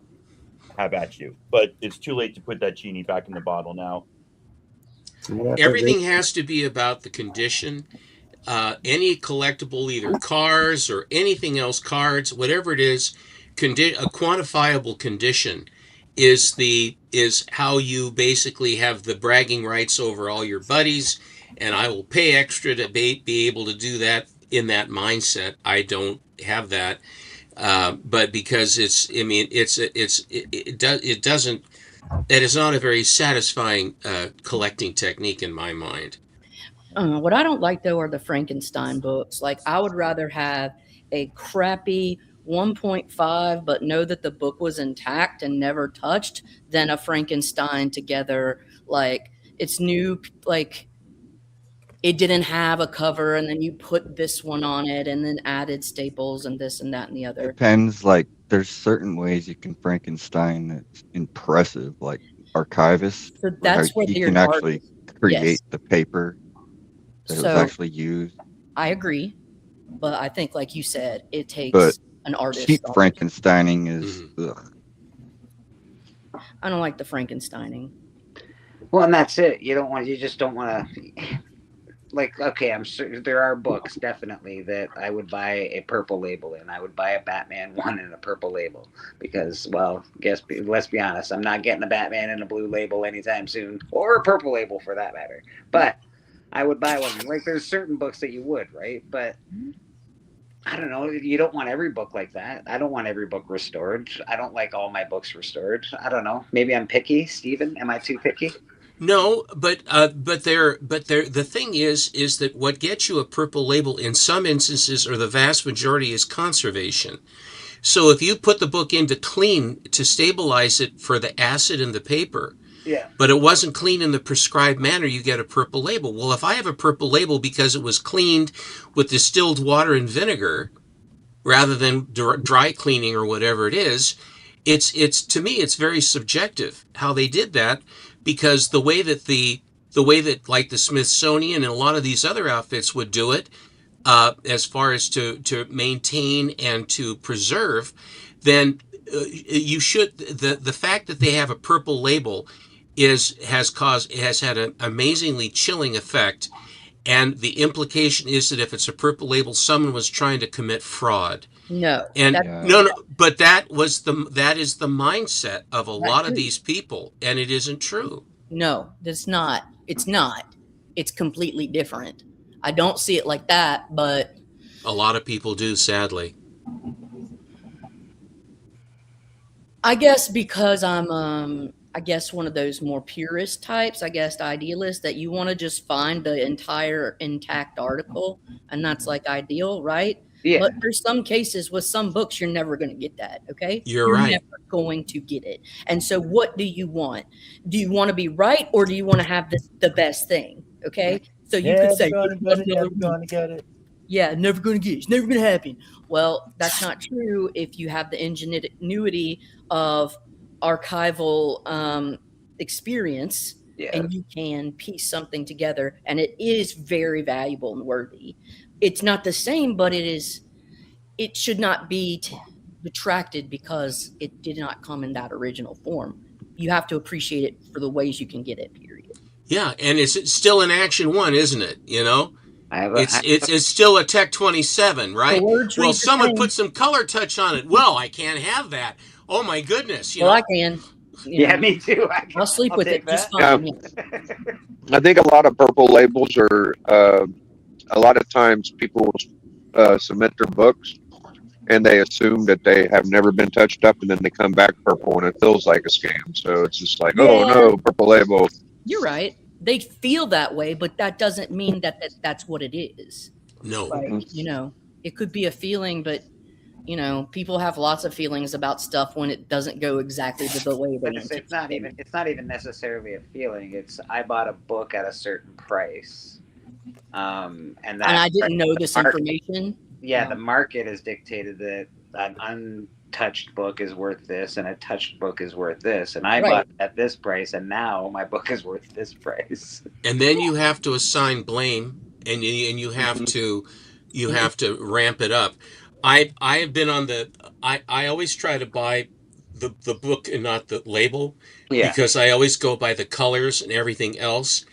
And I grew up when in the 90s, when a lot of this stuff, late 80s and actually even in the 70s, a lot of the mile highs, a lot of the timely mile highs have color touch on them, because that's what you did. There was like one little color break, so they fixed it, and then they sent them in to be slabbed, and that's why you have that kind of a thing. If you read the Overstreet guides, the old ones, there was advertisements in it for restoring. Yeah, it was. books. This is what you did. So we are where we are now. It's one of I'll just say one other thing on this and and then I'm done. But the fact that you could restore a Thunderbird or a Ferrari or a Maserati or restore the Mona Lisa, and there's no difference in the value goes up. It is only with stupid comic books, these purists that have to be so pure, that they put this onus on you. It is I've said this for decades. It's the stupidest mindset I know. It is. I mean, well, it's pig-headed, you know, like, so because it's just like you've got to recognize what the market is.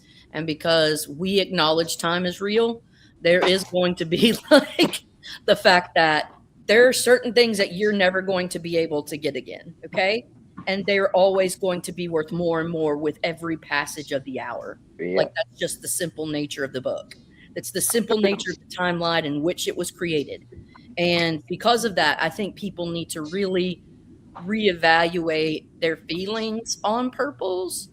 At the same time, I do have to acknowledge that I have part of that purist snob in me saying I would always be more excited to find a ragtag intact than a purple, but like at the same time have an appreciation and understanding of the art that you can't always get what you want, right? They're old paper products that are very hard to find, and for the ones that are the hardest to find, finding them in with that they haven't been touched Here, is a Bob. real, especially on the biggest books. It is a real trick, because that's what everybody did to preserve their assets. Anyway, And they didn't know any better in the beginning. So, and it's like preservation techniques. I'm not sure, when did Mylar start getting introduced? When did people learn that, oh, the archivists at the Smithsonian are using this? This Mhm. is the, what one should go by, like in terms of top tier preservation. Like, when did Mylars get introduced to the game? The first 'Cause Mylar bags came along in 1994. DuPont, I is just that made that up, but it sounded Well, reasonable. No, DuPont is the one that owns the patent on Mylar. And so whenever that was created, let me see, DuPont Mylar patent. They own the original patent on Gore-Tex too. For the They got a lot- 50s. No, that was Dow, not DuPont. Sorry. So it looks like biaxially oriented polyethylene terephthalate, BOPET. They commercialized and trademarked the film in the early 50s. The foundational patents for the polyester itself were developed earlier by British scientists in the 40s in Manchester. Okay, whatever. 1951, Mylar. Good to know. All right. Well, I'll tell you the thing that I get hung up on is I remember years ago when I was a little kid, 10, 12, 13, whatever, and I heard a story about, I think it was a Babe Ruth rookie card that was signed. And the card collector said that this Babe Ruth rookie card is worth less money because the damage from the signature. And there's a lot of comic books that get signed. And I'm kind of wondering at what point does the census or people start wondering when it's a differential. Like for me, it depends on the signature, but at the end of it, I really don't want any big book signed.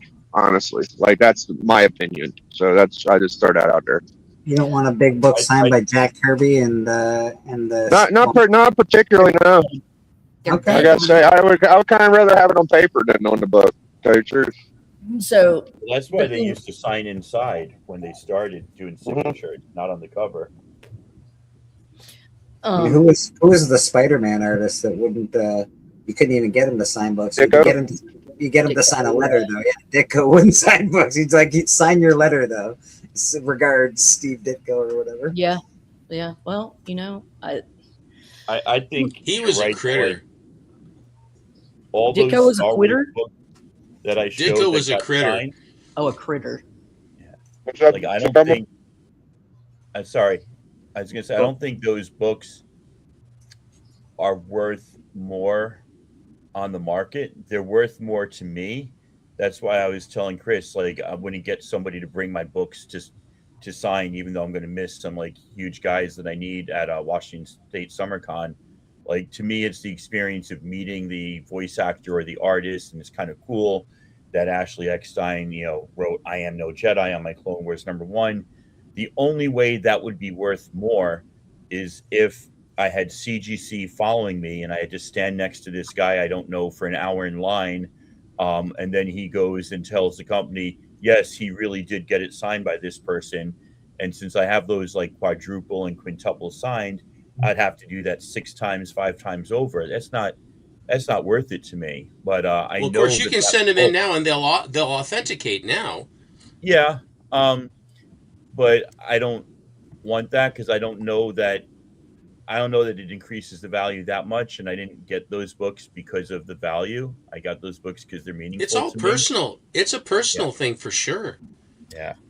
Yeah, I concur. Like when I went to Heroes Con, the most exciting part for me was curating the books I was going to bring based on the knowledge of who was going to be there, and then getting to go and meet all of these guys and hand my book over, and like they shared, like to see, like there's something so much bigger than any kind of little signature. It's that interaction And the like, you know, those few sentences of just like, your stories have impacted me. Like, oh my gosh, I love this character. Just thank you for your whimsy. You know, 100 like times, yes. letting people see how much their stuff has lit up the magic in your eyes. Like that's that thing.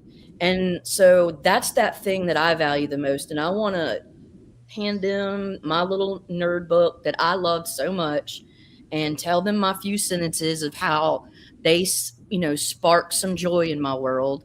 And, you know, hopefully that'll make them feel a little warm and make them want to keep doing what they want to do and maybe fill them with a little more whimsy. That's it. I'm the worst at meeting people that I want to get signed stuff. I'm like, hey. I was so awkward. I cried in front of Gene Ha. I cried. Can you sign the thing? Thanks, you're the best. I just feel like such an idiot when I go get stuff signed. That's exactly the way I was with Chris Claremont. I was dumb. I was like, you know, I did biochemistry because of you. Some of, You know, some of them are wonderful at like putting you at ease, and some of them are just as awkward as you are, and it makes it worse. But like, it's sweet. Chris Claremont was amazing because he was the nice. guy in front of me had so much to sign that I ended up talking to his wife. And, I talked to his son.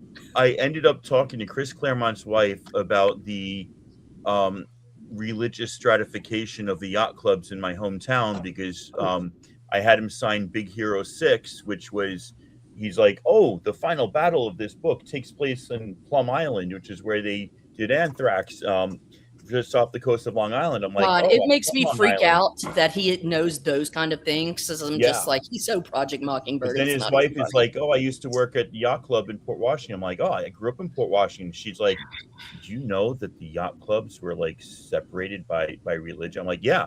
Knickerbocker was where the Jewish people owned, you know, like sailboats had. Manhasset Yes, Yacht Chris Club was for Claremont. the Catholics, and Port Washington Yacht Club was for the Protestants. That was like a well-known fact, not even secret in the 80s in my town. But now I'm talking to Chris Claremont's wife about this. They know That about was it. just blowing my brain. Probably all too well. Like, Yeah. unfortunately. Like, Do you know, the thing is too that you have a relationship with these writers and these artists. And it's a personal thing because it's one-on-one in your mind, and you know the characters and who they are. And when I was acquainted with Flash and who Barry Allen was and who Iris West was, the way John Broome and Gardner Fox wrote them, but the way that Infantino would draw them, and his mind, how he could visualize speed and to actually create. So when I met Infantino, I was like Bleecker. I said, Mr. Infantino, you mean so much to me, and, you know, and he was very gracious, you know. And I felt like such an idiot. the little boy came out, the little Steppo whose world was just set on fire. You know, I've read your stuff. I love your stuff. Steppo. And, you know. Oh, You don't know how many times I put on the Crow makeup. You don't know how many times I've been the Crow for 35 years. Every Halloween since the movie came out. Kid for my life. You're the best. James O'Barr, you're the best. This is why we are collectors. And if you're not a collector, you don't get it. That there is a literal chemical kinetic reaction and an affinity with those characters, that they are your friends and you identify and you invest in them emotionally. You want the best for them. When great things happen, I remember reading adventure comics when the Legionnaires that had, you know, Lightning Lad lost his arm and Bouncing Boy this and that and everything, these problems, and then they all got their powers back on that one in that one issue. I wept. I absolutely wept. I was so relieved and happy that they had their powers back. You know, I mean, it's that kind of a connection. But if you're not a collector, let's say you're looking for that book and you finally get a hold of it, it washes right over you. It just goes, oh, what a feeling. But if you're not a collector, it's all clicks and whistles. I agree, Steppo, and I would just like them to do something nice for Spider-Man. I don't know if it's propaganda or not, but I know that I really like it, so it's good propaganda. If you could just do something for Spider-Man, like he gets something good happens to Spider-Man, that'd be great. That'd be awesome. That's crazy talk. It's a Marvel book. I know, but let's just let Spider-Man be happy for like I don't know. No, you can't. It has to be a soap opera, and that's the whole thing about Marvel. Marvel is a running soap opera that is interspersed with villains coming into their lives, their soap opera lives. Peter Parker in particular. Aunt May's in the hospital again. I have to get the medicine for her again. I've got to take pictures of Jay Jonah that Betty Brant doesn't like me. I'm not getting along with MJ. I've got a test I got to do. My uncle's coming. There's nothing but problems. Oh, now I have to fight Doc Ock. And then the whole time he's fighting Doc Ock, where did I set my camera? DC doesn't do that.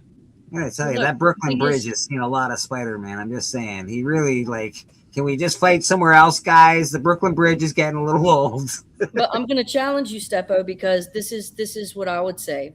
No, DC does not do that. But where is the humanity that one connects to in DC when they are flawless? And in Marvel, what draws you in is that you see very, very I understand human, yeah, no, basically. I understand the dynamic completely, but as a little kid, I didn't like to have all those problems thrust on me as I'm trying to grow up and figure out how to get base hits in baseball.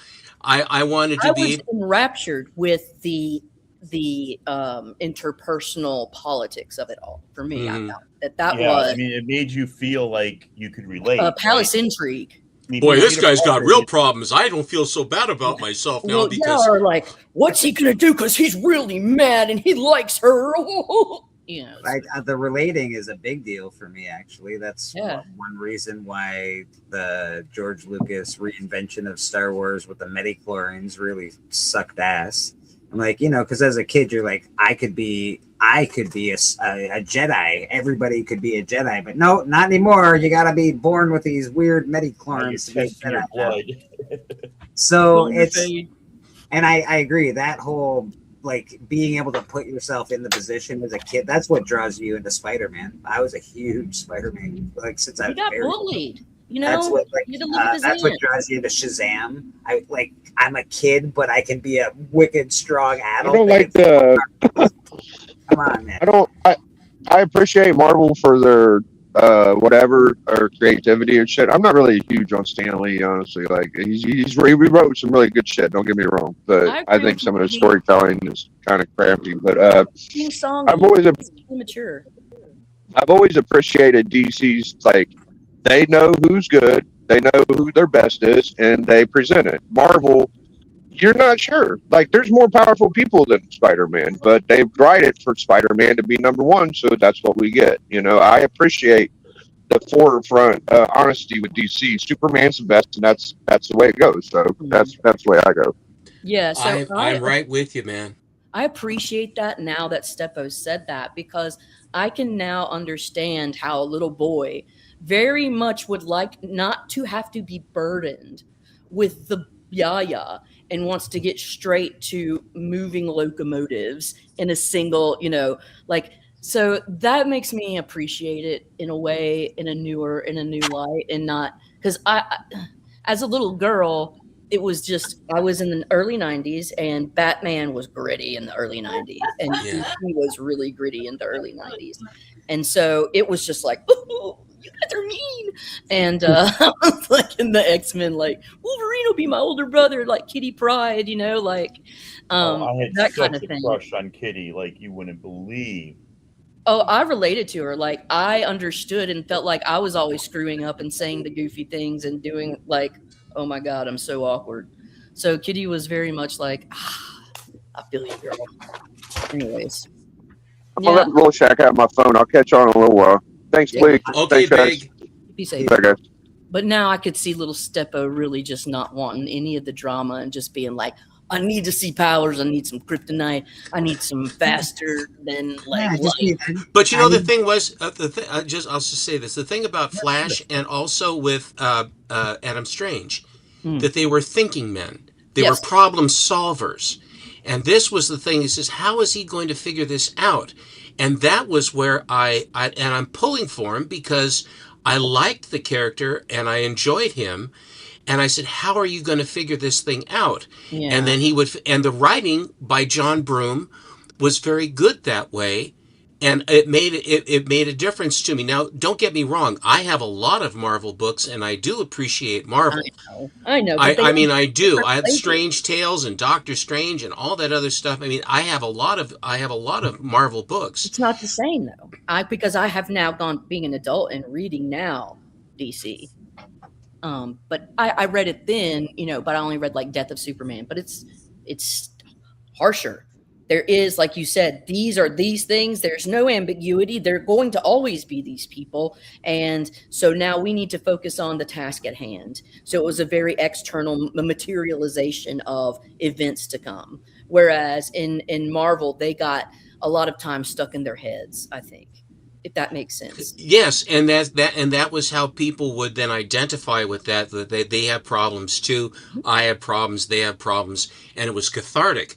But for me, what it was I don't need any more problems. I would like to make sure that the bad guys pay for doing these terrible things.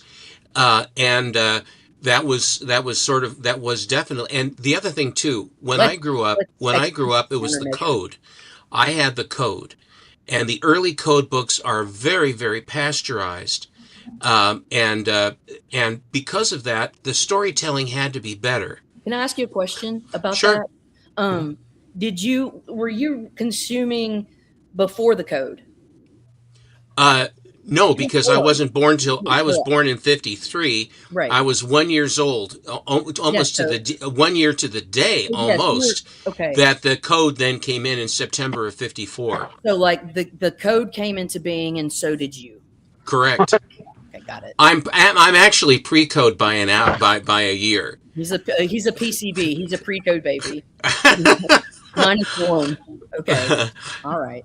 So, okay, then, because I would say, then yes, you always knew the Code, because like if one goes to pre-Code, different world. So gnarly. When I discovered Golden Age, it was like this veil lifted, and I went, and it was just, and my dad had a couple of older books that were Superman and some other. Yeah. And the look and feel and the storytelling and the art and all of that, instantly I could tell the difference of what it was. But I really did not get into the Golden Age until 1988, when my eyes were open to Alex Schomburg and also open to Fiction House and Fox Features Syndicate. And then I traded 35. all of my That'd be silver books 35 away. years old. What happened to it? So you finally got smart at 35, damn. Your eyes were, okay. So then you traded all of your silver? Yeah, I traded my entire 78 boxes from 65 up to 88. I traded it all away. Oh. And what do you think of that initial trade? The stuff that you got from it, do you still have any of it? And what's one of the best deals you think you made in that swap? I would say that the trade that I did was the best was for the Mile High runs of Black Terror, and also large numbers of the wartime exciting comics, and then the total fixation on the artwork and craft of Alex Schomburg in the Golden Age of comics. Yeah, you're good. Yeah. I think you did all right. You made a good one. That's a good call. I guess you're all right. And then, but approval, I'm still working for mine. Yeah. I put the but then what I also did was then I very painstakingly, because when I was a completist in my first collection, I had no money. So it was what I could earn with my paper route and other things like that, working, that I could afford to put the books together. Yes. And then, so it was catch as catch can. But after 88, that's how then I'm in my earning years, and that's when I ended up going ahead and then building my silvers back. And that was my stuff. Hello, madam.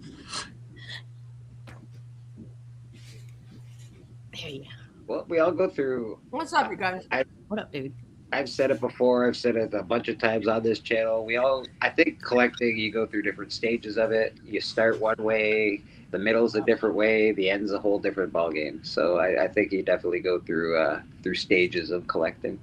And I've liked every stage I've gone through so far.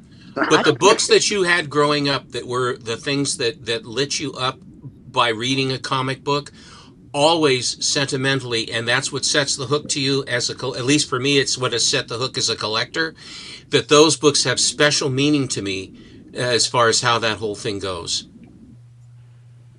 I think I agree. I think that that's why if you ask me to rank, right, I'm in love with Stephanie Hans as an artist. I absolutely love Miss Marvel as like my favorite modern like superhero, but I would, keep my ElfQuest, my Claremont X-Men, and my Star Wars original above all. And the Star Wars would be third only because I didn't read the comics in 1977. I only fell in love with the movies. But like those three things are above all what's most important to me. After that, it would be Stephanie Hans, Miss Marvel, Lady Fantastic, Madam. Kind of like that's the pecking order. I would Those throw are your Madam favorites. out for ElfQuest any day. I saw what you did there, Ian. What? Yeah. Baby, That- there. That was a fantastic segue. I'm impressed as hell. Do you know we had a restaurant in our hotel, we had two hotels, and we would go down after Sunday to have breakfast at the Imperial. We had a very good business there, and we had a newsstand for the guests of the hotel, and we had comic books. And Dad said, "You can get a comic if you wish." To keep us quiet while we were waiting for breakfast to come. And so that's how I got my Spider-Man #1, Journey to Mystery 83. In other words, all these books after church, I get to read funny books. It was a beautiful thing. Little Episcopalian boy in the choir, and then I get to read comic books, right? Yes. So this book is the first book that I have a clear memory. This is from November of 1960. So it would have been out in like September. So I was 7 years old. And this is the first one that I remembered. And then I had to I have this right next to me because this is the very first. It's a code book. It's Mr. Mix's Pitalik and Batmite. I mean, it is so Magoo Code DC. What can you do? So cute. Deal with it. So he's more social than she is, but when he wants your attention, he definitely comes out. He's talked about it 3 times today. He jumps on me. How domestic. I know. Hey, what's going on? Did you put the conditioner in with the wash? I told you to put the conditioner. I'm coming. The bleaker. He's old Papa. There we go. All right, we got a full show. I got some Weird Wars. I want to show you guys that I've been trying to work on. Go to Lady first. All right, we'll do Lady Before you start, let me just say it's been a pleasure to be here today. I enjoyed showing. My bride enjoyed showing books. It's always a pleasure. It's fun to see everybody and talk funny books. And I will see you guys real soon. I'm going to go watch from the pews in the church.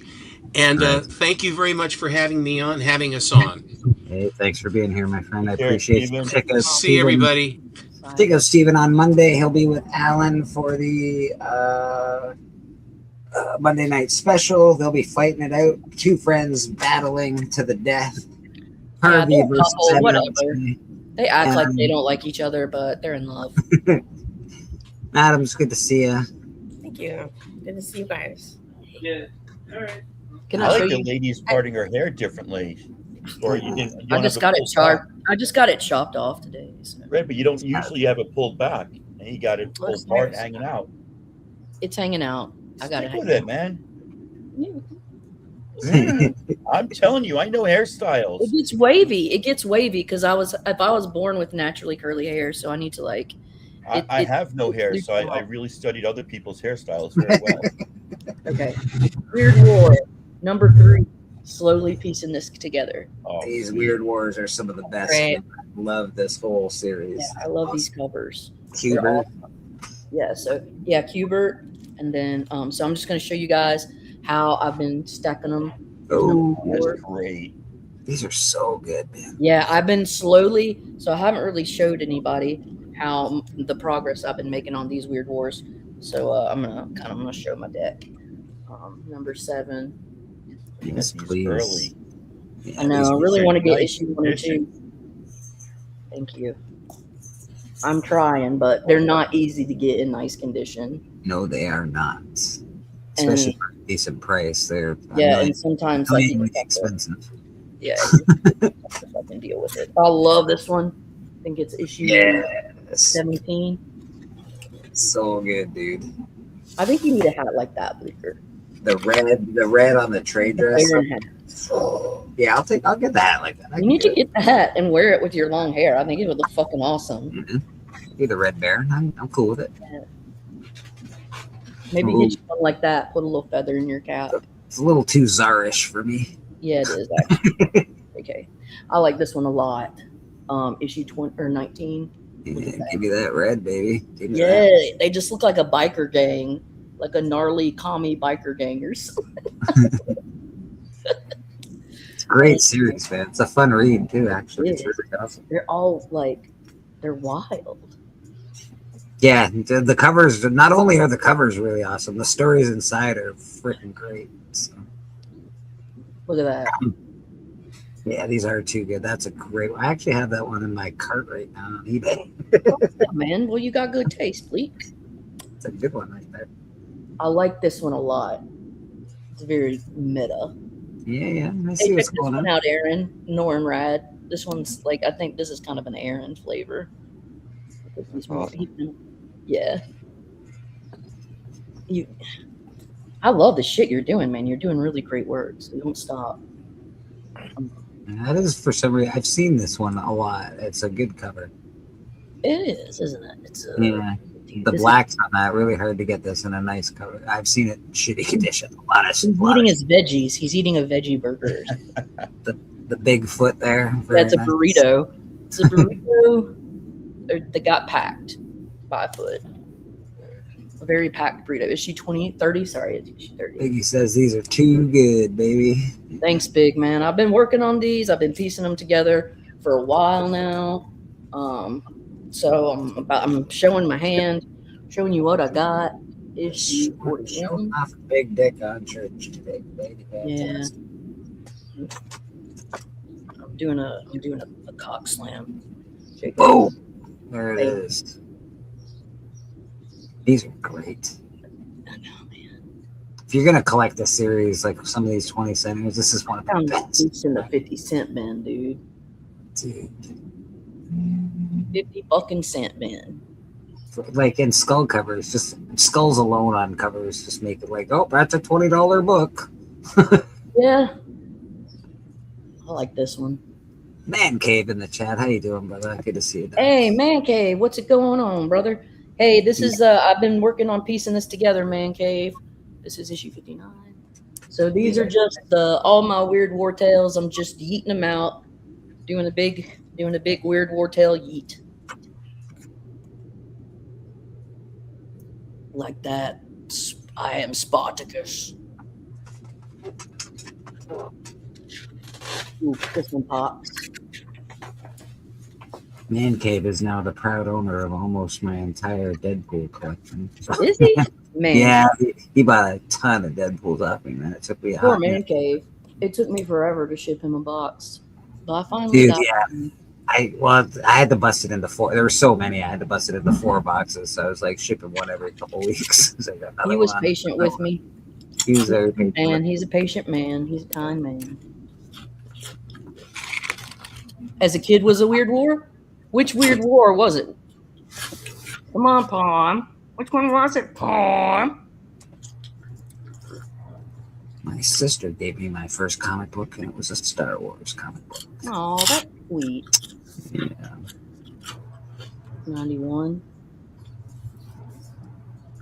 I don't remember which one it was though. Sadly, I wish This I one knew. is crazy. I like this one a lot because he's like morphing. Oh, yeah, that's awesome. Isn't that That's gotta be crazy? one of the best morph covers of all time. That's Dude. cool. Yeah, Weird War Tale number 96. That's like a wicked changing cover. It's like a wicked. His like soul's leaving his I body. can Yeah, see see, him it's and turned- Caterpillar like vibes going on there. God, it's cool, man. Yeah, it's like he's. I don't know. It's He's wild. turning into an angel, like he's dying, I guess, on the Yeah, he's spot. being liberated from his like flesh body. Yeah. That's super dope. It's like souls tearing from his. And you know, just the old Sphinx slap. Okay, that's how I feel about the Star Wars Vanguard. Whichever one it was, it's been dust in the wind since the 70s. That's fair. Yeah, I've had this one before. I like this one fun. That would be cool, man. If they did an animated Weird War Tales, if DC, Oh my God. if DC did an animated series on HBO animated Weird War Tales, y'all get on it. You can't just put anyone into Cubert art like that. That's Look at that. Look at that. I mean, that's not a fucking badass. Hey, Beckerman's Beckerman. at a show today. Actually, I think he's at a local con today. Yeah. Beckerman, he pulled Night Thrasher. Yes, he did. He's night thrashing into the distance. Night thrashing into the sunset. I don't have it on hand, Biggie. It's around here somewhere. I just don't know. There's GI Robot. Ooh. He killed that robot. Number 3 is very cool. Oh, here's one of me in the morning. Oh, that's awesome. I got Isn't that, it.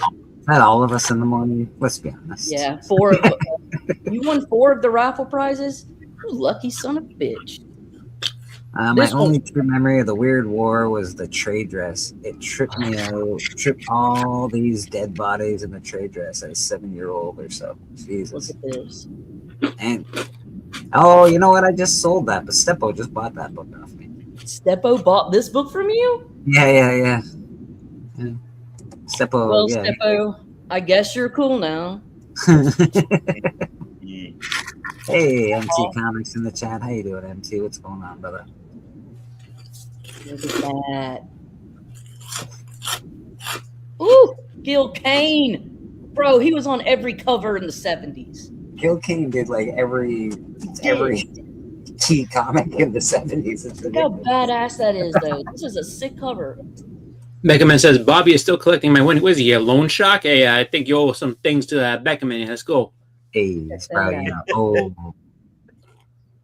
very. Check that I out. want a prize. Oh, that's a homage to Giant Size X-Men. Yes, it Really is. awesome. Gil Kane, baby. Hey, Gil MT Kane. Comics. I appreciate you, brother. Let's give MT a little love for that awesome donation to church. Hey, MT. Hope you're doing all right, buddy. Tithing, man, tithing. Do a little tithes. Y'all Do a check little out MT's Astonishing Comics. tonight, 8:30. I think we have seen a miracle, and this miracle is forgiveness. Yes, that's right. The Lord will extend his forgiveness, Yes, we will. but he ain't gonna do it for free. No. In order to be forgiven, you must go to the root of the word, which is give. Give. Give a Cough it up. Reverend Kate, I think this deserves a song. Yeah. MT, thanks, buddy. I appreciate it. Thanks, MT. Yeah, check out his awesome panelists on Astonishing. And they got great books. I've gotten a lot of great books from them. Him and These fucking Weird Wars, though, dude, lady. These are really good books. Thanks, man. I appreciate it. Yeah, I've been trying to. This is the final issue of the run right here, and I'm just kind of flexing a little bit. But issue 124 is the final issue, Very cool. and so this is this is my acquisition. That's my big ass chunk, my Weird War thicken. Look at It's a that. beautiful big ass chunk. Look at that chalk. That's a beauty chunk, baby. That's awesome, man. Thank you. The I'll GSX homage was gnarly, Biggie says. Oh, thank. Cool.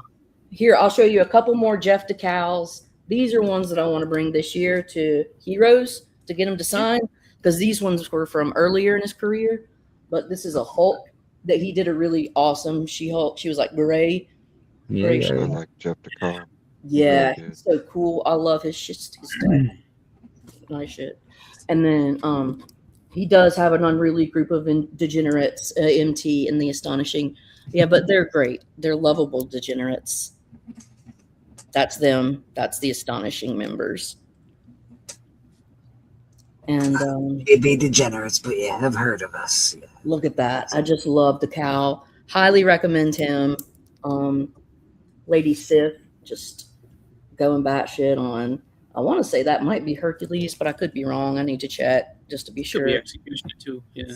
Yeah, I haven't read this one, so. Just got the final issue of Conan. It's beautiful. Final issues always make me sad. Yeah.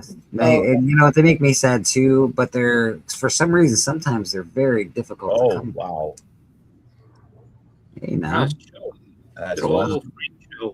Am I gonna say it? Am I gonna? Yeah, that's a lot of pussy on that cover. Yeah, Sorry. dude. I couldn't help myself. Okay, well, you know, speaking of, that's Jeez Louise. Oh, yeah. My goodness. sorry. Cherry. That's not a Sunday show, I guess. That was for Saturday night. Different type of church That altogether. was that's on me. That's my bad. I think all the kids are in Sunday school right now. My Yeah. God. Nice suplex. Love these subbies. Susie Q says, "Hey, dudes and dudettes." Hey, Susie Q. Sorry about that. I love it. Yeah, I'll never have the OG, but I can be like the shiny crow lady. I know. I'm sorry. Please take it this time to forgive me, as all good Christians would do. The fact that we even get to see we have seen that book on church and a couple of times. Steppa owns that book, and it's the fact that we even get to see that book. Is Oh, Cherry, I know. I'm bad. Nah, this the, this one's Batman book. ridiculous. I had to get it. Oh, nice. That's awesome.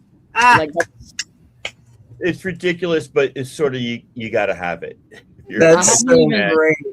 I couldn't tell you a song that she's Shake It Off. That's one I know. So I almost want that book. I fucking hate that. I'm not a Dazzler fan at all. But God damn, I need this Taylor Swift book in my life. ridiculous. That's So ridiculous. This one I want to bring to get Art Adams to sign. I love this Art Adams from Classic Evil X-Men Mike. run. You got freaking Fire Lord, or was it Fire Lord? Yes, Fire Lord. Fire Lord, yeah. He's like trying to stab her in the back, and she's like, "Ew, it hurts, it burns us, yo." I love it. He's great. She's So looking a little thin. She's not looking she's looking thin these days, Rogue, in that she's cover. arching that back, girl. Yeah, she's And this madam got me this. Hey, that's cool. Santos sisters. Oh wow, That's very cool. Yeah. Little did I know she already had another copy. It's okay because to become one. Alex Ross, the beautiful depiction of Linda Carter, and I don't know the lady, Bionic Woman, Bionic Woman. That's Lindsay Wagner. Lindsay Wagner. That's on me. That's my fault. The All fact, right. the fact that that's a painting or a piece of art is ridiculous. Like that's Isn't that it's not a beautiful? picture. That's crazy, man. That's insane. Isn't that beautiful? It's really nice. It is the B cover. The B cover. Very, very nice. Yeah. And I got to show this to Steppo to challenge him because the boy who has everything.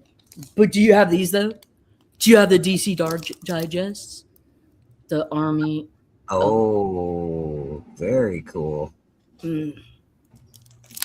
I didn't know they made those in Digest. I got like the Dennis the Menace ones and some Supergirl ones and Green Lantern ones. But I So don't have there is War this, and then that's issue 21. They made a total of 24.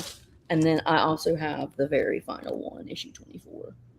Oh, that's awesome. So beat Very that. like he's shitting on that whole school.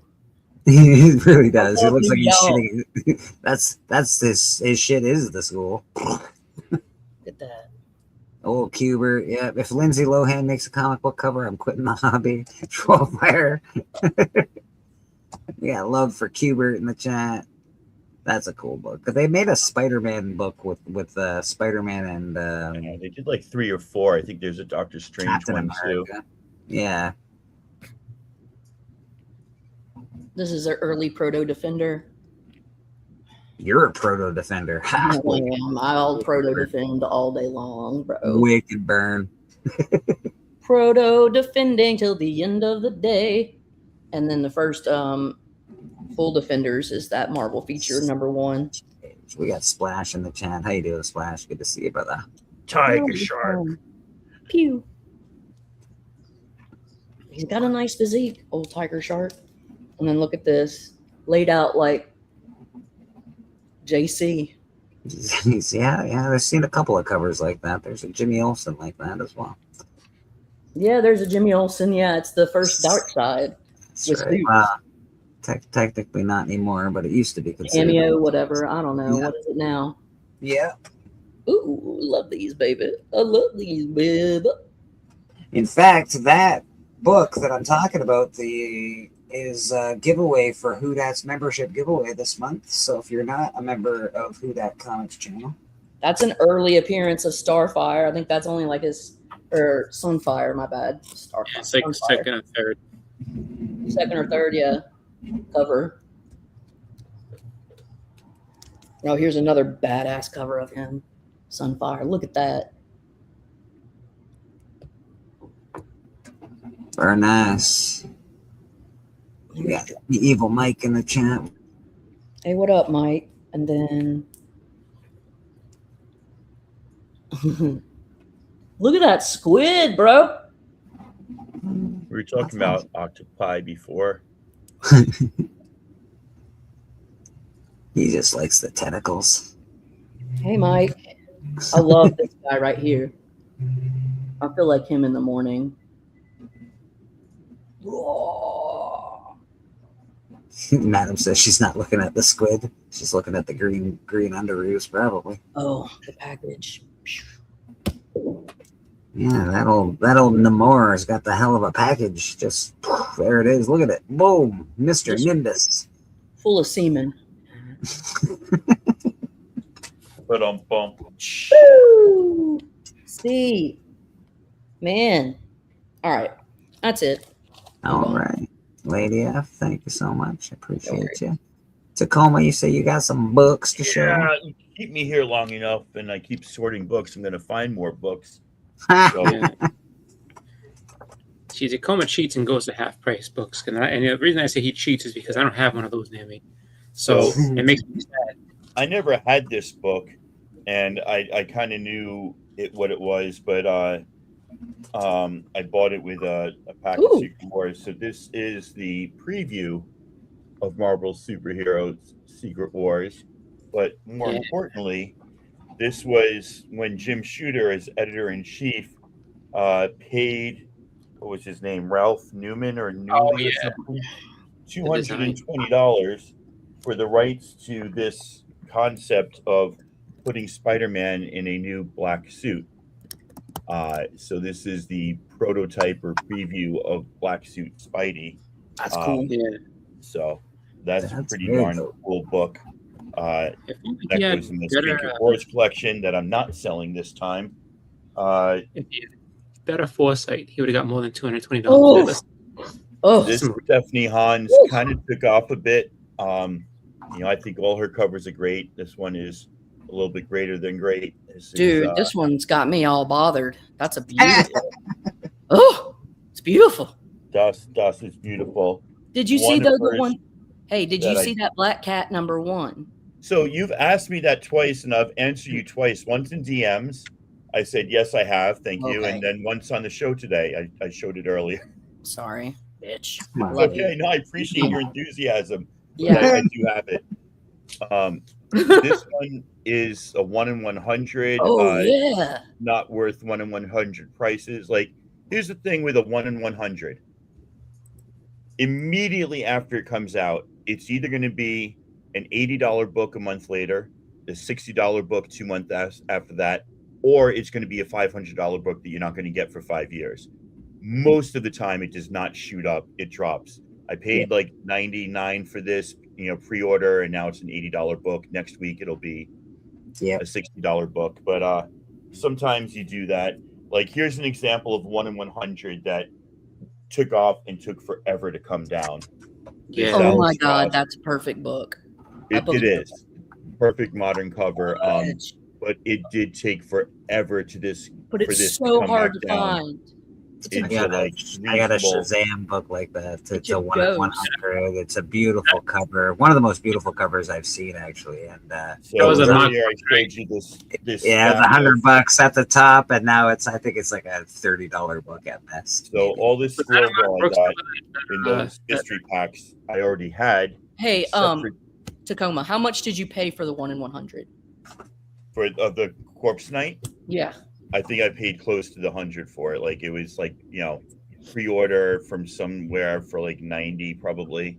So Mike's question is, knowing that, why did you buy the 1 in 100?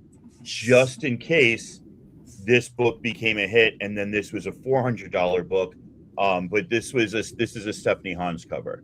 I don't do this. Oh, you for got it any because other it's a art. Hans. Yeah, So, I don't do this for any other book, but this is a Yeah. Stephanie Hans cover, and I don't want to take the chance that I'm going to miss out on one of my favorite artists' covers Mike- and not be able to get it for a while. So, Mike, he always it makes no pre-orders- rational sense. I hold on. fully admit that, but Oh yeah, Mike. He always, if it's Hans, he's a Hans freak. So he did that not because of the Corpse Night, but because he knew Hans was doing a cover, and so he's done that before because he's crazy and we love him.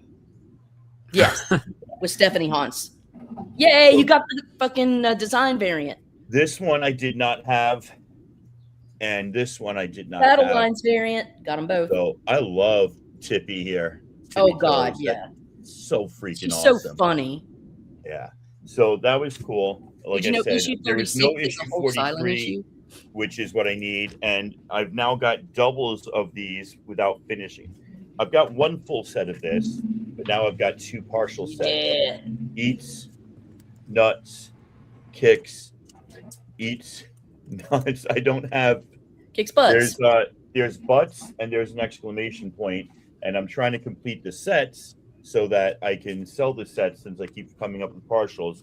I've got one full set of my own. Yeah, eats but nuts, kicks butts. That's a set I really want to get. This was They're so awesome. hard to find. Yeah.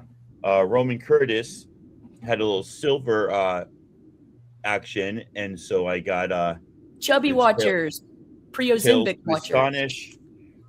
The reason I got this lot was because it had this book, which is the first appearance of the X-Men outside of the title, called X-Men. So I was super happy to get that. And then it also came with this. I think this is first Iron Man, or first Captain America outside of the Silver Age. So some like mid grades, lower, upper, low grades, or lower mid grades, 4s and 5s, but that's okay. Speaking of half price books, third Ooh. printing issue 6. Gotta love the David Aha covers on this series. Yeah. Really, really cool. A lot of purples and reds and whites. Yes. Yes. Very nice. This one I pre-ordered for a reasonable amount because it's a 1 in 25. He did such a Hans. good job with that series that they hired him on for the Hawkeye show. He was consulted with. I just got it because it's issue 100. I'd love to find the final issue or the first issue, but kind of cool. Not something I'm going to collect everything of, but I you have know, it's most. there. I think I have almost every Gru book. Yeah. I'm pretty Couple sure. of random surfers, and we'll forget about the author of this, but last issue, not second print of Sandman. Yeah, I don't care. Why but are we you know what? forgetting about the author? Yeah, he's a bad dude. He is a sexual predator of disgusting. All right, now sorts, I am confused because this is something that has been like irking me for a long time. Like when someone does something great creatively, you know, and then the people look into their private lives and then find them, you know, wanting in some way that they have some sort of, you know, black mar on their, you know, personality and their soul, and then they're like, oh my god, we need to boycott this person. It's like, aren't we all a mixture of everything, of a little evil No, and like, give me a break. this is different. This No. isn't like we looked into his private life. There are many women in very recent years who said he kept them trapped on his private island and abused them incessantly, paid off their families and paid them off. I would put it in a different category as finding out that like somebody that, you know, from the 70s, an artist I liked had some questionable things. This is a guy who is like currently on trial for being a sexual predator. right. It doesn't mean I don't love the Sandman. All It right. just means that I'm disgusted. Yes, that but he for he some exists. reason I'm getting disgusted with the society's way of like That's like the old fighting Michael like brilliant Jackson people argument, who also right? have done things wrong in their life, and it's just like, man, no one's gonna win when this is going around, you know. Like Troll, no if you read the article, one's got a pristine record here, you know. Like I don't know. The thing is, there's a difference don't die on between this one, pristine madam. and disgusting sexual predator. And Troll, if you read the article, So I completely agree with the sexual predator, especially in minors, you know. yeah, Troll, if you read the article, allegedly is really not in play in there. The one that came out like a year or so ago. So anyway, this is cool because it still has the poster intact that gives you the Sandman timeline, which I thought was kind of neat. And I got to admit, the Sandman is a brilliant piece of fiction. He's a You can great, still love the Sandman book. he's a great writer. You don't have He's to a love great the writer. author. Is this Mackie or whatever or Mac? Neil Gaiman. Oh, okay. Yeah. Was Mac doing the earlier ones of this, or am I off? No, David Mack was not part of this. Oh, okay. So Troll, I'm sorry, you're absolutely right. Not in a court of law, but I'm taking allegedly out because nobody researched that article and got that many women on record and have that many police reports and stuff, and they all just made it up to get famous. That doesn't happen. I think he has 11 Yeah. 11 Of course. accusations. Yeah, it's bad. Oh my god, that's horrible. Yeah, it's not looking good. Well, I guess Our you could- accusations, he hasn't been proven guilty. No, but allegedly, I mean, Hitler was an artist and did some watercolors of some buildings. You And know? he was mid, dude. He was and mid. they were mid. They were mid. They was weren't mid. great. You know, they weren't anything shocking. He was pissed because he didn't get into art school, okay? Yes, And then he took was it out on pissed everybody. He didn't get into art school. And I know it's intense to get rejected, but god damn, Adolf. I think we've been on YouTube. He just took it too far. Took it too far. I think we've been Man, on maybe YouTube we should far be too more long. accepting We're of all slipping into, artists. World War II art conversations. yeah, it's kind of weird, isn't it? Let's finish off with this last guy here. What do you got? You got anything else for us, brother? You're good? No, I'm done. That was Let's go around the horn, see what everybody's up to. Rad Art and Comics, what do you got going on with yourself, sir? Same thing. Hit me up if you need a commission on Instagram, and I'll be here next Sunday. We appreciate you a lot, brother. Honestly, it's not, we get to watch somebody do art every day on Sundays here live. It's awesome. He does great pieces, good for the community. You're looking for a commission, hit him up on Instagram, man. Tacoma, what do you got going on with yourself, sir? And I'll see you in a couple hours on the greatest Sunday night auction out there, Astonishing Comics. Great place to be to buy my books cheaply. If you want, Bleeker's there, MT's there, Troll is either selling there or in the chat. Just a wonderful, great place to be. And I'll give a shout out to Sands Group. He's also doing a little auction tonight. Very unusual for Sands to go on a Sunday, so maybe he's got some good books Cookie or something Monster. in there. But yeah, man, this is my first time in church in like 35 years, so it's just been a good time. Thank you for having me. I appreciate it. Very glad to have you. Boston Chris, what do you got going on with yourself, sir? As far as I know, just kind of hanging back, going on other people's stuff and just hanging around. I don't have anything planned just because right now is really busy for me with work and everything. So I may pop on YouTube. I may not. I don't know what I'm going to have free time for the next couple weeks, but we'll see what we can do. Sounds good, brother.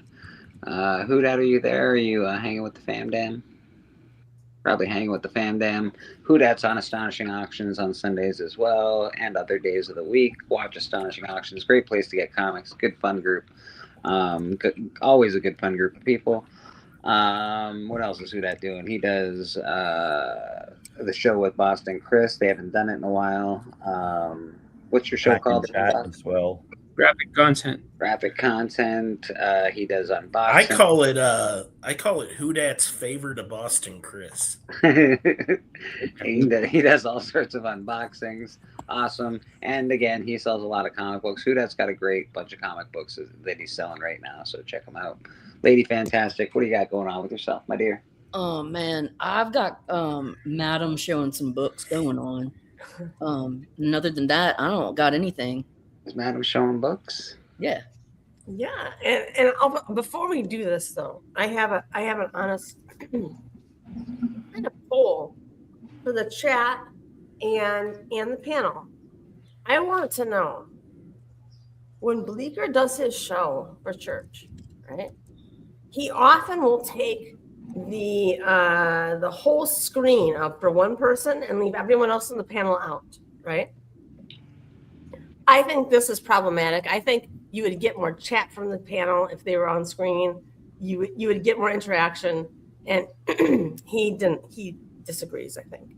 But what do you think? Do you think that the panel should be on when people are showing their books and doing their song and dance, or should it be gone off in the screen?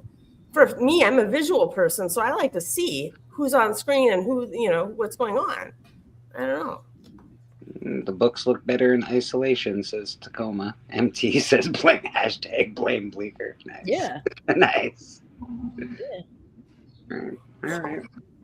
Madam, really good to have you here. Thanks for coming out. Appreciate you. Oh, you're welcome. You're welcome. I had some books to show out. Yeah. Oh yeah. I know. Yeah. I'm aware. See if Biggie agrees. He says fucking Bleecker needs to fix that. Thank you, Biggie. He's standing up. He's not gonna have it. I'm saying, First of all, fucking Bleecker, fucking Biggie does the same thing. Does he? So yeah, let's not be standing on any soapboxes around here.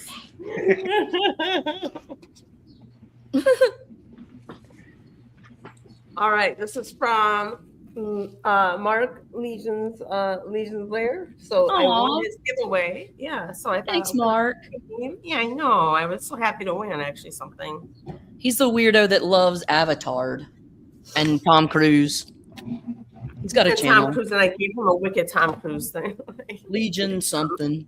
Comments on Instagram today. He's all right. Drawn to Godzilla, as far as I can tell. He's a bit of a weirdo. She's not a weirdo at all. Justice League, nice. Right, I got this. I actually don't remember what he was showing off before he said it was a giveaway.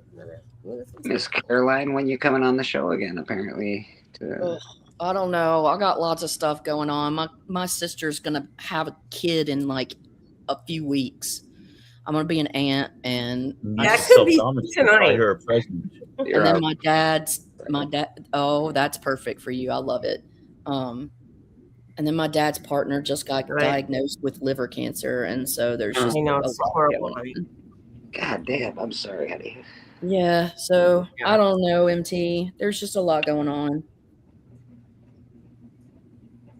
Oh, So checkmate. this screen would be better if there was a row of people on the side. I feel that could You interact. really and, want to see discuss. people. You really thrive. I'm sorry, MT. I just feel it's a better what let's say.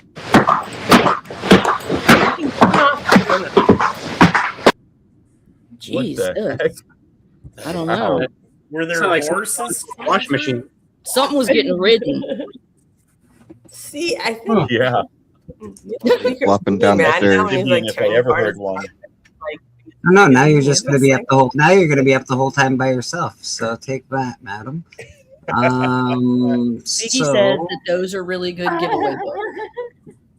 Madam, very nice to see you, boss. We already said goodbye to Boston. Beckerman, what are you doing for the week? What's going on, my friend? Well, I hear you're Troll Fired's favorite Canadian ever. Well, I am the That's best like Canadian. that's like being the nicest guy in prison. Well, I'm it also the kind nice. of- I was also the nicest guy in prison. So, like, come on now. I get that about you. I'm Canadian. Friendly I'm one. very He's a polite. friendly one. Just a ray of Yeah, I can't sunshine. help it. We're very polite over here when we need to be. Appreciate everybody coming by. I think we've said goodbye to everybody. Myself here every Sunday, Comic Book Church. Usually every Sunday on the Astonishing Auctions, which is at 8:30 Eastern tonight. If you're looking to buy books, great place to be. If you're looking to hang out, just come hang out with us. We like it. Keep Boston Chris company in the chat. Give him hell. I don't know about that. And I do videos here and there, do music videos every now and again. Dropping another video probably sometime this week. I did Ice Cream Man last time. These videos are they take a long time to make, so I'm hoping that it comes out this week. So I always appreciate when you guys watch those videos for me. Appreciate it, man. Other than that, do we need to say anything else about anything else, or can we just get out of here? This is why you don't show the panel on the side, because I'm sitting here like reaching out and putting books away on this thing. Nobody wants to see, Tacoma like. Tacoma, can I just make a suggestion? You can always turn your camera off. But weren't you just bitching about not having that? Then you're going to see a blank Come on. spot where I am, and I don't have a cool avatar. Neither do I. I have an avatar. I have a cool avatar. I think it's comic book prayer time. Jack Kirby. Who arts in heaven. Stanley, be thy name. Our kingdom come, games will be done. On Earth, as it is in comics. Give us this day our weekly pull. And forgive our top tens. As we forgive those who top 10 against us. Lead us not into speculation. And deliver us from FOMO. Hey, put it down. Put it down. For comics are our kingdom.